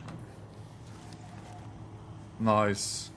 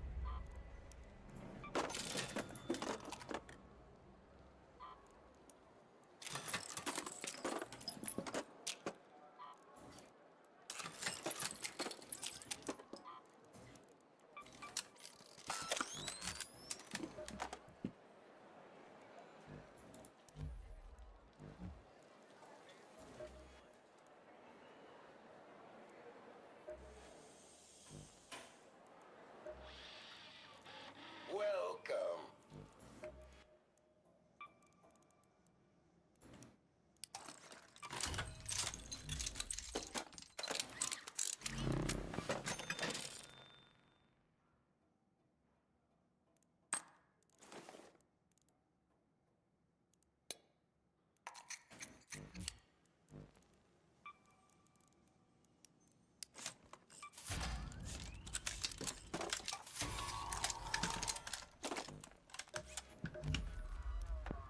Can I help you?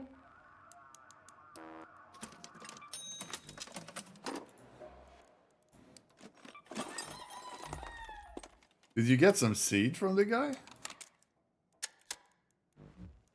Mine had no seed.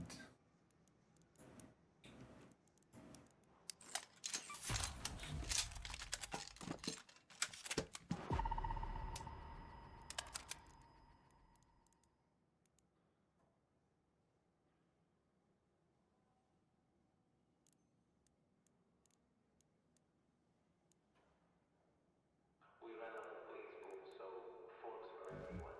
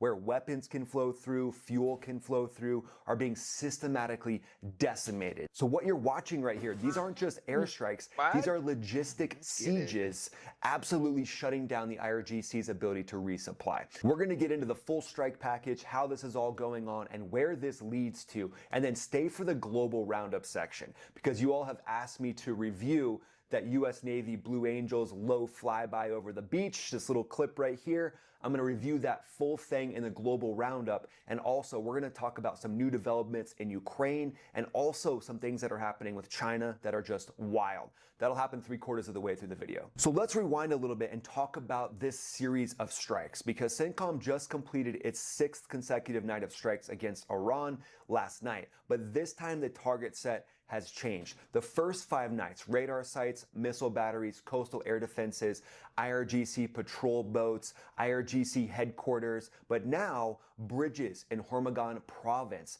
the Chabahar port control tower, destroyed for the 3rd time, hitting it again.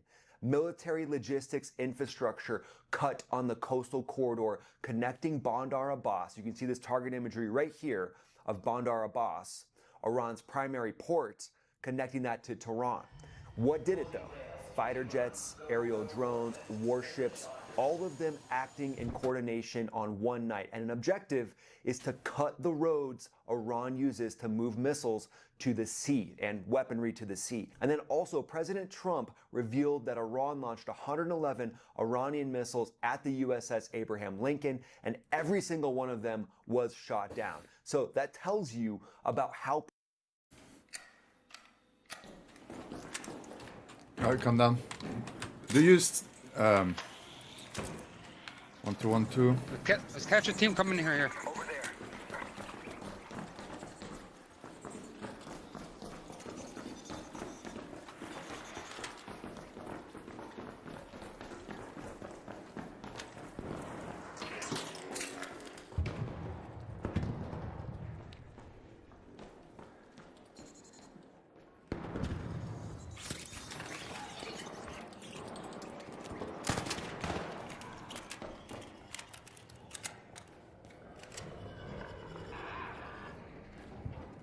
They open up seed vault. Come.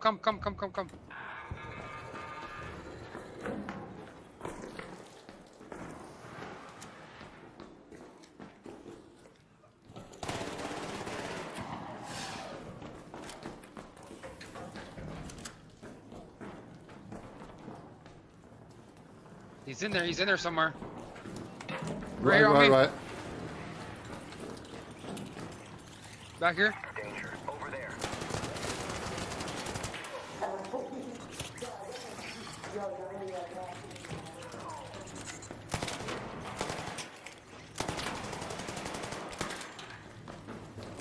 I'm gonna close this door.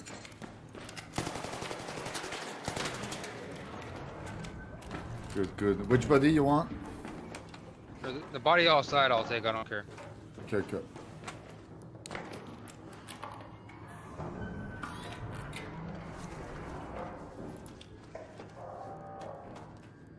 They're free kit shitters. Yep.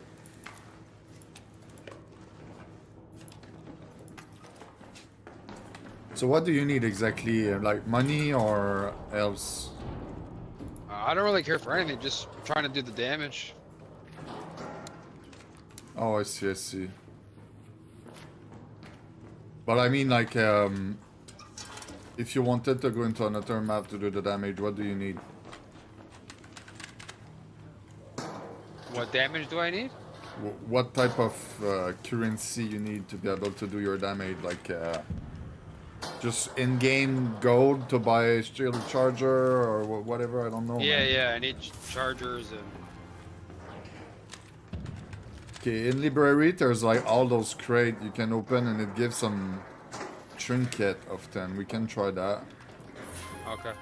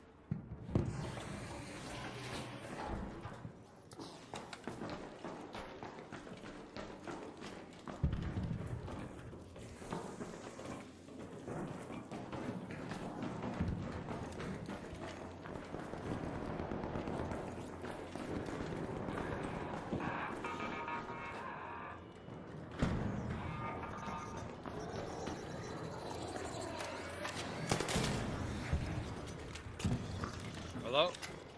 What's up? What's up? Yeah.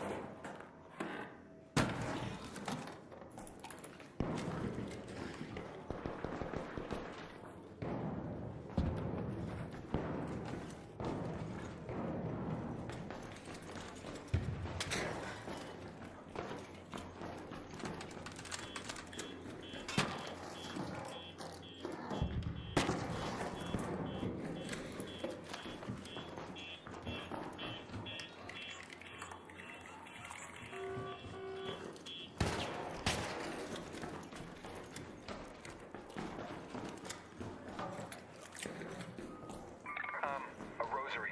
Here.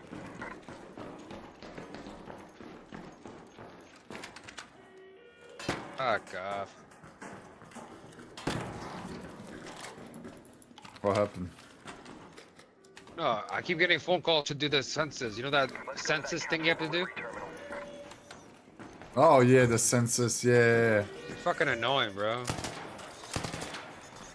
Yeah, it's now. Well, where I was, it's now. You need to do it. Like you cannot not do it. Yeah. There's a dude who came to my house and made me do it. They come every day to my house. They keep saying, yeah, I'll do it. I still haven't done it. For real? Damn. Yeah, it's illegal to not do it. Someone called Seed. I'm coming.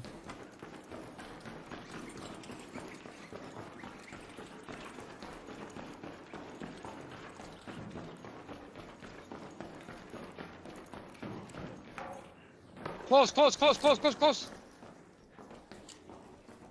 He's right here in the corner.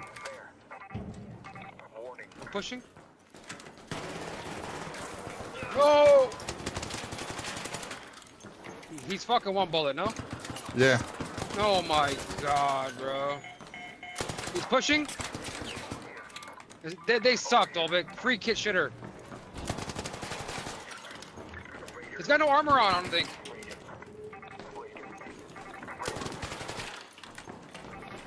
Pop the charger. Nice. Behind you, behind you. No. It's a wholly different team. I just fucking bots, bro. Yeah, it's the same team, but two direction.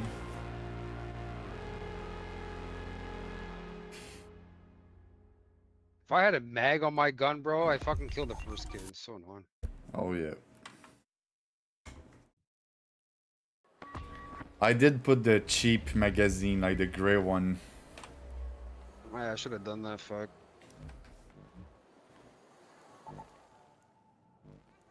Same thing, or you got enough to do a normal map? No, I'm gonna make a kit. Good.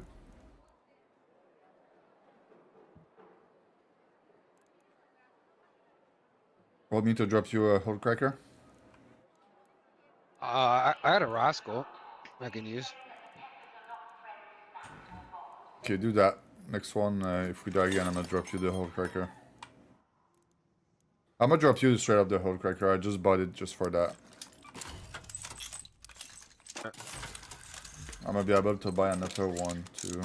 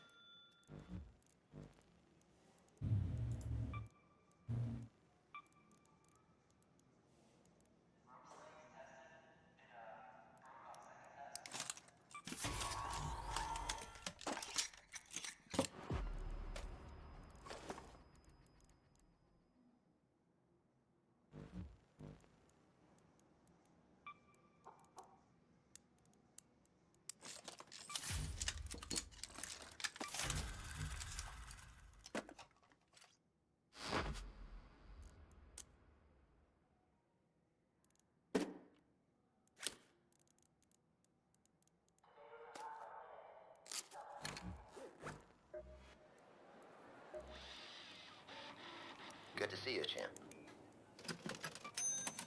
Handpicked by yours.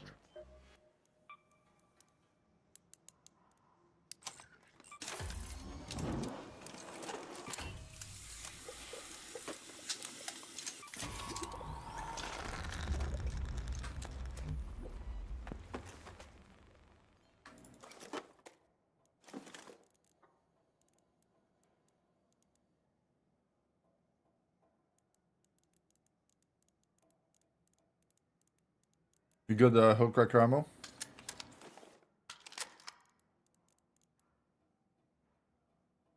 Yeah, I got it. Good.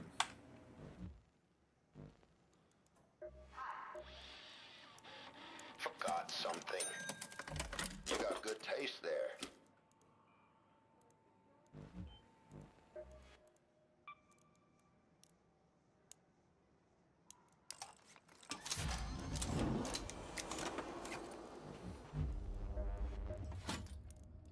In the market for reliability? Yep, it's yours.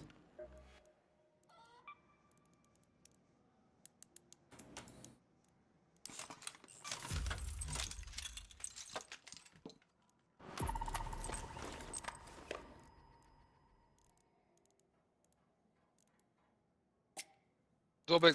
I have to do this shit online. This fucking census shit. Yeah, do it, They do just it. came to my door again, bro, and they just called. Yeah, do it before you get in trouble. Yeah, Right I'm gonna now, get a yeah. $500 fine. I'll be back in a little bit. Good.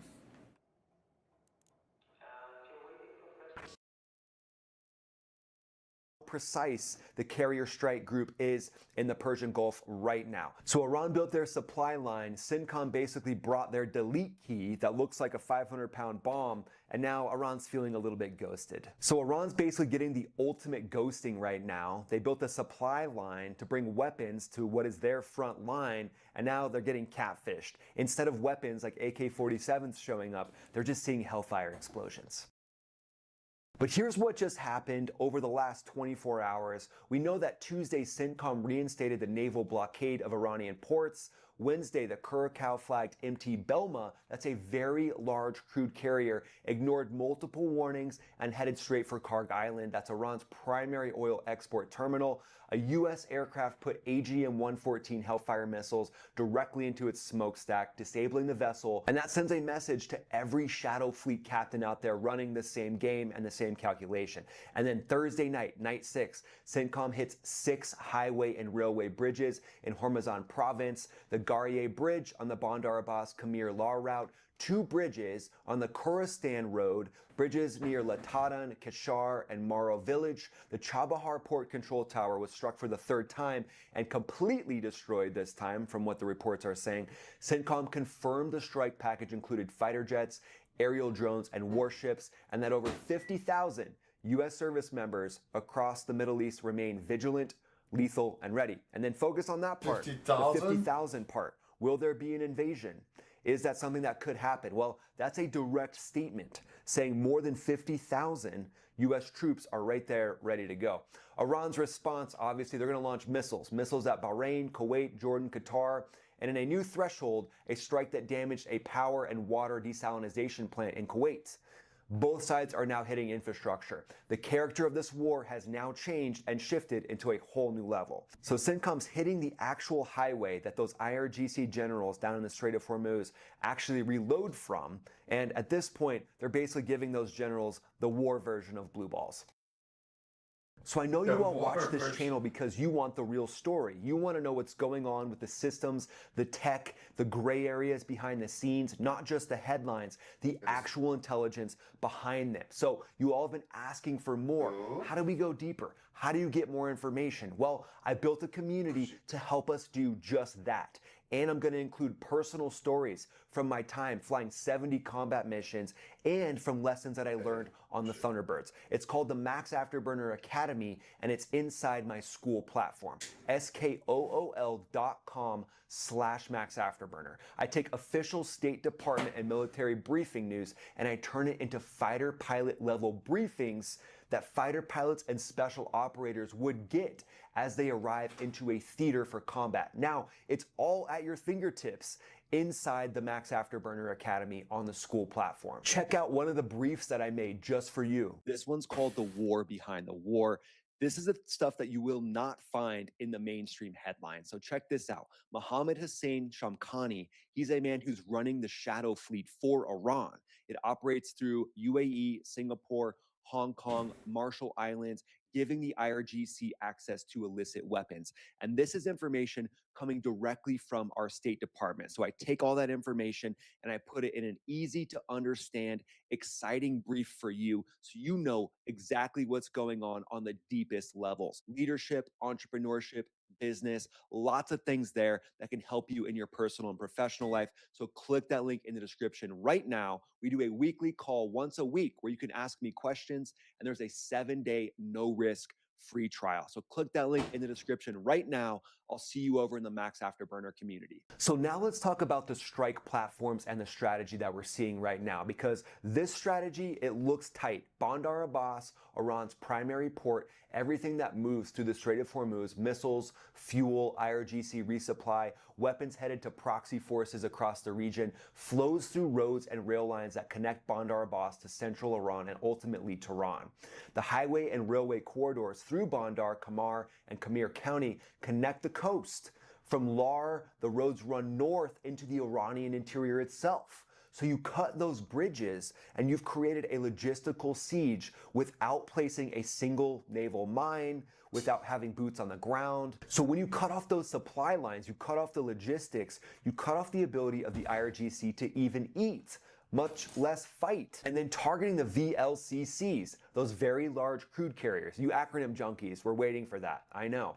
Targeting those with Hellfire missiles launched from F-18s, MH-60 helicopters, MQ-9 Reapers, other advanced drones could be up there as well. I personally think the Shield AI X-Bat would be perfect for this mission because of its stealth qualities, its ability to loiter for a long period of time, and the fact that it's powered by a jet engine. Also, the Anduril Fury drone just recently fired an AIM-120 missile. So having it fire a Hellfire is basically a step down from that. I mean, the AIM-120 is incredibly complex, so putting a Hellfire on that, replacing the AMRAAM with a Hellfire missile, having that go up and take out these ships just makes a ton of sense to me. And I think this is one of the best advances in military technology in a long time. Having CCAs and drones that can go out there and help the fighter pilots that are airborne in their F-35s, F-22s.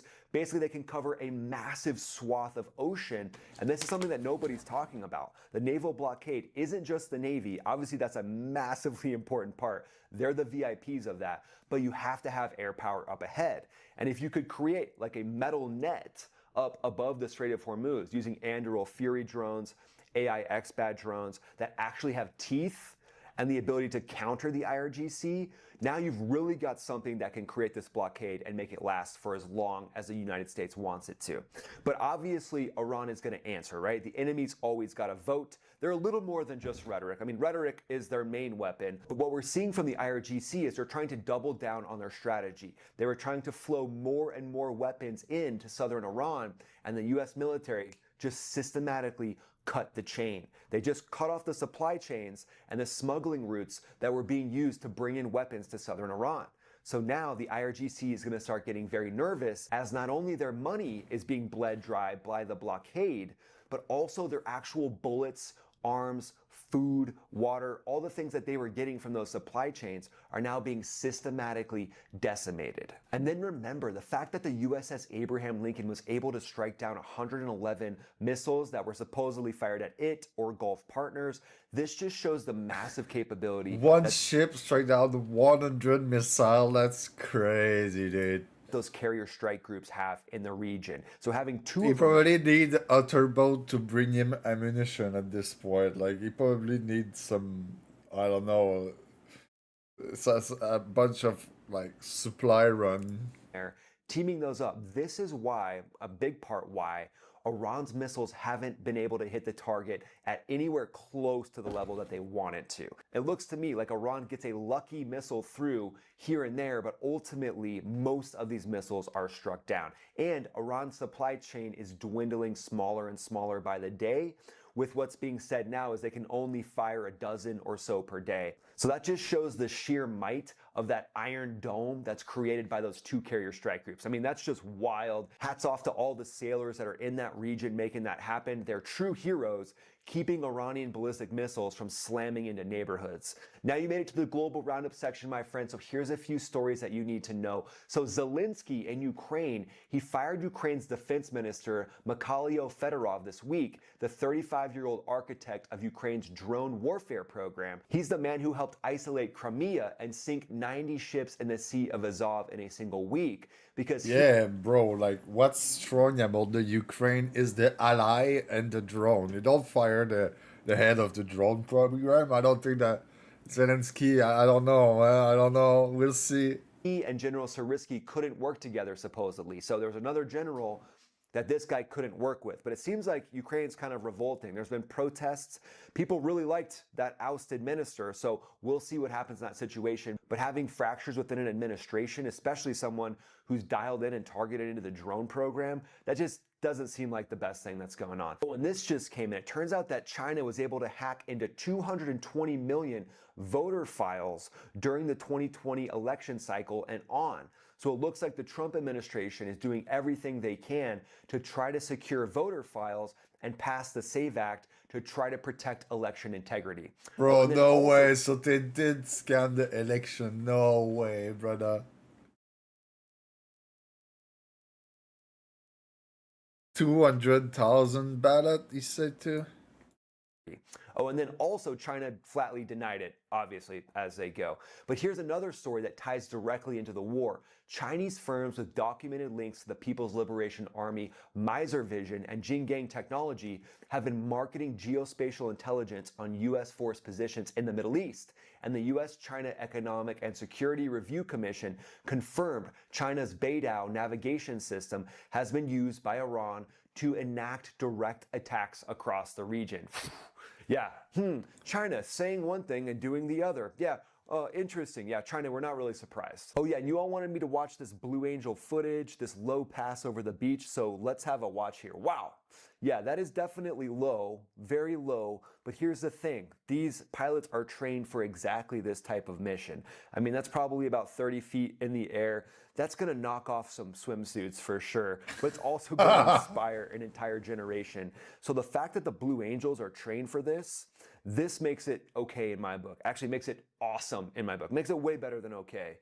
I think it's amazing that they're using their skill, they're harnessing the skills that they've been trained to do to inspire generations of young people. Wow. That's a really low pass there as well. It would be different if this was a unit that wasn't trained to do this. So obviously avoiding accidents and safety is the #1 thing. So making sure that untrained units, regular fighter squadron units that aren't trained to fly down to 30 feet like this, don't actually do this, but leave it to the Thunderbirds and the Blue Angels. You made it to the 40 chess strategic analysis section, my friend. So here's what Iran wants, and it's definitely not what they're saying publicly. Iran's end state is legal and operational control of the Strait of Hormuz as a permanent post-war condition. Permanent. A toll booth on 20% of the world's oil supply. Bro, they not only want the nuclear weapon now, it's the Strait of Hormuz. It's crazy, dude. Forced by the threat of IRGC missiles, patrol boats, worth trillions in leverage over every energy importing country on Earth. That's what they want. They want ultimate power. The June MOU was Iran's attempt to get that in writing. The IRGC's decision to break the ceasefire by attacking commercial vessels wasn't a tactical error. It was a test of whether the U.S. would actually enforce the terms or look the other way to preserve the diplomatic framework. And so we're seeing now the U.S. is doing everything but looking the other way. And now they're running into an administration that actually has a backbone that's willing to use the amazing military men and women in uniform to protect a vital international waterway and keep the IRGC, that ISIS-type organization, from exerting any more control over the globe than they already have, systematically crushing their proxy armies, sending the big middle finger to the IRGC saying, no, there's a new sheriff in town, and you're not going to be the one to control the world's energy. What do you guys think? What do you think happens from here? I would love to know your thoughts. Let me know in the comments below. Thanks so much for watching, guys. I really appreciate it. Head over to school.com/maxafterburner if you want to get more on the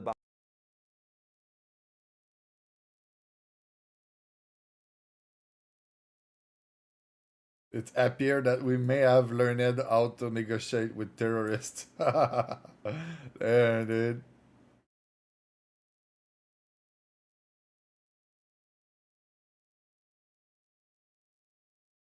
Welcome to the video, everybody. It's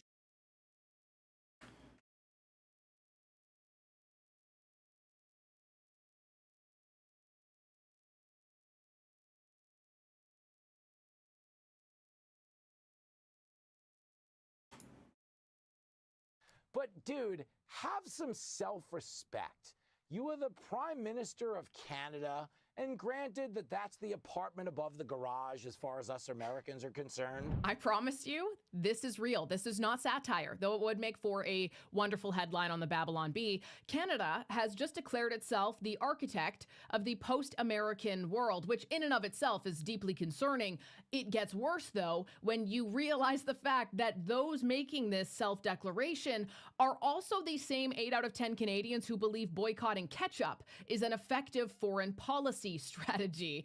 And judging by how hard many Americans are mocking the Canadian left right now, I don't think they're winning quite as hard as their comment section on Facebook wants them to feel like they are. I'm Jasmine Lane. Like, share, subscribe, comment your thoughts down below. I can't wait to read some of them after today and hype this video as well. The United States is getting rid of their ties with another international global institution that Canada seems to uphold quite favorably by all accounts, and we lost $73 billion, except nobody in the media is talking about it, so I guess I will. But this week when they announced the subs, your party put out a statement calling it a fake announcement. So everything is meaningless and everything is fake. I mean, the Prime Minister of Norway, the Chancellor of Germany, they were all part of this celebration of this announcement at the NATO summit. I mean, is it fair to say these things are fake when other NATO members, EU members, G7 members are celebrating agreements like the sub purchase? I'm sorry, but I have to play this for you because I am gobsmacked, truly. After the Germany sub deal ended up being the one that Carney said, yeah, this is the best option, the fact that our national broadcaster with the supreme journalistic integrity, we are told, that's why they get paid so much, right? That the story they chose to run here is about whether or not the word fake was a fair word to use. That is the entire exchange, not a debate over the thousands of pages of commercial documents that Cochrane himself mentions, not what happens to the billions Korea promised us, just, well, yeah, but I mean, to call it fake, is that fair? Take a listen to this. This is humiliating. But you know, Mr. Duncan, if you bid on a house and your bid is accepted, there's still work to do before it's finalized, but it's real. It's not fake. I mean, Norway and Germany are not participating in a fake photo op about submarines. There are thousands of pages of commercial documents that have been circulating between the partners with the commitments there. I mean, this is a real thing. It's not a final thing. They've still got to go over the fine print and come to a final understanding. But to say it is a fake announcement, I mean, is that the right term for the criticism you're using? Is that a fair criticism?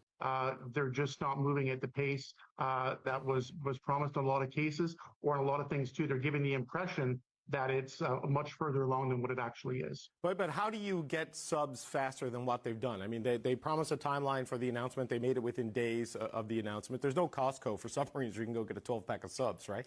These things take years to build, and Norway and Germany have let them move up in the production process to get some boats earlier. I mean, how do you do it faster than this? Now, I know talking about submarine bids is kind of boring, but these are those devilish details that actually matter a lot when it comes to how your country is portrayed on the world stage, what other nations think of you, and also whether or not Canada's procurement is reliable going forward. Because ultimately, whether deliberate or not, we will never know, Ottawa did run a bidding war under false pretenses here.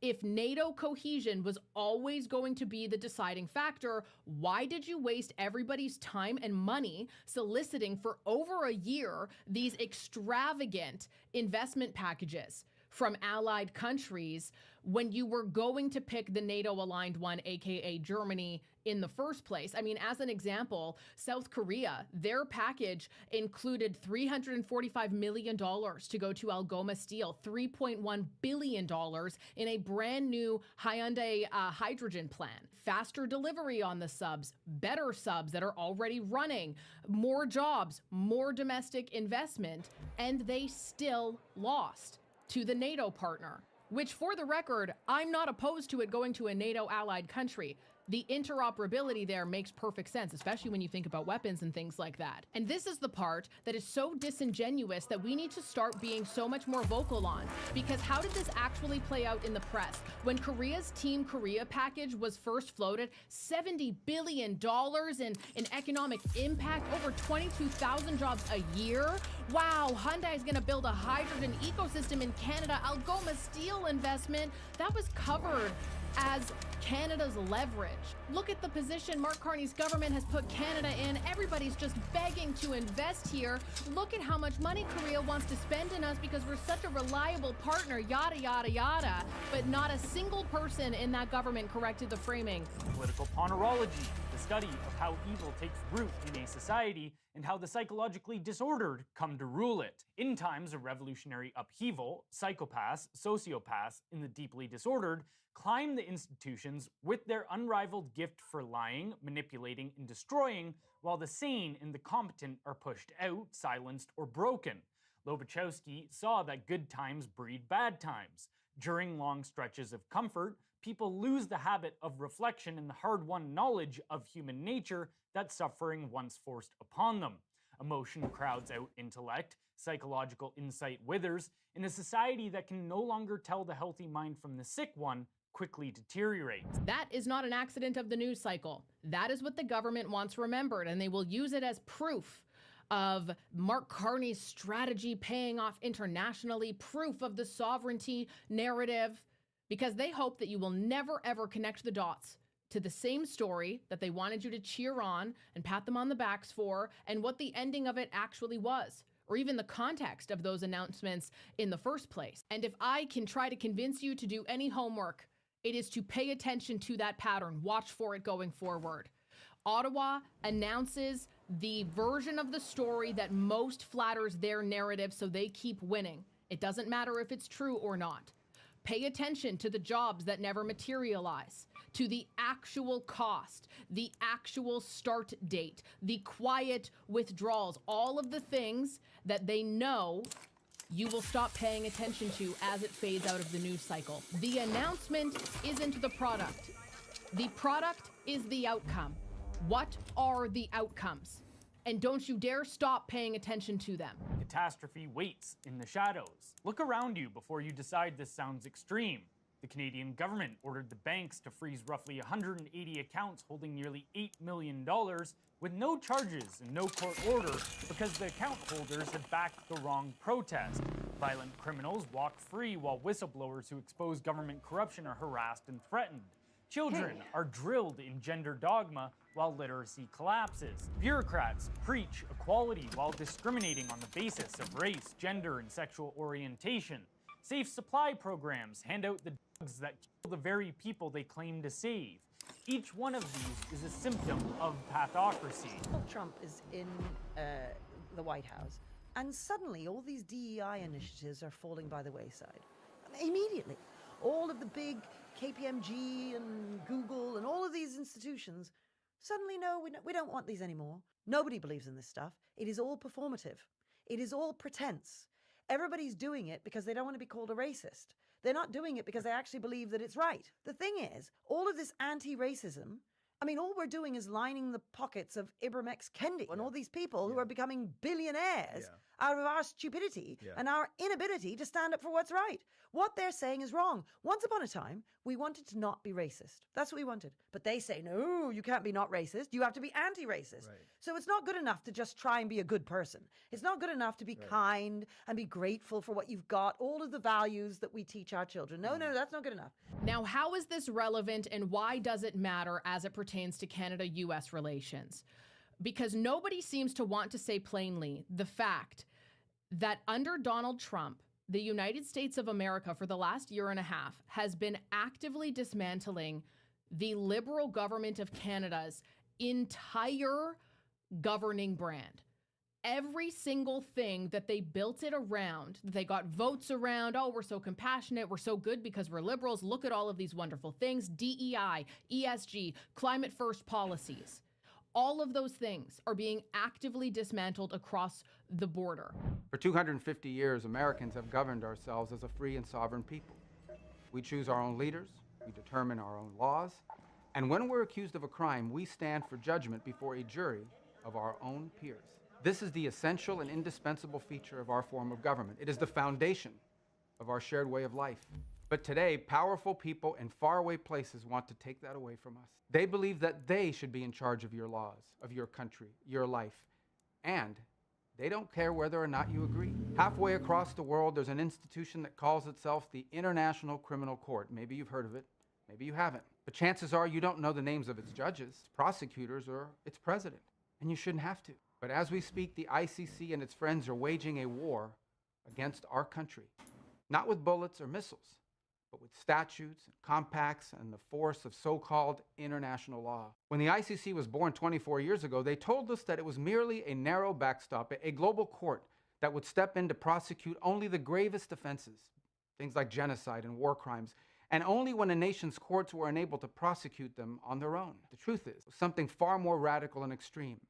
It was a global tribunal staffed by unelected globalist bureaucrats who claim their power is almost unlimited. The danger of this global court has only continued to grow. Today, it threatens every aspect of our political and legal system. Border Patrol agents removing violent criminals from our country. American Marines risking their lives to defend our homeland. Prosecutors working to dismantle terrorist plots to attack and kill Americans. If we stand idle, all of them would be at the mercy of foreign judges thousands of miles away, facing the constant risk of prosecution and even imprisonment for the so-called crime of defending their own country. The American people never agreed to any of this, and they never will. Read the words of our Declaration of Independence. We fought a revolution against a foreign power, transporting us beyond seas to be tried for pretended offenses. Independence is our birthright. We will never let foreign bureaucrats take that away from us. This administration will not sit by as the ICC and its allies seek to threaten our people. If they believe they can deprive us of our sovereignty, we will teach them the full meaning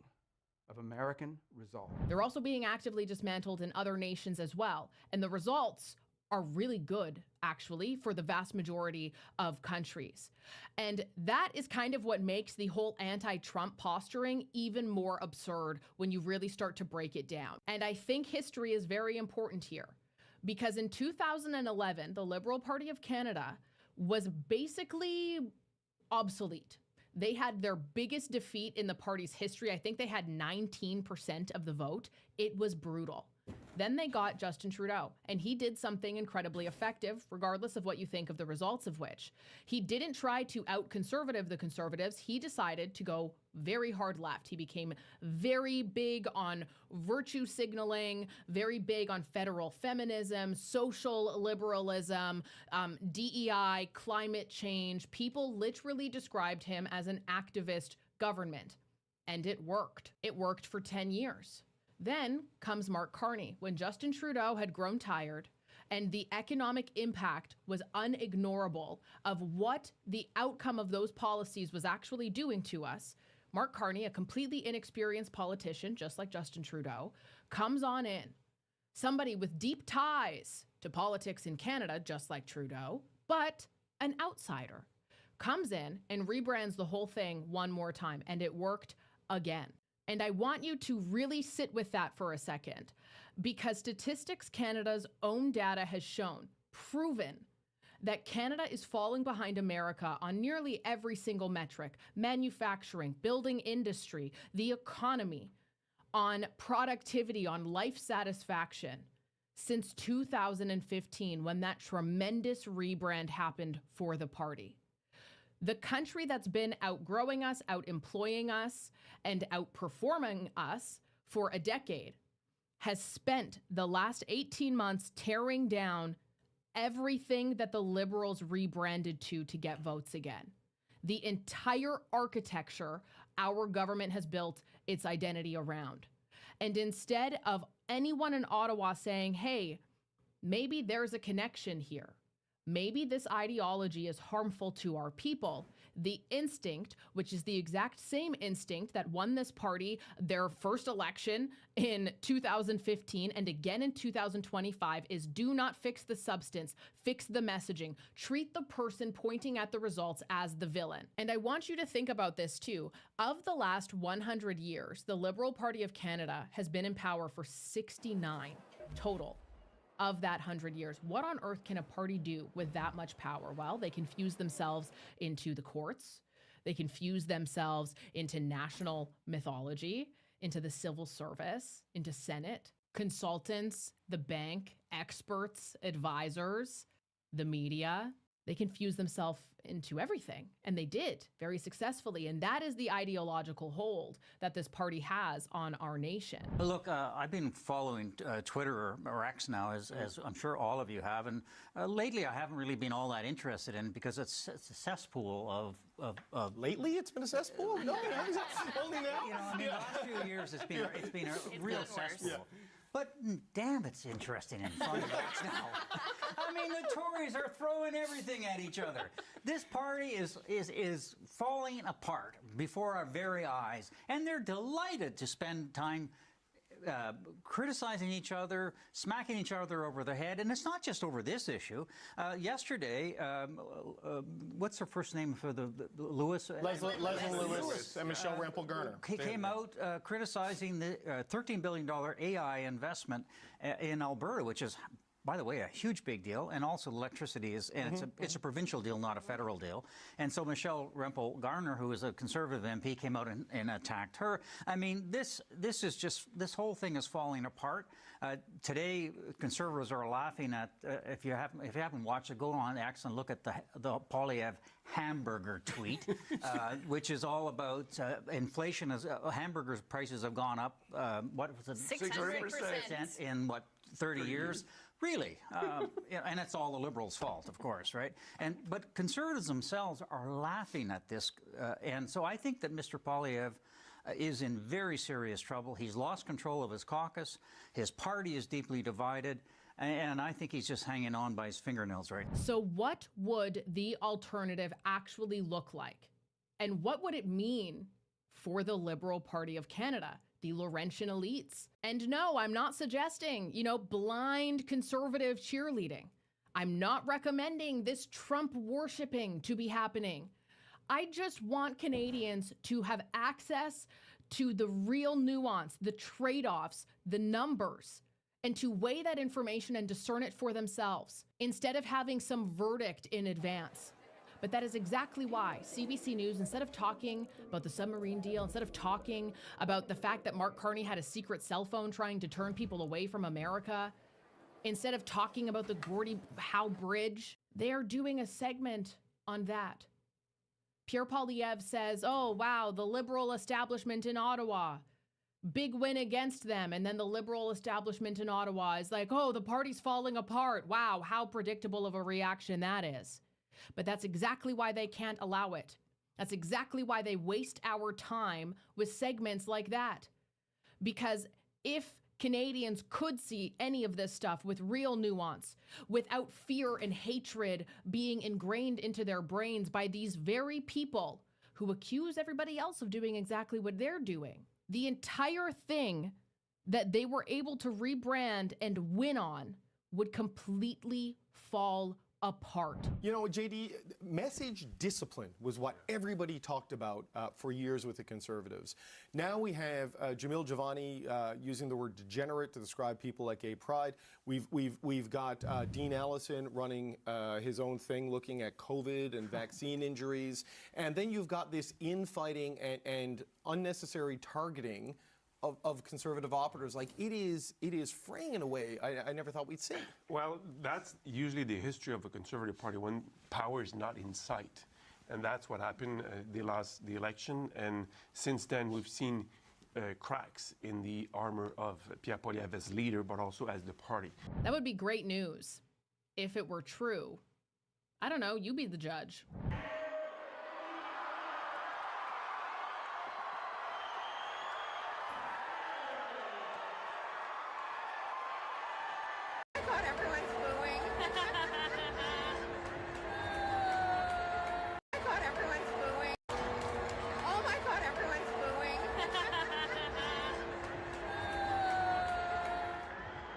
And to me, like Bob, this is going to be the summer of this content for the Conservative Party, which may lead to people calling openly for the departure of Mr. Poliev. And the most embarrassing part. What?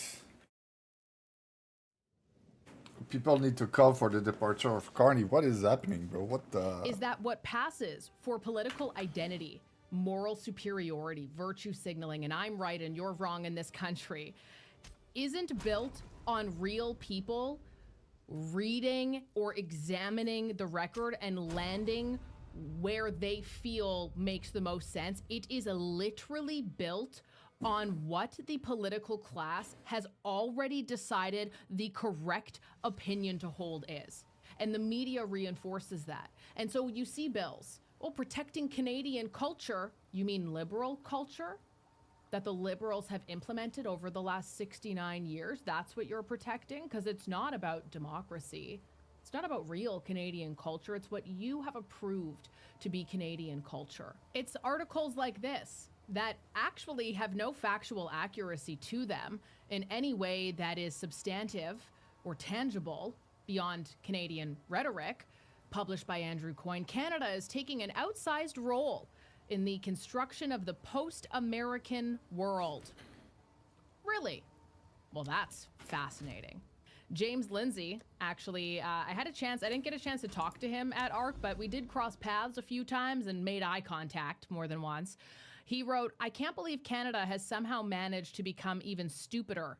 This is some kind of world record." You know, the problem with a lot of these newfound Canadian patriots, the same ones who would never hang a flag just a few short years ago until the government told them it was socially acceptable to do so now, is that it's not based in conviction at all. It is truly solely based in an echo chamber doing exactly what echo chambers are built to do. Not lying to you outright, just never ever letting you hear the full version of the story that might change your mind. Former Canadian Prime Minister Justin Trudeau has finally found a job he might actually be qualified for: TikTok backup dancer. Justin Trudeau has been gallivanting around with his girlfriend, former pop star Katy Perry, who posted this video featuring Trudeau bouncing around like a teenager. No way, it's Trudeau, bro. Gallivanting around with his girlfriend, former pop star Katy Perry, who posted this video featuring Trudeau bouncing around like a teenager. Jimmy. Well, to be fair, of the story that might has finally found a job he might actually be qualified for: TikTok backup dancer. Justin Trudeau has been gallivanting around with his girlfriend, former pop star Katy Perry, who posted this video featuring Trudeau bouncing around like a teenager. Jimmy.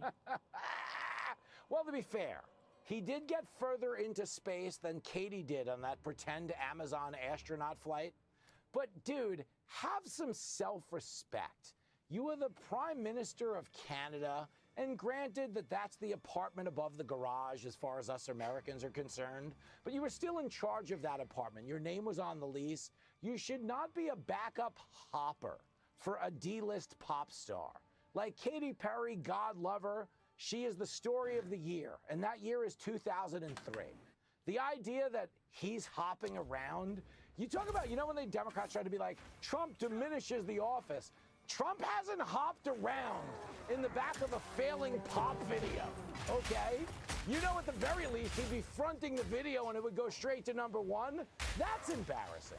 When they do a little crisscross jump around in the Oval with Besson and Lutnick on drums and guitar, I'm going to remind you of this. I wanted to end on a little bit more of a positive note, though I should clarify, I do not fall into the camp of people who enjoy making fun of Justin Trudeau now that he's not Prime Minister. I don't particularly care what he does with his life from here on out.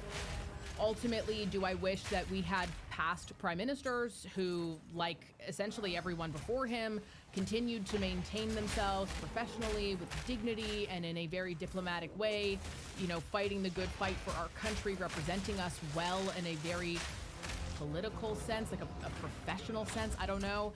Yeah, that would be cool. Obviously, that's not him. That tells us a lot.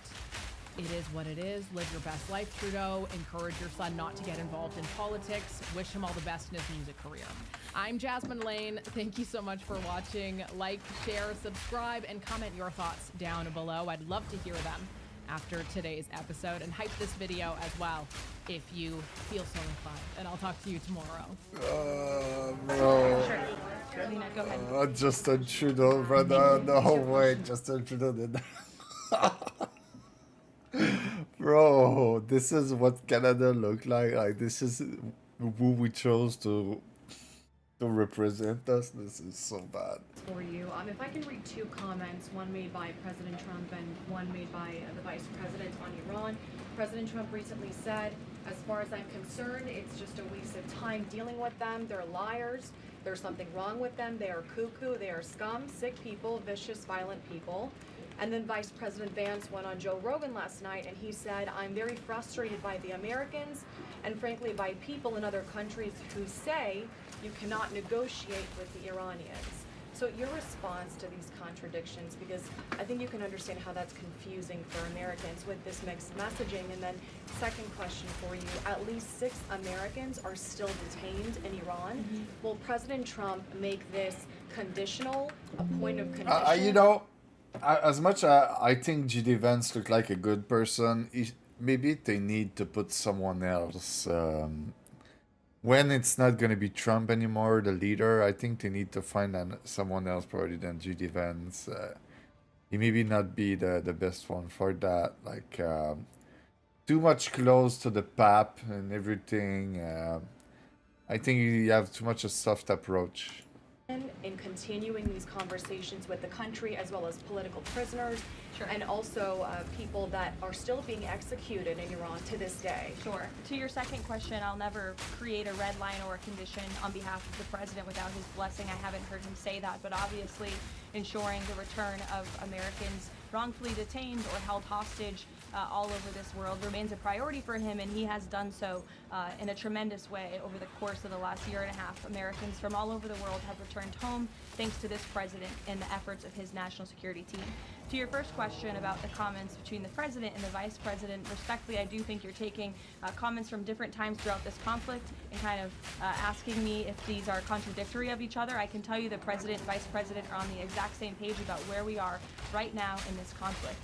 And the fact that you do see elements of what's remaining in the Iranian regime that are more willing to make a deal, and then other elements who are not so maybe willing to make a deal, shows that Operation Epic Fury was incredibly effective because we neutered their ability to communicate with one another, and they are a fragmented system. They are not the once very strong, powerful terrorist state that they were before this operation, which was one of the ultimate goals. So we'll continue to work through the process, and as I said, the president will hold them accountable when they turn their back on the words that they state to the United States, but he is always open to diplomacy at the very same time.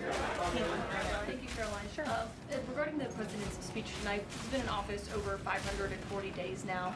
If what he says is tonight is backed up by evidence, why hasn't anyone been charged?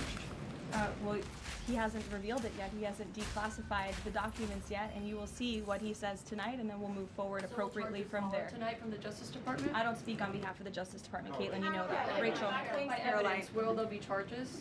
You'll have to ask the Justice Department. I don't charge people. I just speak on behalf of the president. Rachel. Thanks, Caroline. Welcome back. Just a point of clarification really quick. On the staffer who is accused of profiting off of the president's speeches, you said he'll no longer be working here. Is he on administrative leave, or is he going to be fired after it's over? He's on unpaid administrative leave right now. Okay.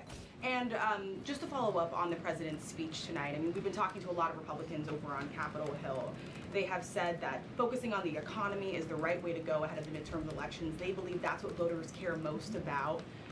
What does the president say to Republicans who think that focusing on the 2020 election, election integrity, all of these issues right now is not the right approach so close to the election? Well, again, you guys have not heard the speech yet, so I would digress with the criticism until you actually hear what the president is going to say and what he's going to say when he addresses the American public. I would also add again that the administration, and especially this president, are able to walk and chew gum at the same time and tackle a number of issues on a number of different subjects every single day. We see that president do that, working around the clock on foreign policy, on domestic policy, all of the time. You all report on it, you have to keep up with it, so I think you can agree with me on that point.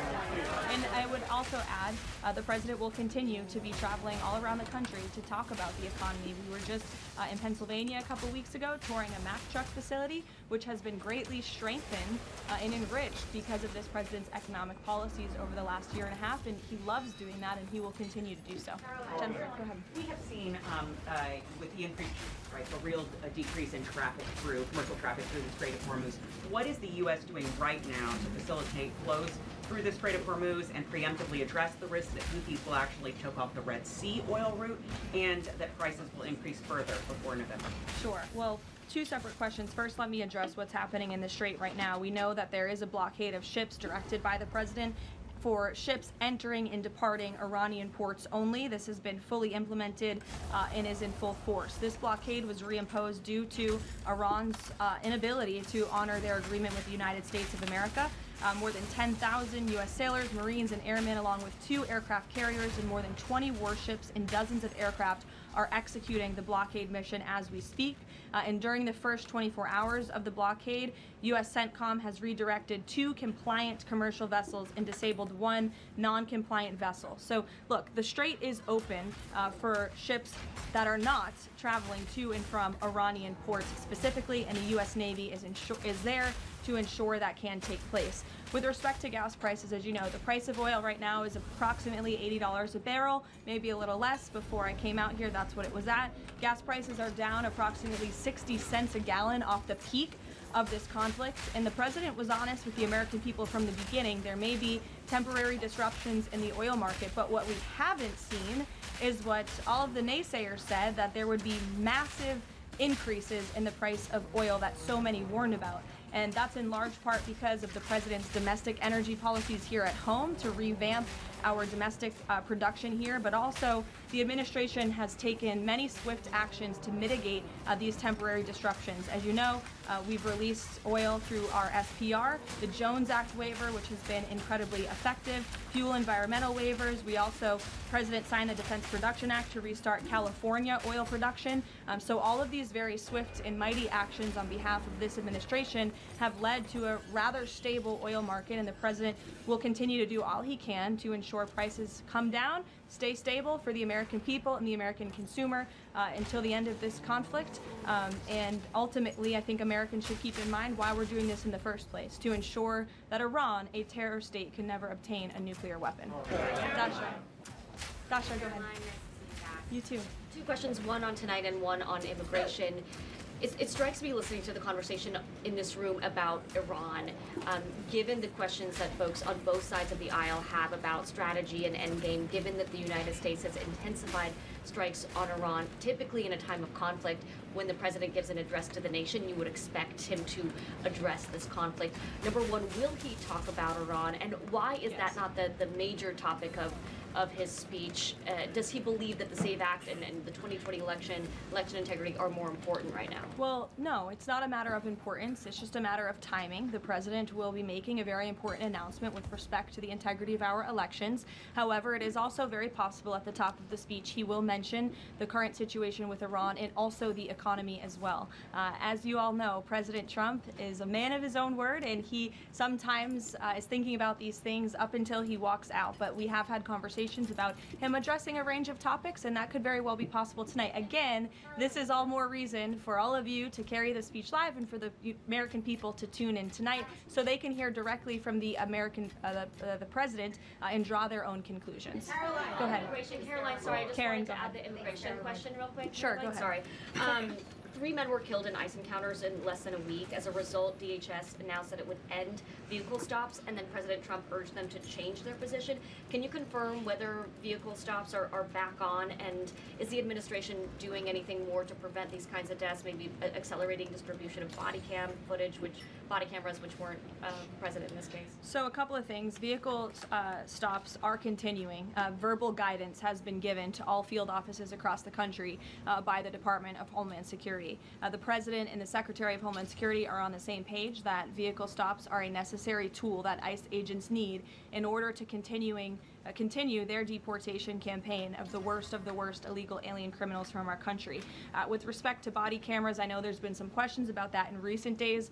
Over half of all ICE field offices now do have body cameras, and the remainder of the field offices are expected within 60 days. It's been a slower rollout than we would have hoped, but that's because of the Democrats' decision to shut down DHS for several weeks. So we expect to fully execute on the promise of body cams to all field offices across the country very soon. Karen. On the parasite outbreak related to Yes. produce, can you give an update on the administration's response to this? Are there federal officials on the ground in the hardest hit states right now doing any testing of production facilities or farms to try to figure out where this outbreak has started? Sure.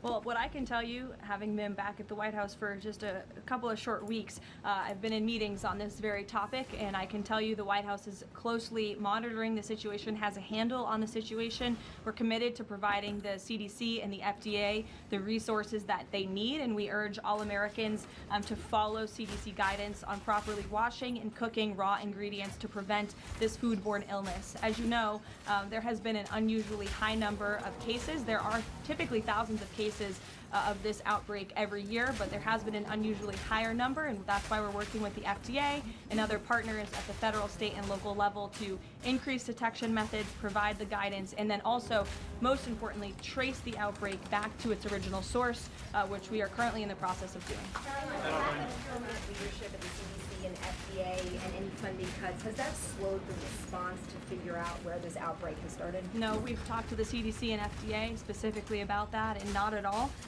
They have the resources they need to make sure that Americans are fully informed and protected from this illness during this time. Caroline, please. Caroline, welcome back. Thanks. Last year, the administration signed a critical minerals mining deal with Kazakhstan for a little-known U.S. company. It was an agreement that President Trump and Howard Lutnick got tentative approval for with Kazakhstan's president in September. 6 days before the deal was signed, which was in November, the president's older sons with other partners took a 20% investment in a company related to the deal. What did the president know about his son's involvement in this arrangement, and when did he find out about it? From my understanding, Maggie, nothing. I've spoken to the president and his family about this. They would absolutely never do anything that would put the president in a place of a conflict of interest. And we have timelines to give you and to provide you, which we did to the news media at the time when this story broke, to prove that very point that I just made. So the president did not learn about it until it was in the media? That was when he found out? That's my understanding of the matter, yes. Caroline, Sure. Go ahead. Thank you very Carrie, I'll much. go to you after just... Thank you. Sure. Thank you. Go ahead. Me? Okay. Why don't we just... Okay, thank you very much, Mr. Cook. Starting in the Very, back. very welcome back. Okay. Thank you. Yesterday, Iran launched a drone attack against U.S. facilities in Erbil, threatening American personnel and the Kurdistan region, one of the American closest partner in the Middle East. What is your closest partner? Launched a drone attack against... What is this man saying, bro? No way, bro. What is he saying, bro? What? Wait a second. I'm French. It's pretty hard for me to understand him. Let's listen again. Let's try to. Sorry, just 1 second. So the president did not learn about it until it was in the media? That was when Right. The matter. Thank you. Sure. Thank you. Go ahead. Me? Okay. Why don't we just... Okay, thank you very much, Mr. Cook. Starting in the very, back. very welcome back. Okay. Thank you. Yesterday, Iran launched a drone attack against U.S. facilities in Erbil, threatening American personnel and the Kurdistan region. I don't understand. I don't understand at all. Like, it's the first time in one of those conferences that I just don't understand what someone say. Like, I'm trying really hard. Kurdistan region, one of the American closest partner in the Middle East. What is your message to those responsible? And are you stay with your loyal ally in the Middle East and at least helping them to defend itself? Who launched the attack? You're saying? Okay, she did not understand too. I understand the end of the thing, not the start. Who launched the attack? You're saying Iran, yes, Kurdistan of course. region. Well, I think I've addressed that previously in saying that the Iran has unfortunately shown to violate the word that they struck with the President of the United States. They're paying consequences for that in the strikes that the President has authorized in the recent days. Thank you, Caroline. You were with the President in Ankara for the NATO summit, and there Ukraine was one of I was not, actually. Oh, you were not? Okay, yeah, but the issue of Ukraine was one of the most important topics there, and the situation is escalating between the two sides in these days, but there are still efforts. Can you give us more information about where we are and how the local powers, power breakers, including Turkey, are involving in order to solve the problem? Sure, I'll check with the National Security Council and get back to you on that with more specific guidance. What I can tell you is I know the President greatly enjoyed his visit to Turkey, and not just his participation in the NATO summit, where he applauded the United States for getting our NATO allies to step up and pay their fair share for our defense, but also he greatly enjoyed his time with President Erdogan in Turkey and appreciates the bilateral relationship between our two countries. Kara. Caroline, welcome back. Thanks. Contrary to what the mainstream media is reporting, Americans that I speak to care deeply about election integrity. This is true. Why do you think the mainstream media is so fearful of tonight's speech and anything to do with election interference? And why are they attempting to discredit President Trump's speech before they've even heard it? And lastly, what's your message to AOC, who is asking for President Trump, the mainstream media, to actually censor the sitting president's speech tonight? Yeah, I think that the mainstream media should air the president's speech and allow the American people to draw their own conclusions from it. Again, I think it's important that the American public hears directly from the President of the United States on a topic that, to your point, is very near and dear to the hearts of many Americans across the country, the integrity of our elections. This should be a Drawing your own conclusion? Pfft. Nah, bro, you're not. No. You don't have the right to draw your own conclusion. No. nonpartisan, non-controversial issue, and I think you'll hear the President talk about that tonight. So we'll see you then. Thank you. Kaylee, thank you so much. And right now, the United States turning up the pressure on Iran, unleashing devastating strikes on bridges and other key infrastructure, with new video revealing the damage near the Strait of Hormuz, as America's campaign to choke off Iran's main port and disrupt its supply lines continues. Well, I'm John Roberts in Washington. Sandra, good to see you back again. Thanks, John. Good to be back with you. I'm Sandra Smith in New York. This is America Report. So reports this hour say parts of Iran are being asked to conserve power, with some residents told to turn off their air conditioners as U.S. strikes strain the electrical grid there. And shipping through the Strait of Hormuz has fallen to a 3-week low now. This as oil prices climb back above that $80 a barrel mark. Retired U.S. Air Force General Charles Wald joins us in just moments with his thoughts. Yeah, looking forward to that. But first, let's get to our senior correspondent, Mike Tobin. He's got the latest out of Tel Aviv for us at this hour. Hello, Mike. Wait, this dude look badass, bro. Sandra, the blockade is being Look at this dude, brother. He's looking. This dude was in the army. I think he was, bro. being enforced. 3 ships as of this morning had been turned back. 1 disabled and 1 boarded by U.S. Marines. This has now, for the 6th night in a row, we have seen the intensity of the airstrikes increase. Dramatic video from U.S. Central Command in the port city of Chabahar with a tower being destroyed there. That tower, according to the U.S., gave Iran the ability to track and menace shipping in the Gulf of Oman, therefore shipping that transited the strait. Central Command says the destruction weakens the Revolutionary Guard's ability to coordinate attacks on commercial shipping. We've got more video of the transportation network damaged by U.S. strikes. Bandar Kamir and Bandar Abbas both saw road bridges and rail bridges destroyed. The goal is to disrupt the ability of the Iranians to resupply and attack. And for the first time, Iran has acknowledged that strikes are taking a toll on the power grid. Residents to the south of the country now have been urged to scale back on electricity consumption, particularly air conditioning. Now, Iran, as you know, has been firing at its neighbors. For the first time, they say they fired into Syria. Iranian media says the target was a U.S. base that's very near the Iraq and Jordanian borders. The Iranian media has planted things in social media indicating that U.S. personnel had been injured or even taken prisoner. The U.S. says none of that is true. Sandra? Got it. Mike Tobin with the update out of Tel Aviv for us. Mike, thanks. John?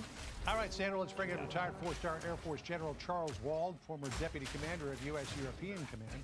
He served more than 35 years in the military and through combat missions over the Middle East, so he is very familiar with the territory and very familiar with what's going on there now. General, here's what the president said yesterday about where we are with Iran. Listen to this. We are likewise winning big in Iran, and you will see the fruits of that labor very, very shortly. So we're targeting roads and bridges in and around Bandar Abbas. We took down that observation tower, control tower, whatever you want to call it, in Kandahar. But to what end? I mean, every time Iran comes to the table, they just fake like they're involved in negotiations and then continue with their bad behavior. No, you're right, John. I mean, I think the faking is over. We'll see what happens, but I would hold the line on this particular restart of attacking Iranian targets, particularly the ones that haven't traditionally been struck. They've usually been missile sites or sometimes drones, potentially boats. I think it's time to really start cutting off the Iranians from the ability to sustain military operations, particularly in the western side of Iran. I applaud the targeting. I think it's the right thing to do, and there's no doubt about it. These are military valid targets. So U.S. ground forces were involved for what I believe was the very first time a verification boarding of a tanker, goes by the name of Wen Yao, in the Gulf of Oman. We've got some video of that. Well, it's not video, actually. It's still photographs of the Marines there on board that tanker.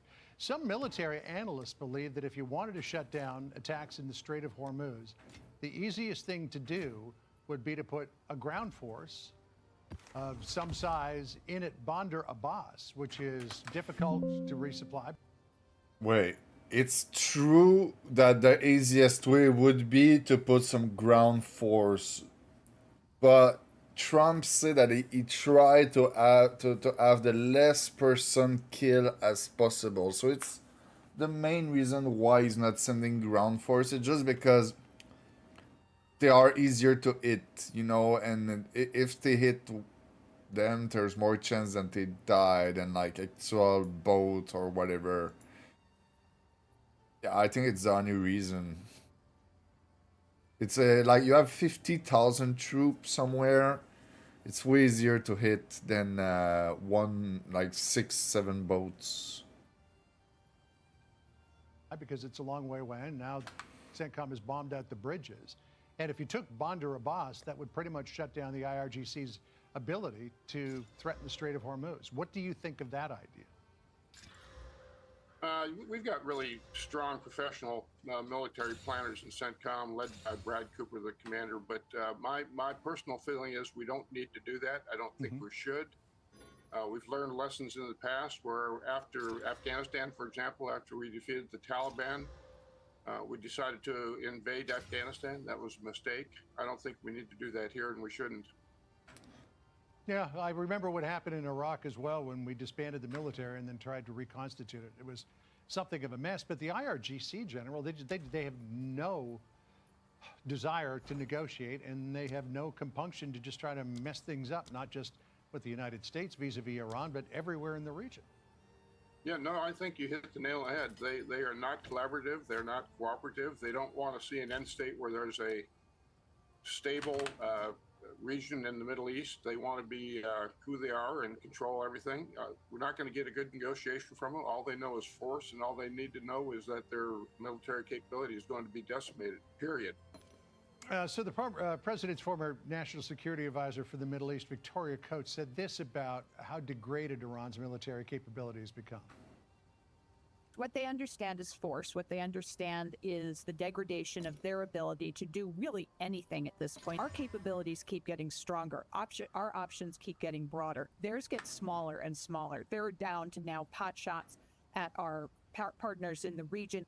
At what point, General, do you think the IRGC becomes so ineffective that it pretty much collapses of its own weight and then potentially opens up the possibility for some sort of organic regime change throughout Iran?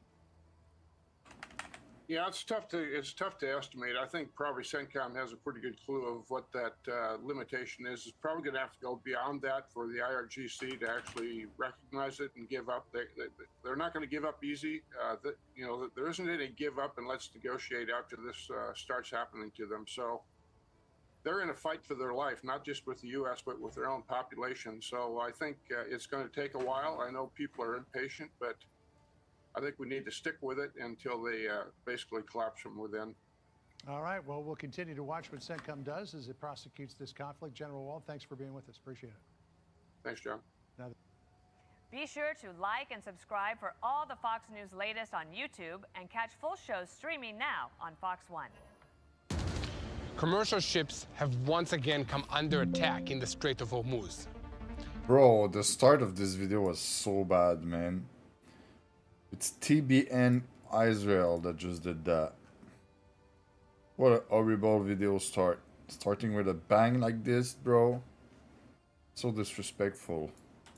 The United States responded with 2 nights of strikes against more than 170 targets inside Iran, including coastal radar systems, air defenses, missile facilities, drone storage sites, naval infrastructure, and command centers. American forces are now holding their fire while diplomats meet in Oman. Washington is demanding that Iran open the Strait of Hormuz, stop attacking ships, and guarantee free passage.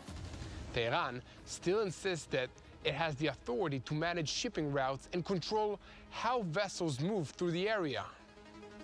But after more than 170 American strikes, how can Iran still threaten ships, American bases, Israel, and the entire region?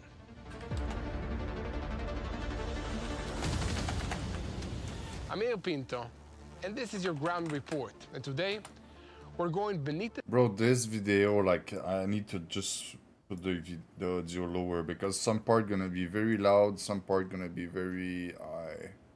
This is really bad audio work. It's a 1 million subscriber channel too. It's pretty bad, man. Real reporter, they can't even make their audio right. I hate it. I hate it. The surface of Iran's military machine to understand how the Islamic Revolutionary Guards Corps hides its missiles, protects its launchers, and prepares to keep fighting even after its bases are attacked. The current crisis began with a series of attacks on commercial vessels in the Strait of Hormuz.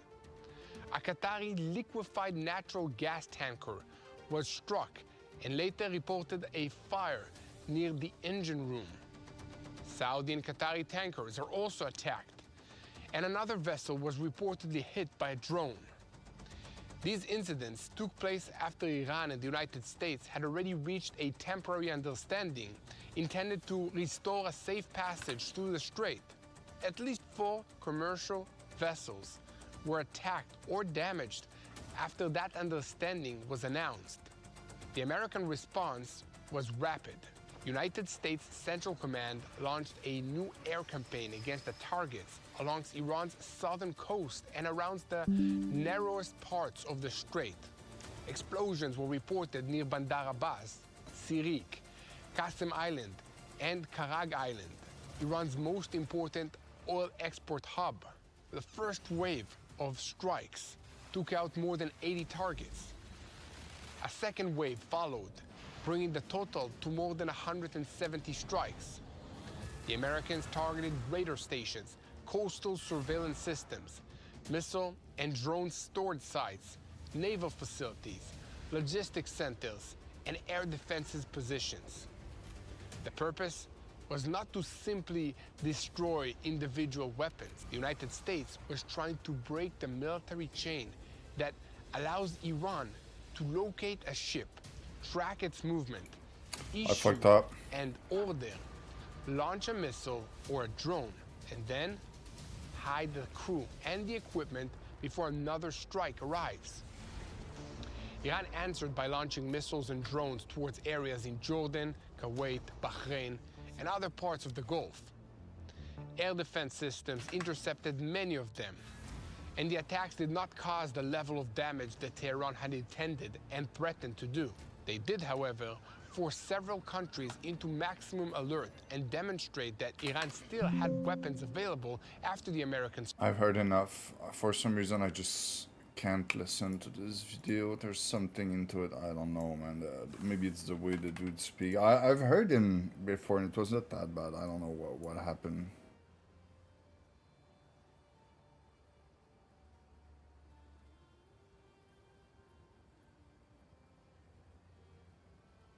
South African local go door to door dragging migrant in the street. What? I thought South African was the migrant.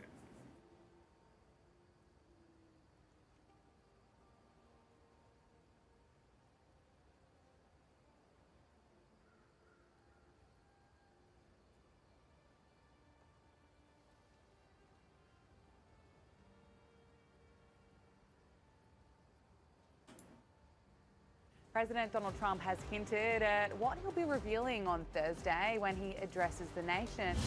It's really, really big news. And our country has to shape up.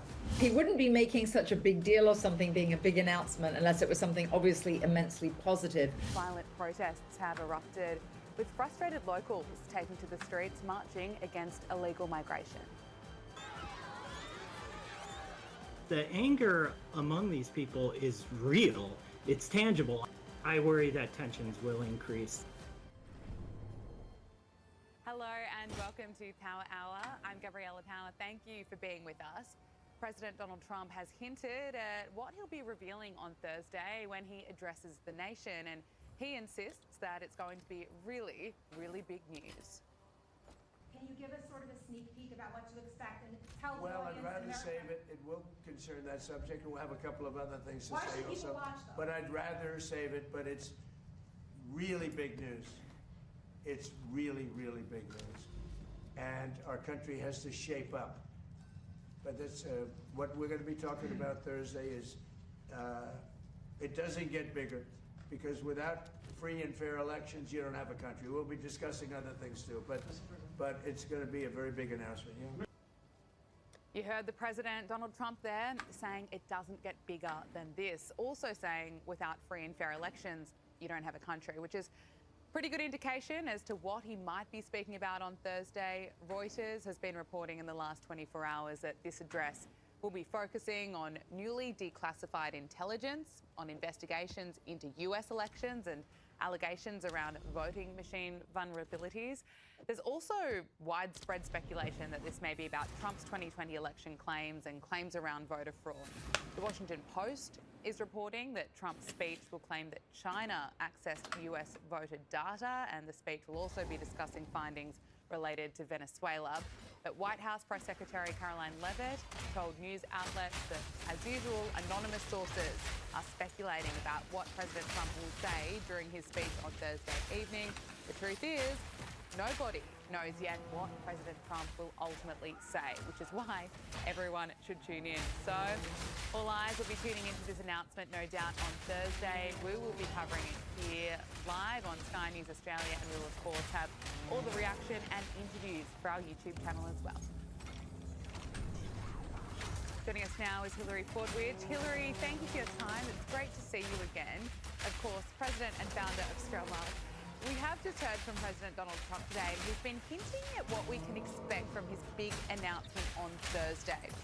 What's your sense of what we might be hearing? Well, he wouldn't be making such a big deal of something being a big announcement unless it was something obviously immensely positive. I know that we have some great news with regard to the economy coming up, a lot of investment, and this is linked, of course, also with regard to Iran and all the investment that other nations are going to be making, but also it could be he said it was to do with protecting the integrity of the U.S.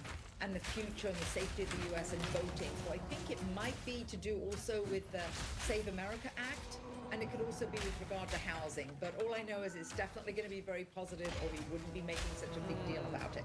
Yeah, it'll be very fascinating to watch. We'll be taking it live and in full here on Sky News Australia, and of course we'll be having all the reaction.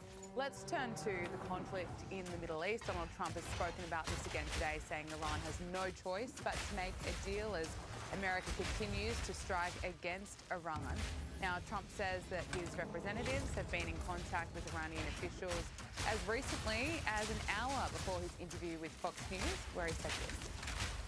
If we left right now, it would take them 20 years to rebuild what they have. The only way you can negotiate with these people is through strength. And the only strength is military strength. And that's what we've done. And I mean, literally 2 days ago, we had a deal. And then they broke it at the last moment. They broke it. I want to get your thoughts on this, Hillary? Of course, Donald Trump said today that US forces are being very careful with the civilian population, but warned that Iran must return to the negotiating table. I don't see how they can reach some peace agreement at this point, as Iran keeps breaking its promises, which of course is no surprise, sadly. What's your assessment of where things are at? Well, Gabriella, it's a ghastly situation. I know, obviously, all the naysayers have been saying it's, rinse, wash and repeat, rinse, wash and repeat. I think that it's obviously President Trump trying to do his very best to get a deal. But yes, to his point, how can you do a deal with people who constantly break whatever they agree to? Of course, he was paraphrasing there President Reagan, who always said that, it's important to have peace through strength. And he was saying the only way to deal with him is through strength. I think the sad thing, though, Gabriella, is the Iranians don't care about their own people. They actually killed about 52,000 of the protesters, their own people. I think it's a pity that we're going militarily and we're destroying, as President Trump has declared, bridges, their infrastructure, we're going after power plants. I actually would advocate more of what we did before, which was taking down the personal assets of the leadership that were foreign and actually restricting their investments, their assets, taking property, crypto investments. I think that was a very good economic fury, it was called by Scott Bessent. We need to do a lot more of that so we penalize the perpetrators and get them to come to the table. Yeah, but it's way harder to do. Of course, Trump also made the point that Iran's military has been downgraded to a very low level. Despite what you read in some of the fake news media, Iran absolutely has been weakened.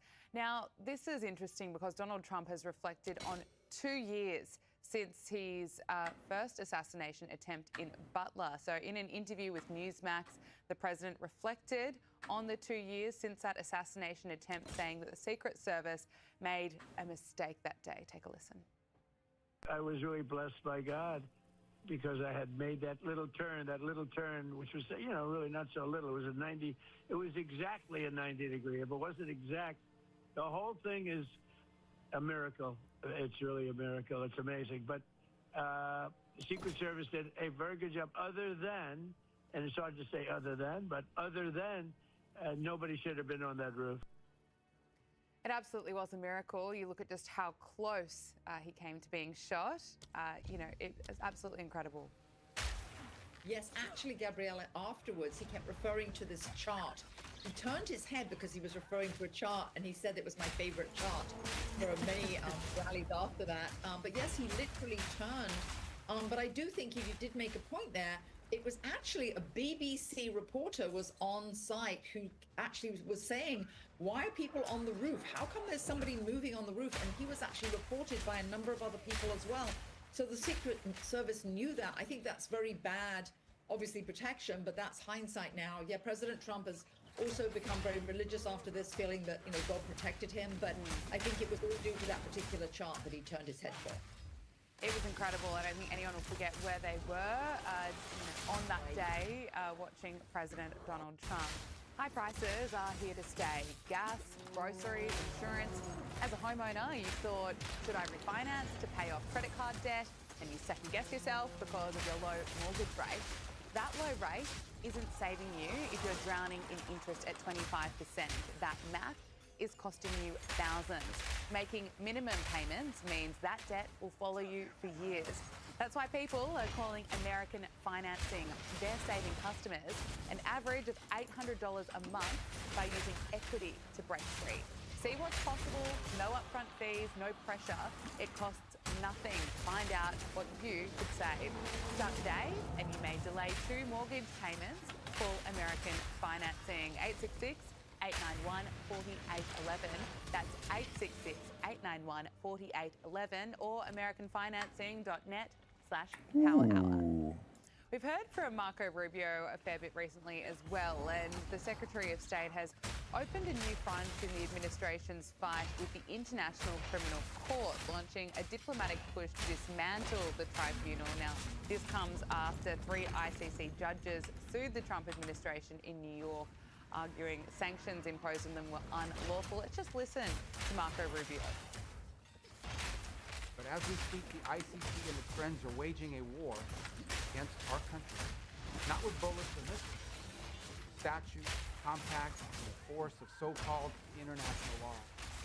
When the ICC was born 24 years ago, they told us that it was merely a narrow backstop, a global court that would step in to prosecute only the gravest offenses, things like genocide and war crimes, and only when a nation's courts were unable to prosecute them on their own.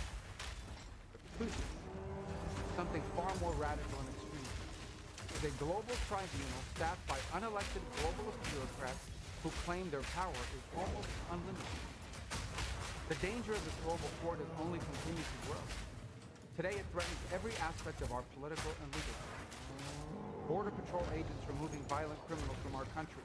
American Marines risking their lives to defend our homeland. Prosecutors working to dismantle terrorist plots to attack and kill Americans. If we stand idle, all of them would be at the mercy of foreign judges thousands of miles away, facing the constant risk of prosecution and even imprisonment for the so-called crime of defending their own country. He's so impressive, Marco Rubio, isn't he? I want to get your thoughts on this. Oh, he's impressive, he's articulate, he's erudite, and he's diplomatic, and he's stating the truth here. These are unelected bureaucrats, Gabriella. Not that anyone in the US wanted them, or actually anyone in the world. And they've actually been interfering with numerous issues here in the United States, not limited to the ICE agents deporting criminals, those that have been committing crimes and have come to this country illegally. So this interference isn't something that the American public has wanted or voted for, or that is in any way actually legal by American laws. And they're acting with impunity across the world. And I think that in this instance, and in many instances, but Marco Rubio's completely correct. And as I mentioned at the beginning, unelected bureaucrats, why are they there doing this? Doesn't actually sit very well with the American public. No, absolutely not. Let's turn to New York, where millionaires are fleeing by the day. New York's share of US millionaires has fallen sharply in recent years, wiping out nearly $11 billion in tax revenue in just 1 year, according to analysis published in the New York Post. So this study, released by the Citizen Budget Commission, found that even before Zohran Mamdani took office, New York's share of America's millionaires dropped from 12.7% to 8.7%. This is between 2010 and 2022. So had New York maintained its share of the nation's millionaires over the past decade, personal income tax collections would have been substantially higher, roughly $10.7 billion more in the tax year 2022. So this is interesting, and it comes amid more fears that Mamdani's push to tax the rich will just drive out even more wealthy taxpayers and their businesses right out of New York City. Oh, it's absolutely correct, Gabriella. They say the more that you tax at something, the less you get of it. And of course, as Margaret Thatcher said, the problem with socialism is you run out of spending other people's money. And the benefits of this, though, are the states where people are fleeing to. In Texas, they've received so many of the Wall Street investment firms, and PE firms are flocking there. In fact, Wall Street, it's now in Texas actually referred to as Y'all Street because the firms are going down there, yes. And of course, the other beneficiaries of this are the real estate market in Florida, where properties are actually booming, and the real estate obviously is booming down there. The other thing that's very sad, the very people that Mamdani and any socialist actually purports to want to help. So let's just take him at his word. Let's just say that he wants to help people. The greatest irony of it, Gabriella, is in the long run, they won't be helped because you won't be able to provide the same kind of services, because when the tax base is lower, they won't have the funding. Actually, Governor Hochul has pushed back on the tax increases because she realizes what's happened. She's actually softened her tone and has been almost begging businesses to return to New York City. It's very sad. They're now hemorrhaging investment as well as population. It is very sad indeed. Hillary, in the UK, a wave of threats against right-wing figures came right into focus after a major development in the investigation into former Tory MP turned Reform UK spokeswoman Anne Widdecombe's killing.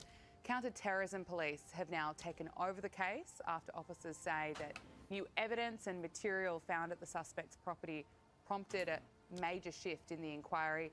Hillary, it's such a disturbing story, but very significant development with counter-terrorism police taking over the case. No, absolutely. And I think for any members of our audience that aren't familiar with where she was living, this wasn't what in a not that I'm saying that it's okay if it was in a major city or a high crime area, but she was living in a remote, very countrified part of the UK in Devon. This was you can actually think we're seeing photographs here, but it was overlooking the English Channel, absolutely remote village where very few people were there, somewhere that most English people would consider to be very safe and remote. What is terrifying about this is that she was targeted, as you mentioned at the beginning there, by this, I believe he was a 28-year-old, and he drove 300 miles on a deliberate attack. And this is Anne Widdecombe, and she was obviously a Reform MP, but Labour ministers and the other side have actually also come out and praised her for having a true North Star. The only bit of good news in this is there is now going to be introduced in the UK. There's this app called SOS, a dash alert, that will enable people to be able to press a button and instead of having to speak to the police, an immediate alert system going to the police to protect women, girls, and actually anybody who could be attacked across the UK, because of course Nigel Farage has been under threat, and so have many politicians. So there is an app out there. Yeah, it was like woman, girl, like in the US. It came out of another the man. Sandy Hook shooting. But this is a dreadfully sad case, and we do need things like this new app to protect people. And that is some good news indeed. And you mentioned Nigel Farage's security. Reform UK's Robert Jenrick has accused the government of failing to give Nigel Farage the security that he needed, suggesting that it took Anne Widdecombe's murder, or alleged murder, I should say, for Farage to be granted a security meeting with the Home Secretary. The Home Secretary is the ultimate arbiter of what happened in the Home Office. She isn't powerless, and no one would pretend so. Would she agree that it was unwise of the government to heavily reduce the security offered to the member for Clacton, given all that we know about his particular danger that is posed to him and to his family? Would she agree that, frankly, it shouldn't have taken the murder of Anne for him to be offered a meeting with the committee, and that many will conclude, perhaps unfairly, but nonetheless, that it is only because of the political views of the member for Clacton that he is placed in this position? It's interesting, that point there about political views. Can I get your reaction? Yes, actually, Gabriella, this is very sad because this is a trend we're seeing across the pond. Obviously, the shooting of Charlie Kirk here in the United States, his assassination, the attempts on President Trump's life. And yes, in the UK, Anne Widdecombe on the right, all these attacks are on people on the right, and Nigel Farage and his family have received death threats, which I think is absolutely ghastly. It always seems to be those politicians on the right, and Jenrick is absolutely correct there. There needs to be more protection. I'm hoping this Dash Alert app will help that, but it's not preventative. It's not actually going to stop those. We need more security as well, and it's very sad that it's always coming to those right politicians. It is indeed. I'm sorry to do this to you on a lighter note, but I'm not sure if you're going to enjoy talking about it. Prince Harry, he was back in the UK where he had a private reunion with King Charles and his wife Meghan Markle. What are your thoughts on that reunion? How did it go? Well, they were there for about an hour. Camilla stood right by King Charles's side, so it wasn't a private with the king. Obviously, she was there very very savvy to protect the king, unless his heart let him melt, and in case they came at him for money or something else. Interestingly, although the meeting was confirmed by Buckingham Palace, this was kept very private, no photographs whatsoever, and the meeting was only under the condition that it remained private and that Prince Harry did not disclose any of the details afterwards. So it was, so far, he's kept to his word. It has remained very private. So I think in some ways, this does show a capitulation on the, on the side of King Charles. But on the other hand, he's a family man and he's got a big heart. He's suffering from cancer and he wanted to obviously see his son and his grandchildren. But I don't think an hour is a very long time to get to know your grandchildren when you haven't seen them in 4 years. I don't think anybody would ever wish any family to be broken apart, but obviously this is hypocritical Harry wanting to have a relationship with the very family that he threw under the proverbial royal bus, Gabriella. And I think it's despicable what he and Meghan Markle have said and done to the royal family and the institution. Now they're coming crawling back because, of course, they need that sort of, obviously, proximity to the royal family. No, well said. Hilary Fordwich, always so good to speak with you. Thank you so much for joining us on Power Hour. Oh, pleasure. Thank you, Gabriella. Let's turn to South Africa now, where violent protests have erupted, with frustrated locals taking to the streets marching against illegal migration. Bro, South African people marching against illegal migration. That's crazy.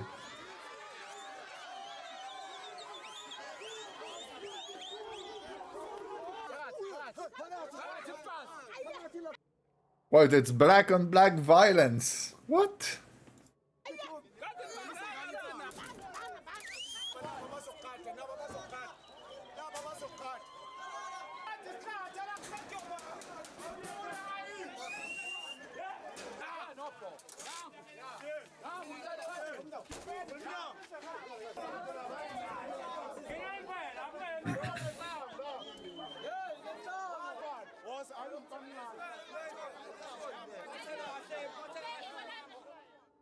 This has been building in South Africa for weeks now, with organisers vowing to march every Thursday until undocumented migrants are removed. The government is cracking down. More than 53,000 immigrants have been deported in the space of a month, and authorities say that more than 80% of the immigrants sent home were from Malawi. Joining us now is Daniel Swift, Senior Research Analyst for Economic Finance and Trade at the Foundation for the Defence of Democracies. Daniel Swift, thank you so much for your time. We really appreciate it. What's the latest? Thank you so much for having me on. What's the latest on the situation in South Africa, and why is this happening? Yeah, as you can see from the clips, the anger among these people is real. It's tangible. I would just argue it's directed at the wrong people in many ways. Since the presidency of Jacob Zuma, which was about 2008 to 2019, the economy has deteriorated, public services has suffered. You might have heard about rolling blackouts in South Africa. And, you know, ordinary South Africans have seen members of the ruling African National Congress get richer and richer through corruption. So that anger hasn't gone away. It's stewed, and now it's being directed at migrant communities, mostly from countries nearby, Mozambique, Zimbabwe, Malawi, but also against people as far north as Ghana and Nigerians that are also in the country. You spent nearly 3 years posted in South Africa as a diplomat. Does what we're seeing now feel like a shift? So in some ways, it's a great question. South Africa has had a lot of bouts of xenophobic violence since the end of apartheid in 1994. Most recently in 2021 and 2022, but even as far back really as 2023. As 2003. What's new about today is they're more organized than they were in the past. These aren't bouts of mob violence kind of spurred randomly in township areas. These are much more organized, and they're also in sync with an electoral schedule. South Africa's having local elections in November. And I think what we're starting to see is with the fall of the ANC's political fortunes, it's opened up a lot of space for, let's call them policy entrepreneurs, or people to take up issues and to effectively try and gain power on them after they've watched ANC leaders get rich through the exercise of political power. So the difference this time around is the scale, but also the organization associated with these protests. Just drawing on your time in South Africa, how deep did tensions over migration and economic pressure run? They're very, very deep. You know, South Africa has an unemployment rate about one out of three. All South Africans are unemployed. It's much higher if you look at the rate for the black population and the youth population. So it's important to understand that people are really, really frustrated. President Ramaphosa has mostly tried to kind of control the situation without solving the underlying problems. He's acknowledged that Department of Home Affairs has, allowed weak borders and has made mistakes with documentation and paperwork and has been backed up. But at this point, I don't think he's really trying to solve the problem. He's trying to ride out this wave of violence like in previous waves without addressing the underlying anger that's still there. Is deporting more than 50,000 migrants in a month enough to calm this anger? It won't be. And if you look at the total estimated number of migrants in South Africa, you're looking at about 2.5 million. So you're really talking about a very small fraction of people that have been deported. And most of these folks have self-deported on buses to places like Malawi and Mozambique and Zimbabwe. And what I hear from my contacts in the country is that many people are just hoping to lay low and ride this out and see what happens. But the March and March movement and other leaders of these protests, a woman named Jacinda Sissobile Zuma, has said they're going to hold these rallies every Thursday, which assures that this will be at the top of the agenda up into election season, which takes place again in early November. So I'm more worried about the situation getting worse if the underlying concerns of the protesters aren't addressed. I think all of us in countries with immigration, we want fair rules that are reasonably enforced. And I think given the high rates of unemployment, that's going to be a tough sell for the ANC in the run-up to these November elections. Is there a left-wing group that believes in open borders? It's certainly not very popular right now. I think most of the momentum is on the side of more strict enforcement. South Africa has always seen itself as a beacon of economic development and of human rights among the countries in Africa. So it's always had some proclivity towards open borders. And of course, there's long-standing connections between the African National Congress and many of the governments in places like Zimbabwe and Mozambique, and even Nigeria and Ghana, who helped the ANC resistance to apartheid. I don't think South Africa likes the idea of this coming up in diplomatic forums. Ghana has threatened to make this a topic at the AU summit coming up, and Nigeria is asking for restitution for its citizens who lost property in these actions. So it's a bad look for South Africa. It hurts their vision of themselves as a leader on the continent. But I don't think there's a strong left-wing movement really pushing for open borders for South Africa. It's more of a function of a long-term mining economy where migrants used to come in from places like Malawi to work in the mines, and these patterns have repeated. It's just people are really frustrated there, and oftentimes they have very good reason to be frustrated. And is this in any way, has it in any way been inspired by what we're also seeing take place in Europe and in America? Yeah, you're seeing, I think it's a really good question. I would hesitate to draw, really firm lines between them. I think South Africa is always kind of its own unique situation. But certainly, South Africa is a messy, big, multiracial democracy, much like the Australia and the United States, that has a complicated past. And these types of tensions do arise, especially when there's failures to enforce laws and when unemployment rates hit, 33%, as high as 60 for the youth populations. There's a lot of very palpable frustration there. You mentioned that protest organisers say that they plan to keep marching every Thursday until undocumented migrants are removed.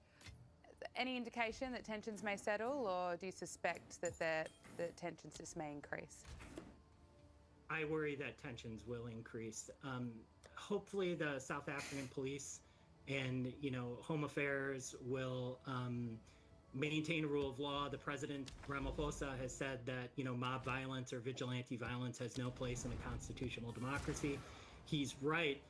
But in wake of doing, or in lieu of doing anything to address these oftentimes very real concerns, it's difficult to see, for me, how this diffuses. And South Africa is headed towards a very interesting political season. It's already in unprecedented territory, with the ANC failing to secure a majority in the last election, so it's now sharing power with the Democratic Alliance. As the ANC, in my view, continues to decline in popularity, we will start to see other movements come up in South Africa. Now, some of those movements, like parts of the DA, I think would be pretty healthy for the country, but other parts, like the Economic Freedom Fighters, led by Julius Malema, or the MK Party, headed by the allies of former President Jacob Zuma, could be very damaging. So as political space becomes open in South Africa, I anticipate that people will compete for it, and I think the incentive will be to stoke violence among those new upcomers, as opposed to trying to, introduce comprehensive solutions to what is a very, very difficult problem. So it's likely that we could see greater violence? I think it's likely, at least up until November's elections, although if you force me to be optimistic, I can say in the past that these flare-ups of violence have dissipated and wound down. But I think the dynamic is pretty strong in the townships and in a lot of the areas that are suffering economically. It's going to be a rocky season up until at least November, but I'm hoping for calm. Daniel Swift, Senior Research Analyst for Economics, Finance and Trade at the Foundation for the Defence of Democracies. Thank you so much for your time. We really appreciate it. Thank you, Gabriella. Everybody's talking about weight loss injections because the results are so dramatic. They Weight work by loss blood sugar and injection? reducing appetite. So what if you're looking to lose weight but not interested in painful weekly injections, especially when you hear about some of those intense side effects? That's why doctors created a weight loss supplement called Lean, and the results are remarkable. The studied ingredients in Lean have been shown to lower your blood sugar, burn fat by converting it into energy, and curb your appetite and cravings so you're not as hungry. But listen, Lean is not for the casual dieter with only a few pounds to lose. The doctors at Brickhouse Nutrition created Lean for frustrated dieters with 10 or more pounds to lose.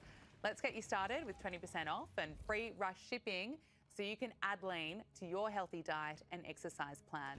Visit takelean.com and enter POWER for your discount. That's promo code POWER at takelean.com.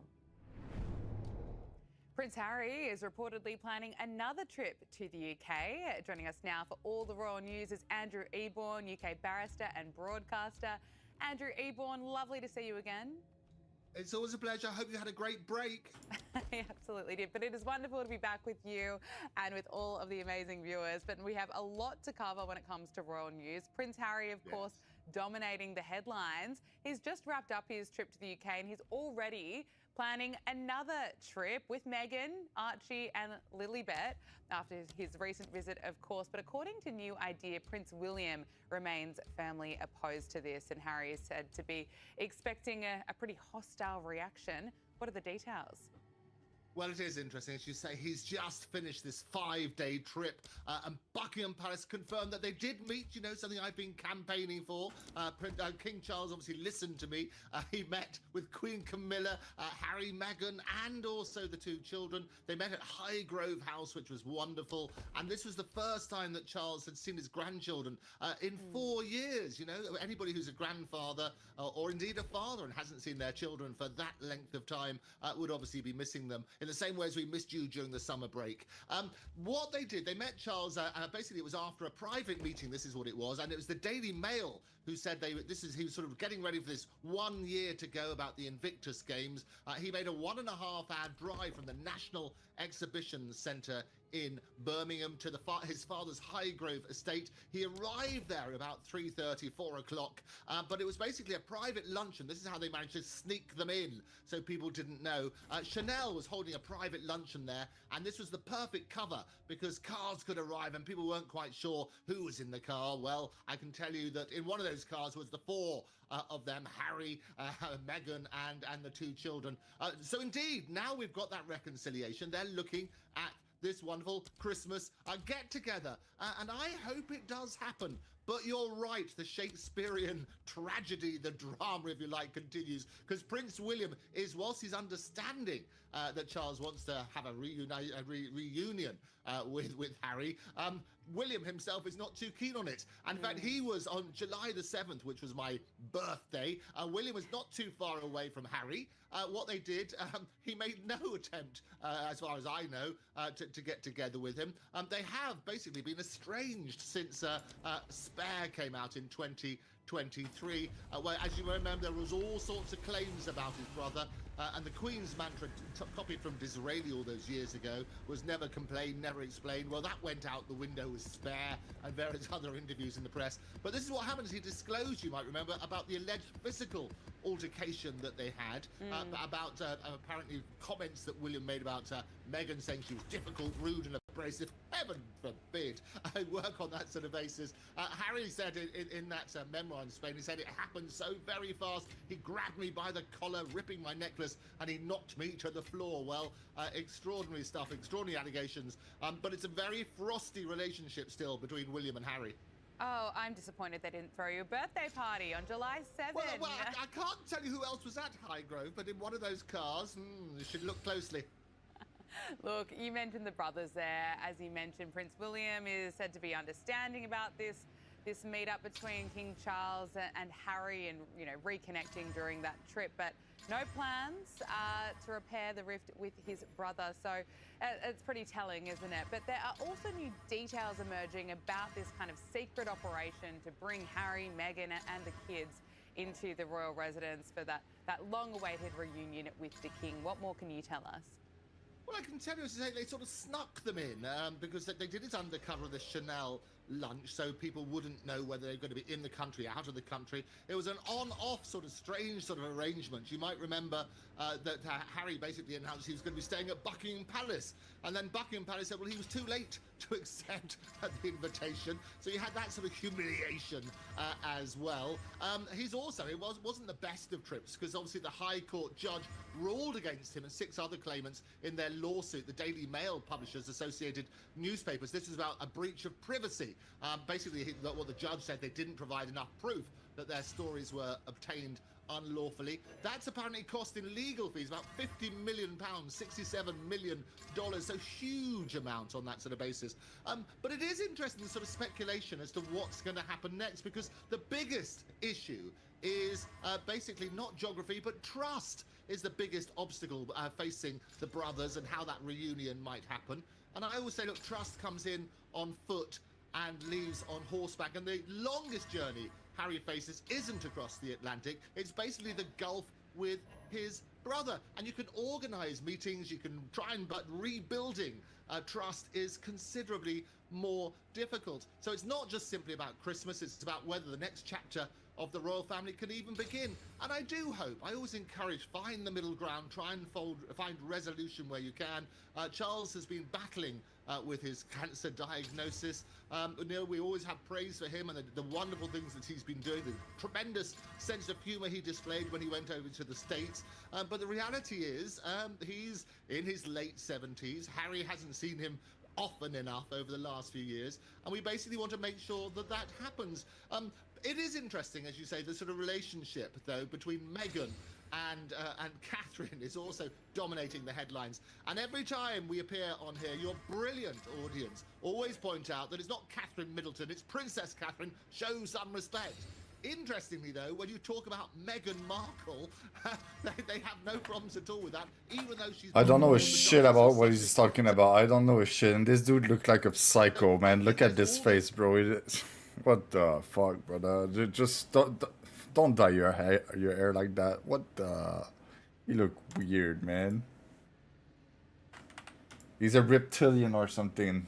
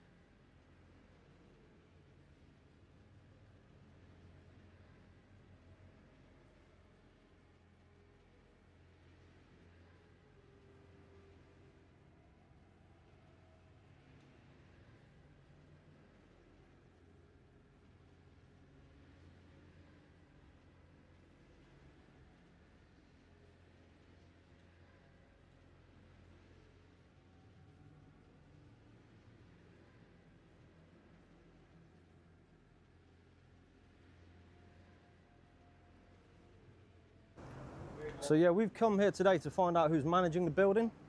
We want to know if it's Serco or Clear Springs. Okay.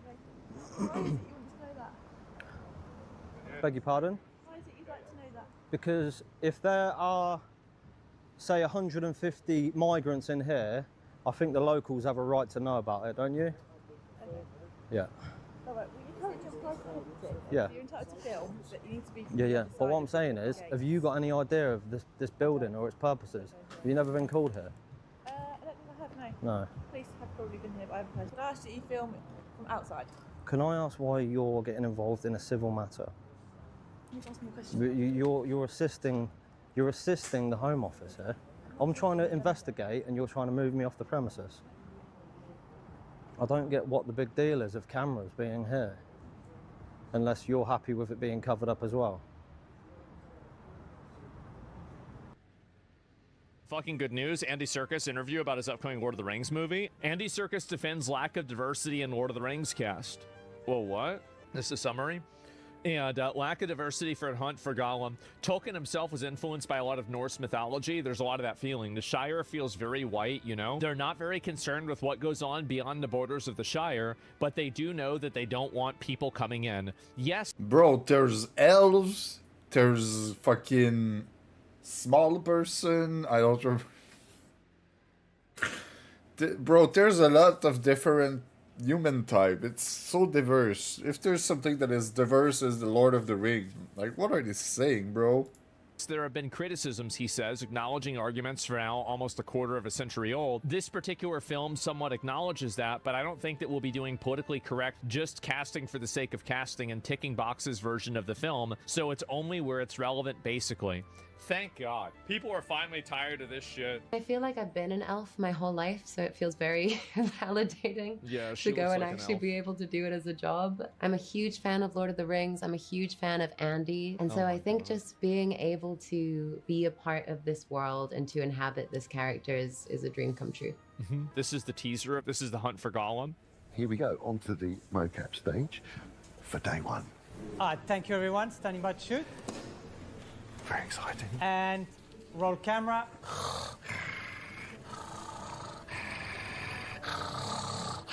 And action. He's so good. Oh my God.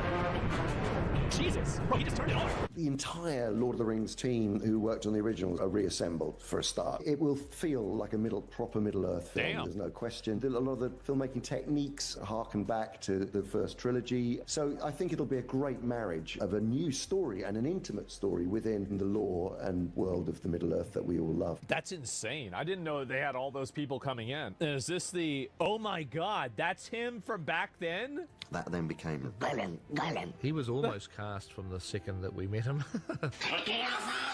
It hurts us.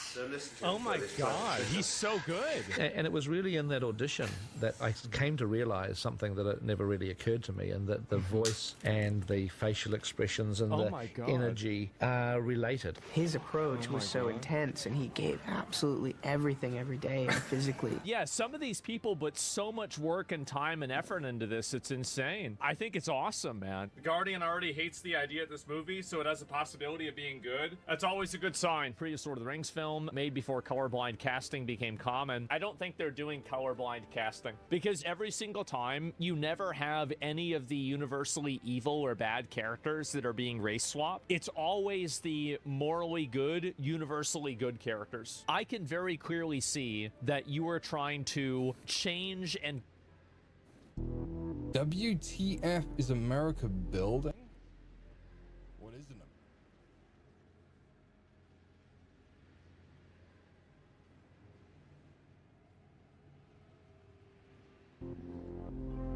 It looks like an airport to me.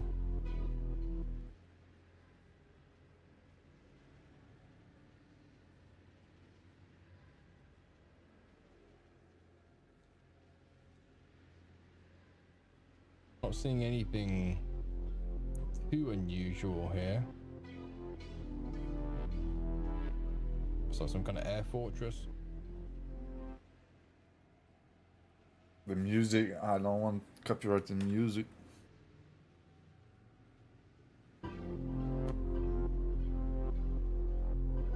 interesting. I wonder why they had to blur that out.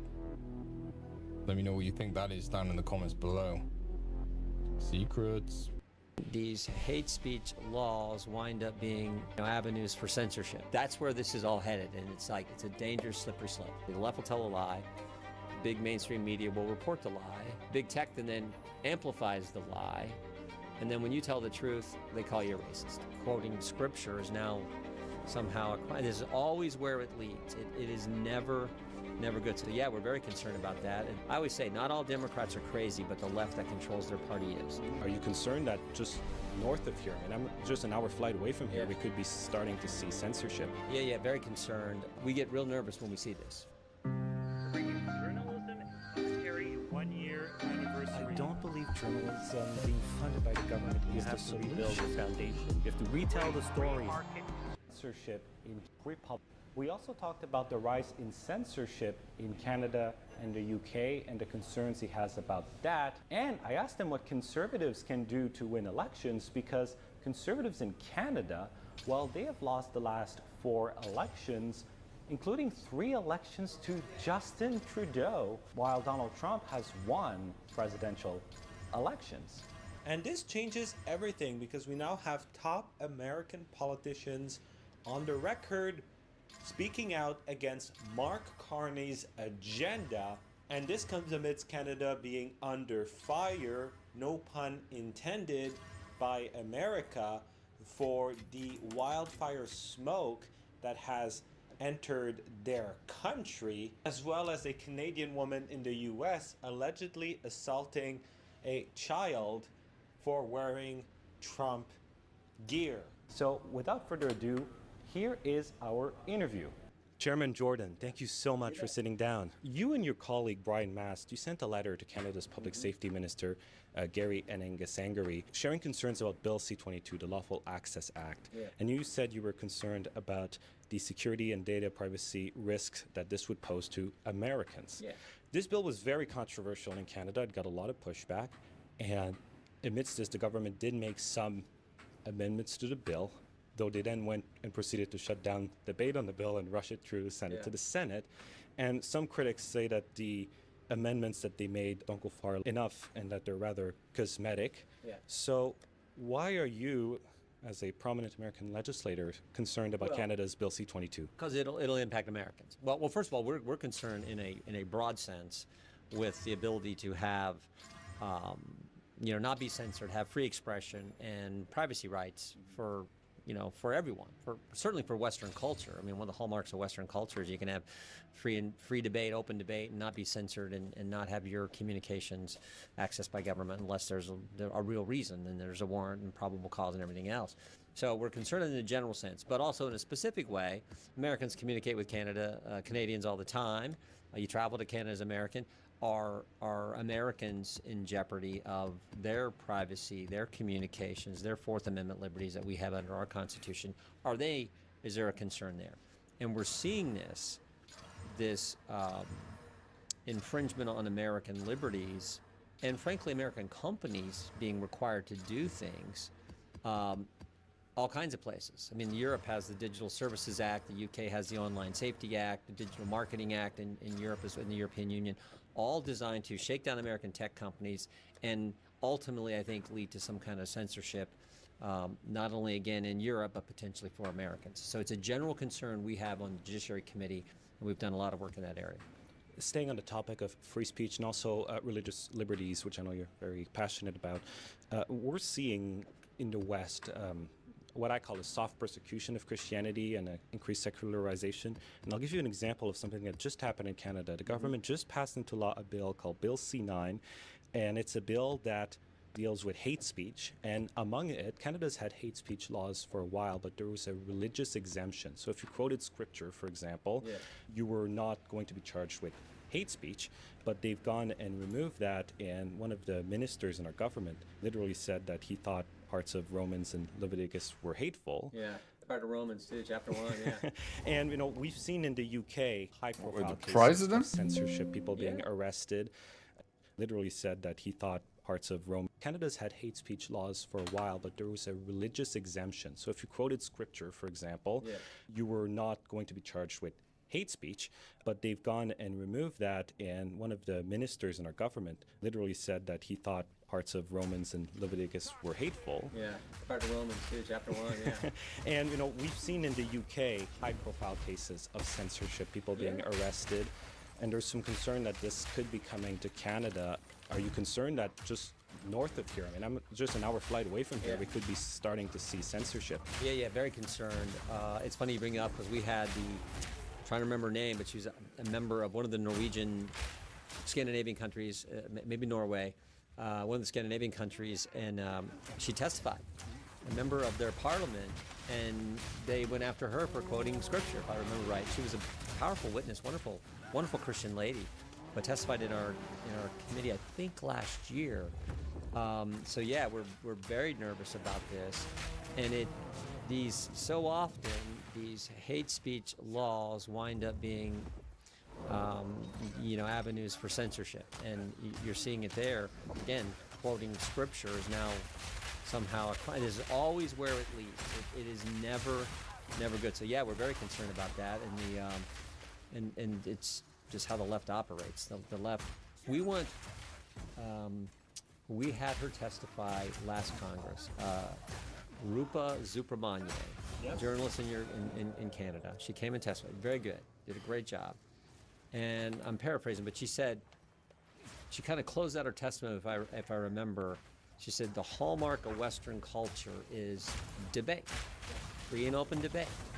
And when you lose that, the alternative to settling disputes is not any place we ever want to go. You want to have the debate. You make the best argument, I'll make the best argument.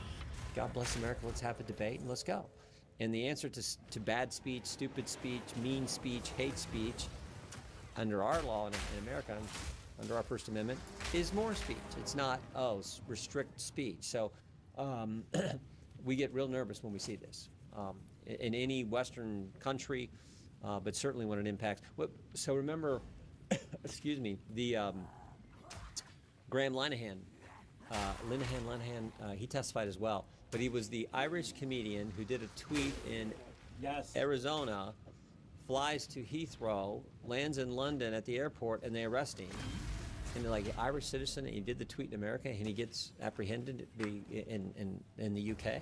Well, that's where this is all headed, and it's a dangerous slippery slope. Hey, I hope you're enjoying this interview. I surely enjoy coming to Washington, D.C. to bring you the other side of the story, but it comes at a cost. You see, I refuse to take any money from the government or from political parties, meaning that these trips are entirely self-funded.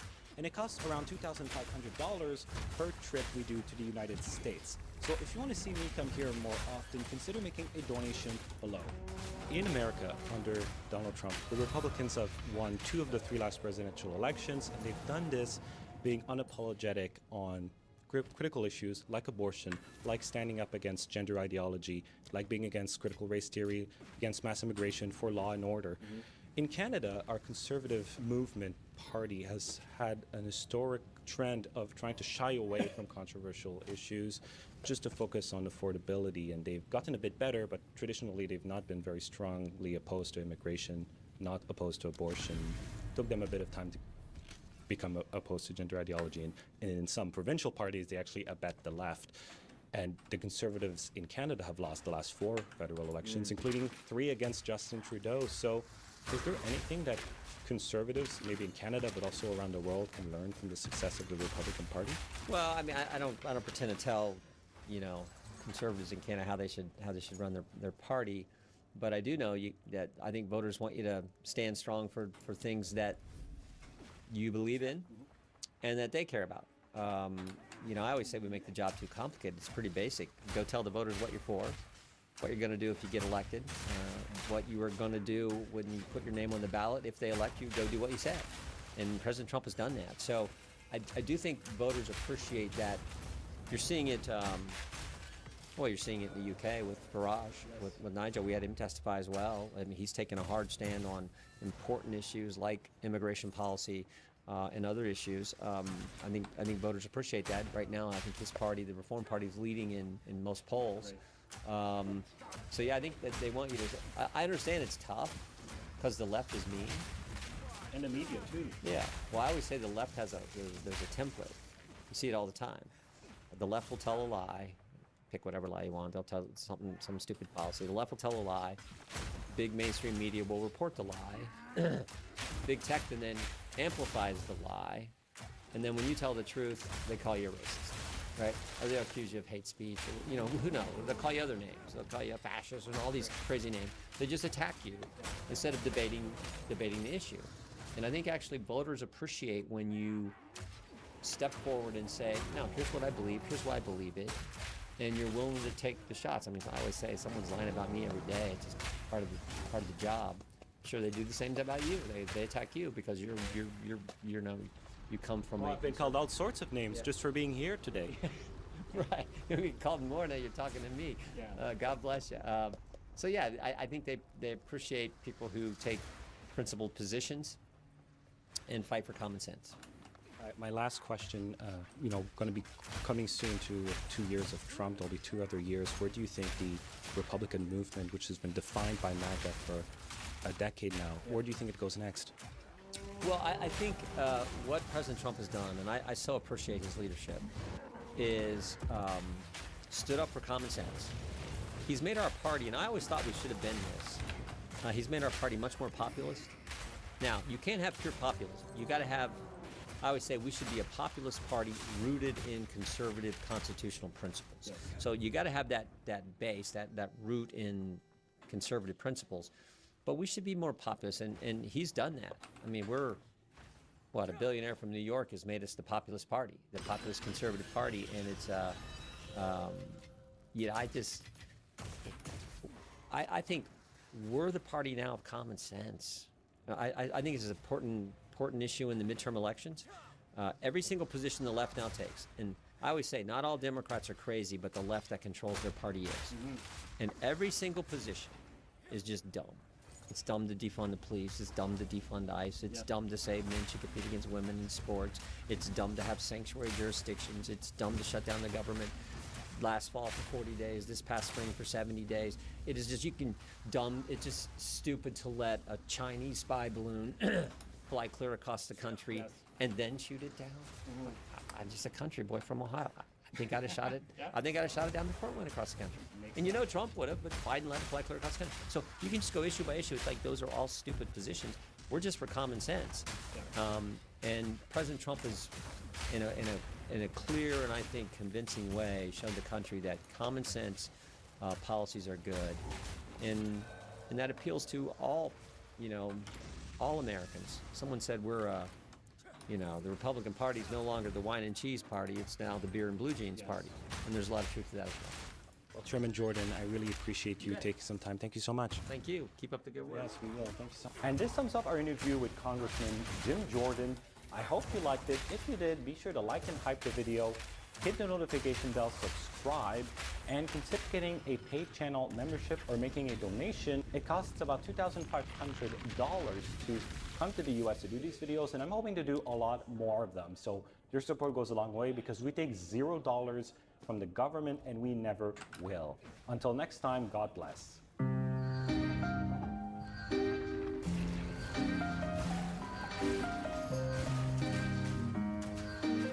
Well, the sound is so loud. I'm so sorry. Bro. This channel. Eli Kentenantel. It was so good, and at the end, boom. Bro. It's so easy. Like in a live stream, it's pretty hard to make all the sound be the same, but when you edit a video, you see all the sound, you can put them at the same level. It's not hard, man. He'd rather wait than to make a bad deal. Let's be very clear. He already has a bad deal. It just hasn't been signed.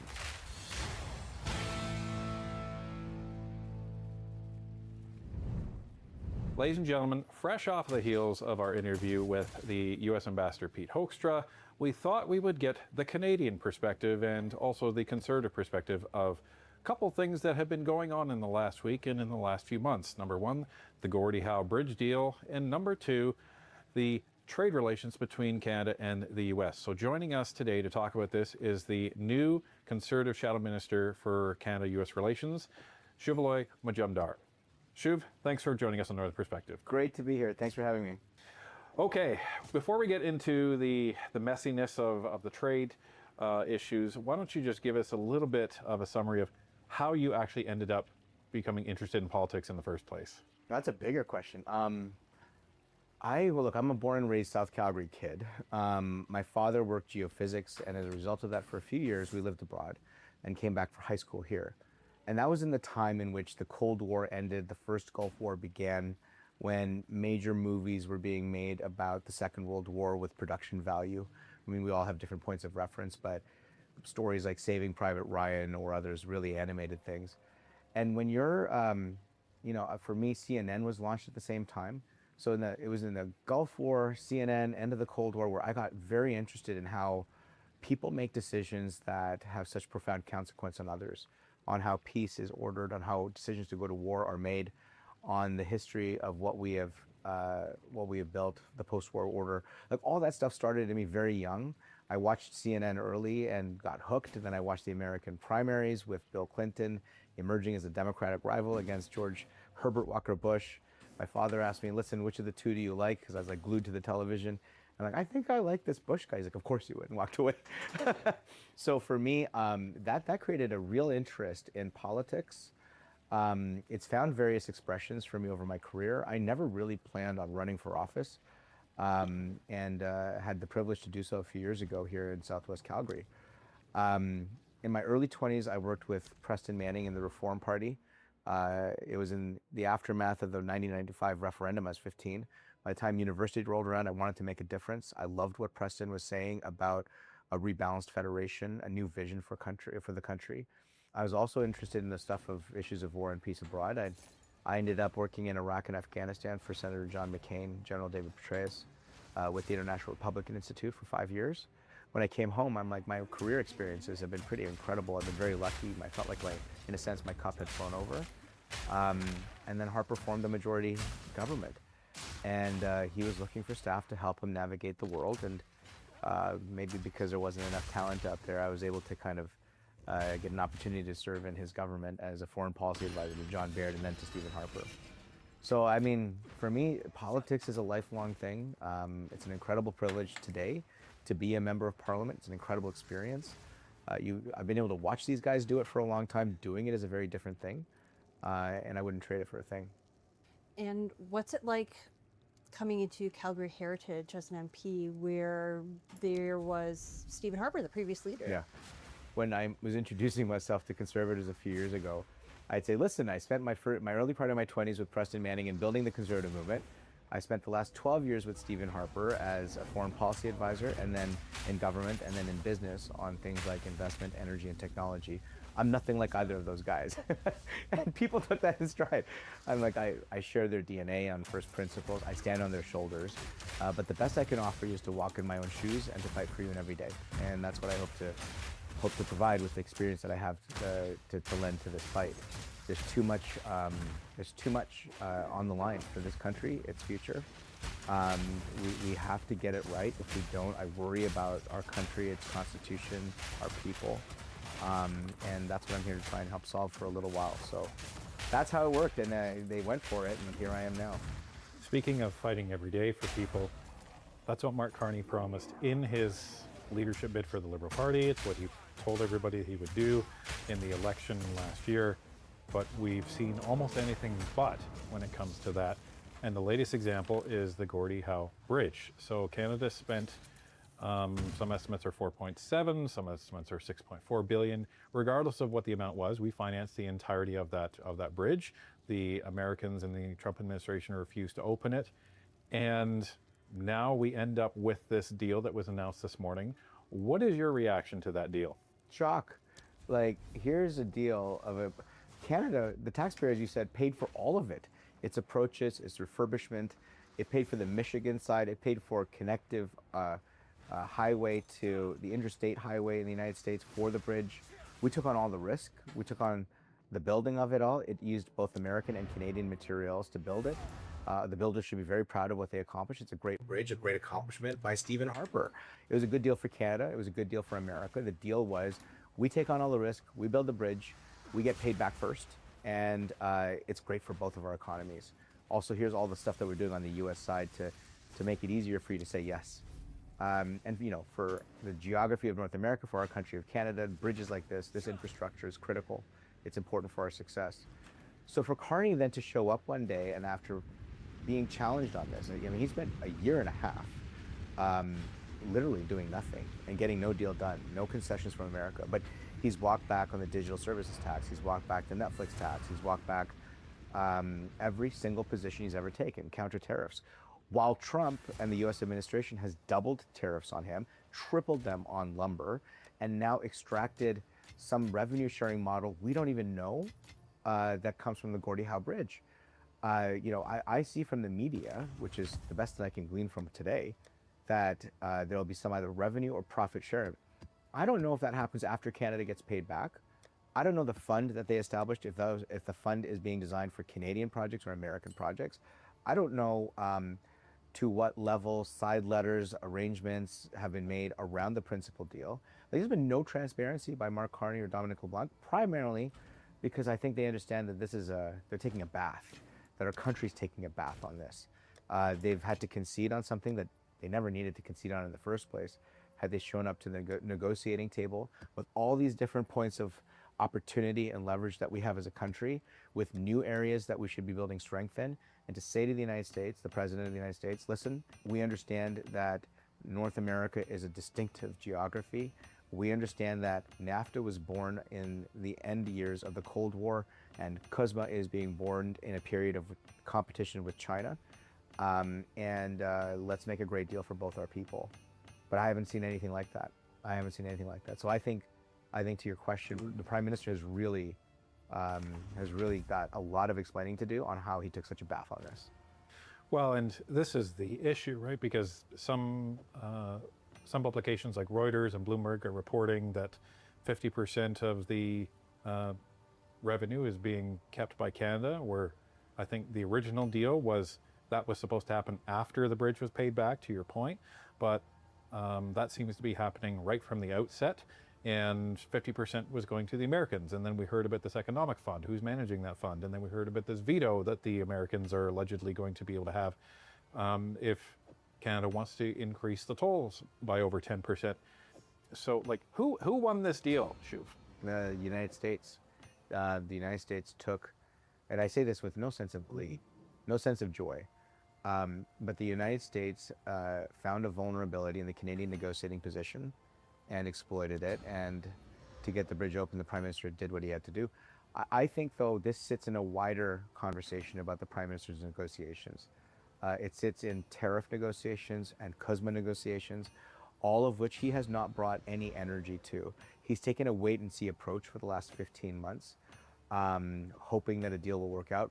And whenever the United States president comes to knock on his door and say, I want a concession on Netflix tax, a concession on digital service tax, a concession on military spending, the Prime Minister says, yes, yes, yes.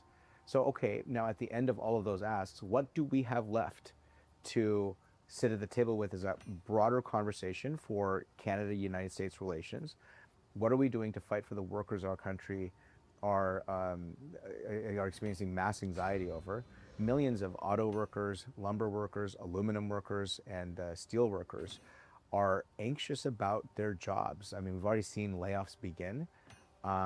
We see an intractable position from Washington today, and we have no idea where our country is in these negotiations. In the same time, the Prime Minister is energetically sending multiple ministers to Beijing to talk about everything from heritage to agriculture to what might be the case, and to Europe. Ultimately, on Canada Day, that CUSMA was supposed to be, we wished, renewed for 16 years.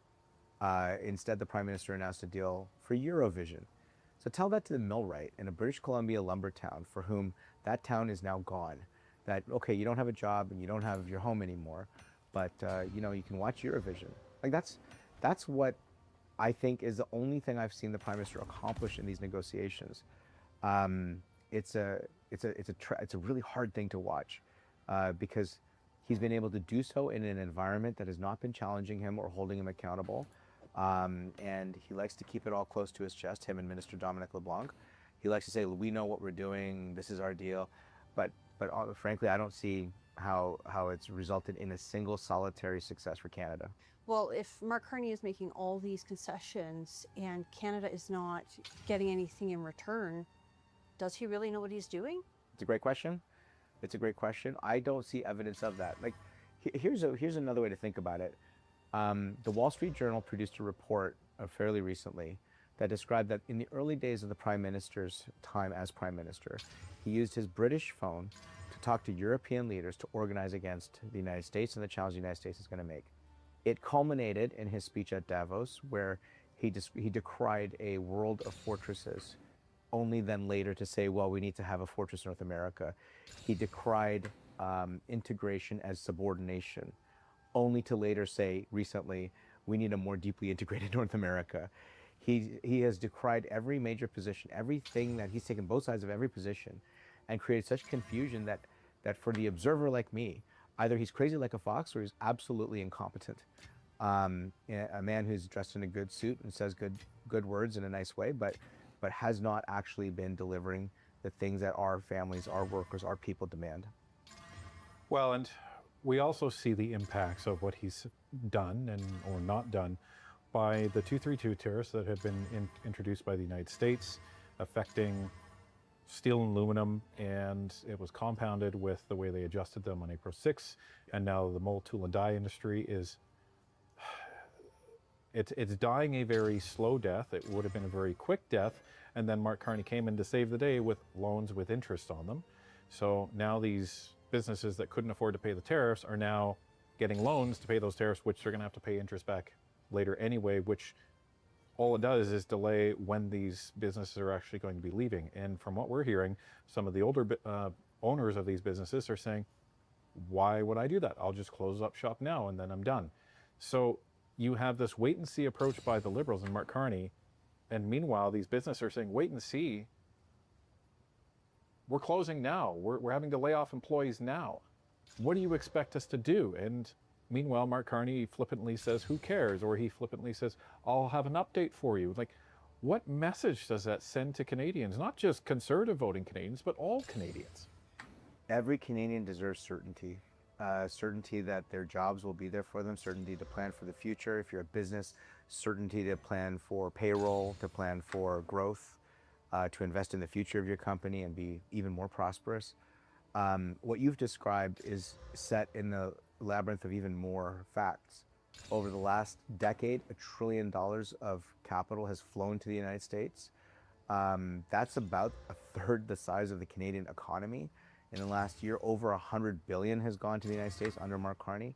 Under Mark Carney, tariffs have doubled and tripled. They haven't even stayed the same. Over the last years, his economic track record is either recessionary or flatlining economic growth. KPMG released numbers recently showing that over 42 to 48% of manufacturers are looking, to your point, to close down or migrate to the United States, their operations, because they just can't afford to plan. The cost of waiting that Prime Minister Carney has imposed on the Canadian economy and the Canadian worker is one of the greatest travesties of the last year, a year and a half. And he's got nothing to show for it, and people are hurting. He's done some nice speeches and does some big visits and shows some international visits that is meant to be about market diversification. But even when he's trying to do market diversification, we're not seeing a dime of capital come into a Canadian job or a Canadian project or a secured access for a Canadian product or good elsewhere. We haven't seen any of that. This is the trouble our country's in right now. And this is the kind of gravity that I wish most Canadians would be able to pay attention to on a day-to-day. They could push out the noise, the cocoon that the national press, that the government in its own communications, that the academy and others keep validating. I want to get to every Canadian to make sure they understand that we're in a very bad situation now. It's not getting better. We have to reverse course. We need serious leadership. This country deserves serious leaders, and they're not getting that with Prime Minister Carney or with Ministers LeBlanc and the cast of characters that led us into this mess in the first place. Well, and you talked about earlier, you have a lot of experience in international business. You've worked for for Stephen Harper for years. A lot of Canadians are getting lost in this trade deal rhetoric that Mark Carney is talking about. So to break down for Canadians, is it cheaper for a Canadian business to diversify and try to set up logistical supply chains and product and marketing divisions overseas in Europe and these other countries that Mark Carney is allegedly, signing these trade deals with? Or does it make more financial sense for them to just say, I'm going to pack up shop here, move it south 100 kilometers or maybe it's 1,000 kilometers south to the biggest economy in the world, and that's where I'm going to make my money? What makes the most financial sense? Between diversifying to another foreign market or moving to the United States. Listen, our country is governed like any country. All trade, all economic and national security is really defined by geography. Our geography is North America. This is where we live and work. Our partnership is the United States, and it's not always been a good partnership, but we work towards making it better. And for our people, we have to be competitive in North America. We have to have a good, deregulated environment that is capable of responsibly doing resource development at scale and speed unseen in our country's history. We need to be able to secure market access to the United States for our goods and products, not just on a preferential basis, but on a partnership basis. There's a shared manufacturing base. If President Trump and Mark Carney were to listen to us, the Prime Minister were to listen to us, the conservative proposition for a new auto pact would see an increase of production of North American vehicles, and even for America to go from 11 million to 13 million vehicles sold. It's an increase of sales that would be good for the United States because of our integrated economy. If Canada and the United States could work together on something like a critical minerals and energy resource strategic reserve, on NATO-grade things that are required for the wars of the future, and on being able to stabilize international markets like we've seen through the wars in Europe and the Middle East and how they've impacted international energy prices. If they had listened to the kind of advice to build a Canadian defense industrial base that would be able to serve the arsenal of the world, like counties like Ajax and others in southwestern Ontario used to be big munitions providers for the Allied world in 2 world wars. And once again, we find ourselves in a world of geopolitical competition. And if we could see eyeball to eyeball, particularly on, like if we could see eye to eye, I should say, on the threat that China poses to us all, and that's the Arctic, that's energy, that's investment, it's technologies, it's the globalized world that they have weaponized from Beijing. If we could see how we can work together to stare down those rivals like we have in the past, I think it'd be a great deal for Canada and the United States like it has been in the past when we come to ground. But as long as the Prime Minister and his government and his cabinet live in a fantasy that doesn't exist anymore from decades ago, self-absorbed by their own arrogance in how to negotiate through these times, and incapable of thinking strategically of how our country can benefit through a real negotiation on securing our markets from illicit goods, illicit finance, illicit drugs, and international crime. As long as he's bringing weakness to that, I worry about the future of this country. Well, and this all builds to this question of what is happening or what has happened with the USMCA or CUSMA as we call it, because what we've been hearing from business leaders, and I'm sure you're hearing the same thing, is that the U.S. is dumbfounded as to the offers that are being presented to them from the Canadian side when there is these back channel negotiations. Canada hasn't been at the table in any of the formal ones, and we verified that through the Mexican media. So you have a understanding admitted by Prime Minister Carney as well as the U.S. ambassador that a framework for a deal was pretty much agreed upon in October. And then something happened. Now, if you listen to the Canadian media, Donald Trump got irritated from this Ford ad that was put out, but that's not what we're actually hearing. What we're hearing is the Americans didn't walk away from that. And if they didn't walk away from that, there's only one other party that could have walked away from that, and that would have been the Canadians. So what does that say? That we had something in place, and it was encompassing some of the major irritants that were going on, those were being resolved. But then Canada just walked away from that deal. What do you make of that? I'm grateful that you said that was confirmed both by the Canadian and the American side, because in a negotiation, I'm on Team Canada. And I'll take the Canadians' word for what they said and did. And I've heard, like you have, that Canadians walked away from creating a deal, or maybe even shifted the goalposts on something that was already agreed to as a basic assumption. Whether it's for sabotage or for politics, I don't know. I think that this government has not been transparent in how it's been approaching negotiations with the United States. It does not answer questions from the press or from the parliament, or show its work and receipts for its various tactics around the negotiating table and on the various issues. All we have is the evidence is that for every point of negotiable leverage, the Prime Minister capitulates when the President pushes. And when he might have been close to a deal on issues that I think would be good for Canada, he decides to sabotage it and walk away. Like, I don't understand why the Prime Minister would play that game while tilting to Beijing internationally. It's a shadowy kind of politics. There's nothing to really say about it except to fight it with transparency and to fight for the Canadian worker that's paying the price of his cost of waiting, and to make the bad decisions he's making intolerable so that he might reverse course.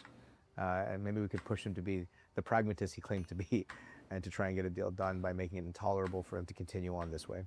So we always get this question. I'm sure you always get this question, but let's say the Conservatives were in power right now.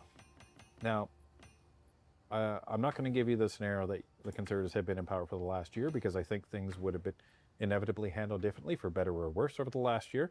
But if the Conservative Party were in government today, just made government, what would they be doing with regard to this file? Well, look, on the Prime Minister's shoulders rests two things when he wakes up, when she wakes up, or goes to sleep every single day. The first one is the unity of our country, and the second one is our relationship with the United States. That is the responsibility of the Prime Minister in every day of governing this country. And in this relationship, I mean, obviously, reversing the clock by a year or moving it, it's difficult to describe that. But what I would tell you is, I know that Prime Minister Pierre Poilievre would wake up every single day making sure that Canada had the best deal for Canadians in a partnership with America that worked. That he would, and he's been explicit about what he wants to accomplish. I mean, he would establish a strategic reserve for energy and critical minerals that in good faith would be offered for tariff-free trade. He would propose an Auto Pact 2.0 to unleash production for our industrial base in the automotive sector. And it's a proposal that's been heralded by all as a great proposal, and work towards getting that. He would unleash our defense industrial base rather than open up project offices to do various types of purchases, rather than actually focusing on the workers and the ingenuity and the abilities that Canadians can provide into something like that. He would create energy corridors. I mean, we campaigned on this, and it's a very real proposal. A lot of work went into it. But he would have natural resource corridors that were fully partnered with First Nations, with pre-approved permits, shovel-ready projects that would have a 6-month turnover from application to sign off. And finally, deregulate and create an investment climate in this country to attract the hundreds of billions of capital that we need to unlock our resources and our economy, and give the opportunity for everyday Canadians to participate in that by buying into the projects that are going to make our country so successful. Building up our domestic strength on our own terms, and then taking that to America and to the world, is how Conservatives would approach this. And in this day and age, we don't have the luxury to wait. We have an urgency to move now. We certainly would not be spending time like the Prime Minister does, thinking about middle power diplomacy or managing decline. We would be bringing the strength and ambition of a country that has major power capabilities, and to realize that for the next half century to come. So then what can Canadians do to help not only keep the relationship between Canada and the United States strong, but also ensure that our trade is managed appropriately and that Canadians are not losing jobs? You know, the Prime Minister says he'd rather wait than to make a bad deal let's be very clear. He already has a bad deal. It just hasn't been signed. Canadians, I think, would benefit from understanding that we have a bad deal, that it has not been signed, and there has been no plan, and that they must insist that this Prime Minister, this government, take this relationship with the United States seriously. It is not just an economic relationship, it is also one of our shared security interests. It means reinforcing our borders, our Arctic front. It means modernizing how we defend our continent from threats, traditional and technological. It means that we understand the moment that our North American world is set in, which is a world of competition with Beijing, a country a government there that has no qualms about conquest and creating arteries of data and resources to fuel its rise, to challenge our way of life. And that's the world we live in today. So what Canadians can do is get active, get involved, call their legislators, say, why are you waiting around on the field? What's your strategy? When do you think we can get an actually good deal for Canada so we can have the certainty we need in our lives, so we can plan for the future, that we can afford the basic things to live, and that we can raise our families in safety? So, I mean, that's probably my biggest call upon Canadians, is to think big about their potential in their country and not to accept the managed decline they're being sold.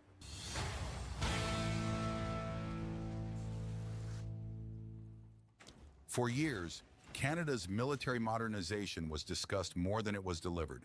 Governments announced plans, set ambitious goals, and made commitments, but major investments often moved at a slower pace than the changing global security environment. That trend now appears to be shifting.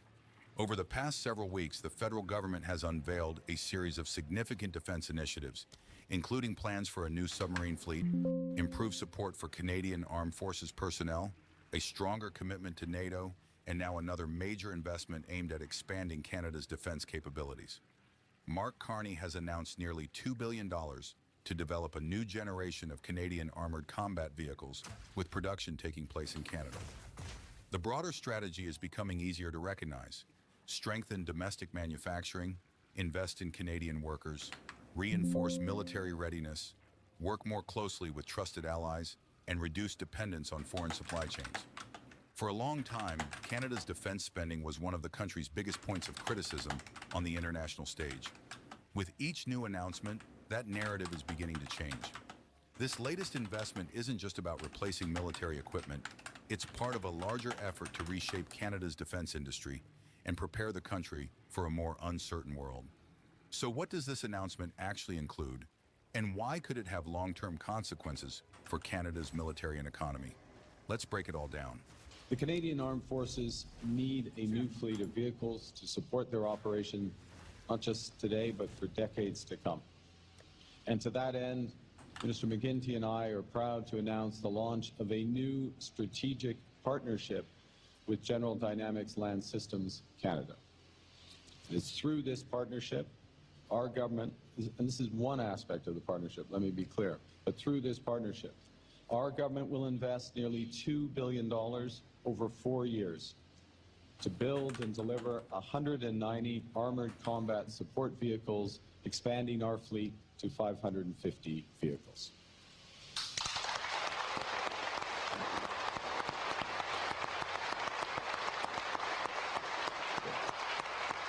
I don't need to hear the clap, just skip that, bro. And as the people in this room and those you represent know, these vehicles are designed to keep soldiers protected, mobile, and mission ready in the most demanding environments. For decades, GDLS Canada has made vehicles that supported the CAF on military bases across our country, in Afghanistan, in Latvia, and also, as we just announced last week, the provision of another 35 vehicles to Ukraine to help defend themselves against Russia. Thank you, and thank you. Wow, good job. You're sending stuff to Ukraine. This is so dumb, dude. And the new fleet order that we're announcing today will continue that legacy, serving our women and men in uniform at bases across the country. Every single one will be built right here at GDLS Canada's factory, right here in London. Our new partnership with GDLS Canada will create and sustain over 6,000 high-paying Canadian jobs every year over the next 8 years. That announcement speaks volumes about where Canada's defense policy is heading. A nearly $2 billion investment, hundreds of next-generation armored combat vehicles, thousands of skilled Canadian jobs, and production staying entirely within Canada's borders. The significance goes far beyond adding new equipment to the military. It's a commitment to strengthening Canada's defense manufacturing base, supporting high-value industries, and ensuring the Canadian Armed Forces have the modern technology needed to respond to an increasingly unpredictable world. Rather than relying more heavily on foreign suppliers, the government is placing a larger emphasis on building critical capabilities at home, creating economic benefits while reinforcing national security at the same time. Today's announcement is an exemplar of our defense industrial strategy in action. This is a bold plan to get our armed forces what they need, when they need it, to scale Canadian defense companies, and to put hundreds of billions of dollars that we need to protect ourselves and our allies, but to put those hundreds of billions of dollars to work in strategic sectors of our economy. We have a simple framework: build, partner, buy. First and foremost, we're focused on building in Canada, directing procurement to Canadian firms that have what we call sovereign capabilities. This is what we're talking about. This is what we're doing here today with GDLS Canada. Now, there will be many cases where we don't have all those capabilities here in Canada. So we look to partner with trusted allies. And that's what we're doing with an announcement we made in May, when we entering into negotiations to procure Saab's Global Eye surveillance aircraft. It's an early warning and control system that helps detect and deter threats across our Arctic and beyond.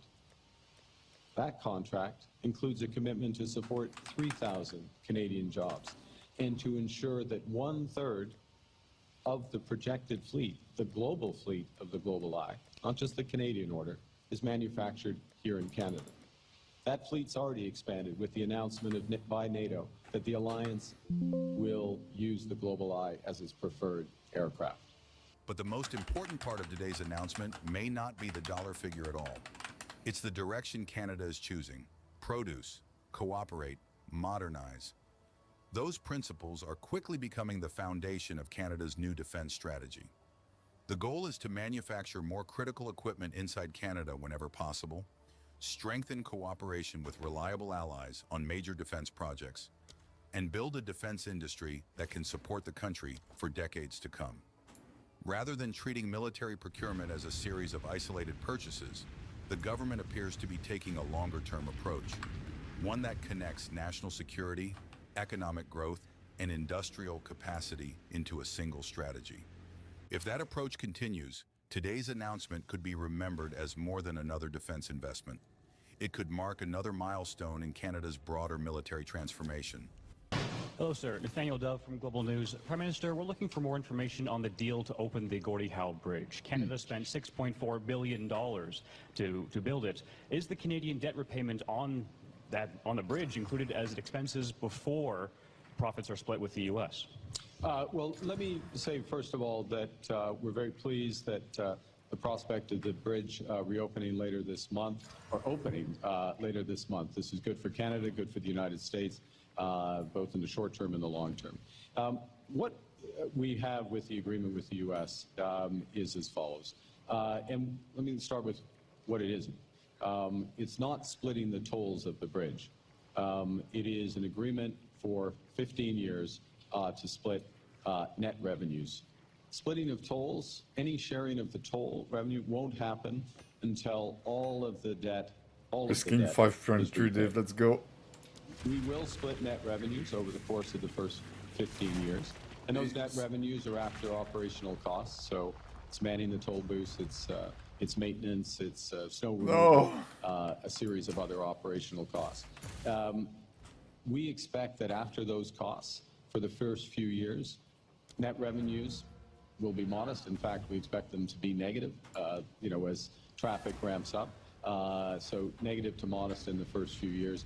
And what's been designed is an alignment of incentives so that when the splitting begins, all of the portions that go to the U.S. government will be reinvested in economic development, regional economic development in the area, the U.S. side of the area, obviously, which is pro-cyclical. It reinforces, more traffic, higher revenues, more investment, and that's the way it moves forward. The underlying agreement that we have with Michigan remains the same. And so no sharing of tolls until all the debt is repaid. So it's a good deal for both sides. It gets things moving. The discussion surrounding the Gordie Howe International Bridge highlighted another pattern we've been seeing in recent weeks. Carney defended the agreement by arguing that it secures Canada's long-term interests while finally moving a long-delayed project toward completion. He also emphasized that construction-related debt would be repaid before any net revenue would be shared. People will continue to debate whether the agreement strikes the right balance, but the government's broader objective appears consistent. Rather than allowing major infrastructure projects to remain tied up in years of uncertainty, the focus is on reaching agreements, getting construction finished, and putting those projects into operation. In that sense, the bridge announcement wasn't just about one crossing. It reflected a wider approach that prioritizes delivering major national projects instead of leaving them on the drawing board. Mr. Prime Minister, Jerry Dewan from CTV News London. This region has among the highest unemployment levels of anywhere across the country. How are we looking to use this to address those concerns? Yeah, well, my caucus colleagues from the region are here. We are very focused on exactly this issue. Part of the answer is in today's announcement. It's providing not just the scale of the investment, but also the certainty of a partnership. So longer-term certainty, which of course is going to help GDLS invest and build out as well. And this is where some of the international travel that we've been doing, the international meetings we've had, the deepening of our partnership with NATO, our agreement, for example, with Europe to be part of their defense procurement, what we're doing with Gulf allies. This is where it starts to come together because it reinforces the efforts of the company which has always been very successful in exports. About 80% of the production goes for export from here, but it's reinforcing that opportunity in this more dangerous world. So that's a component in the defense sector, the defense industrial sector. In the end, all of today's announcements point toward a much broader picture. This isn't only about increasing defense spending, it's about strengthening relationships with reliable allies, investing in Canadian industry, creating new opportunities for exports. This AI video is so ass, bro.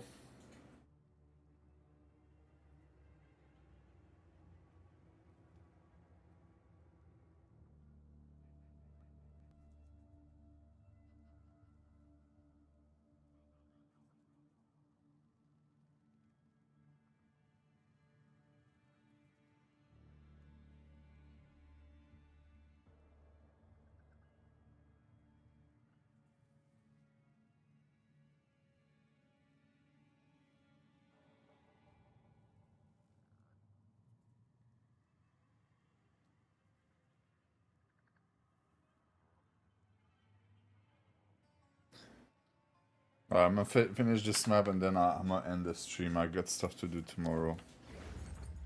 I tried to find a video during that time, but algorithm is going bad.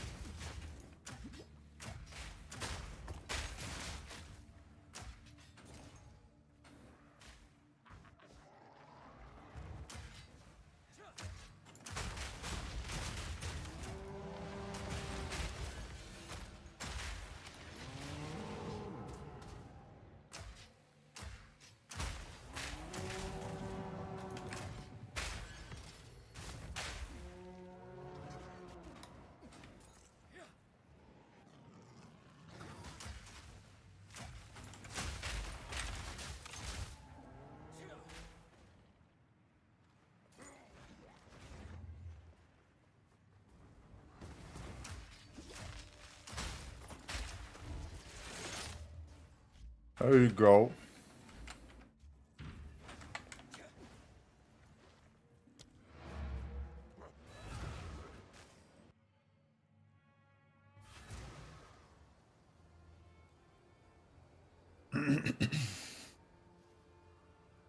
All right. So I'm gonna be back tomorrow. Thank you everyone for coming by. You guys are the best. I wish you a good night.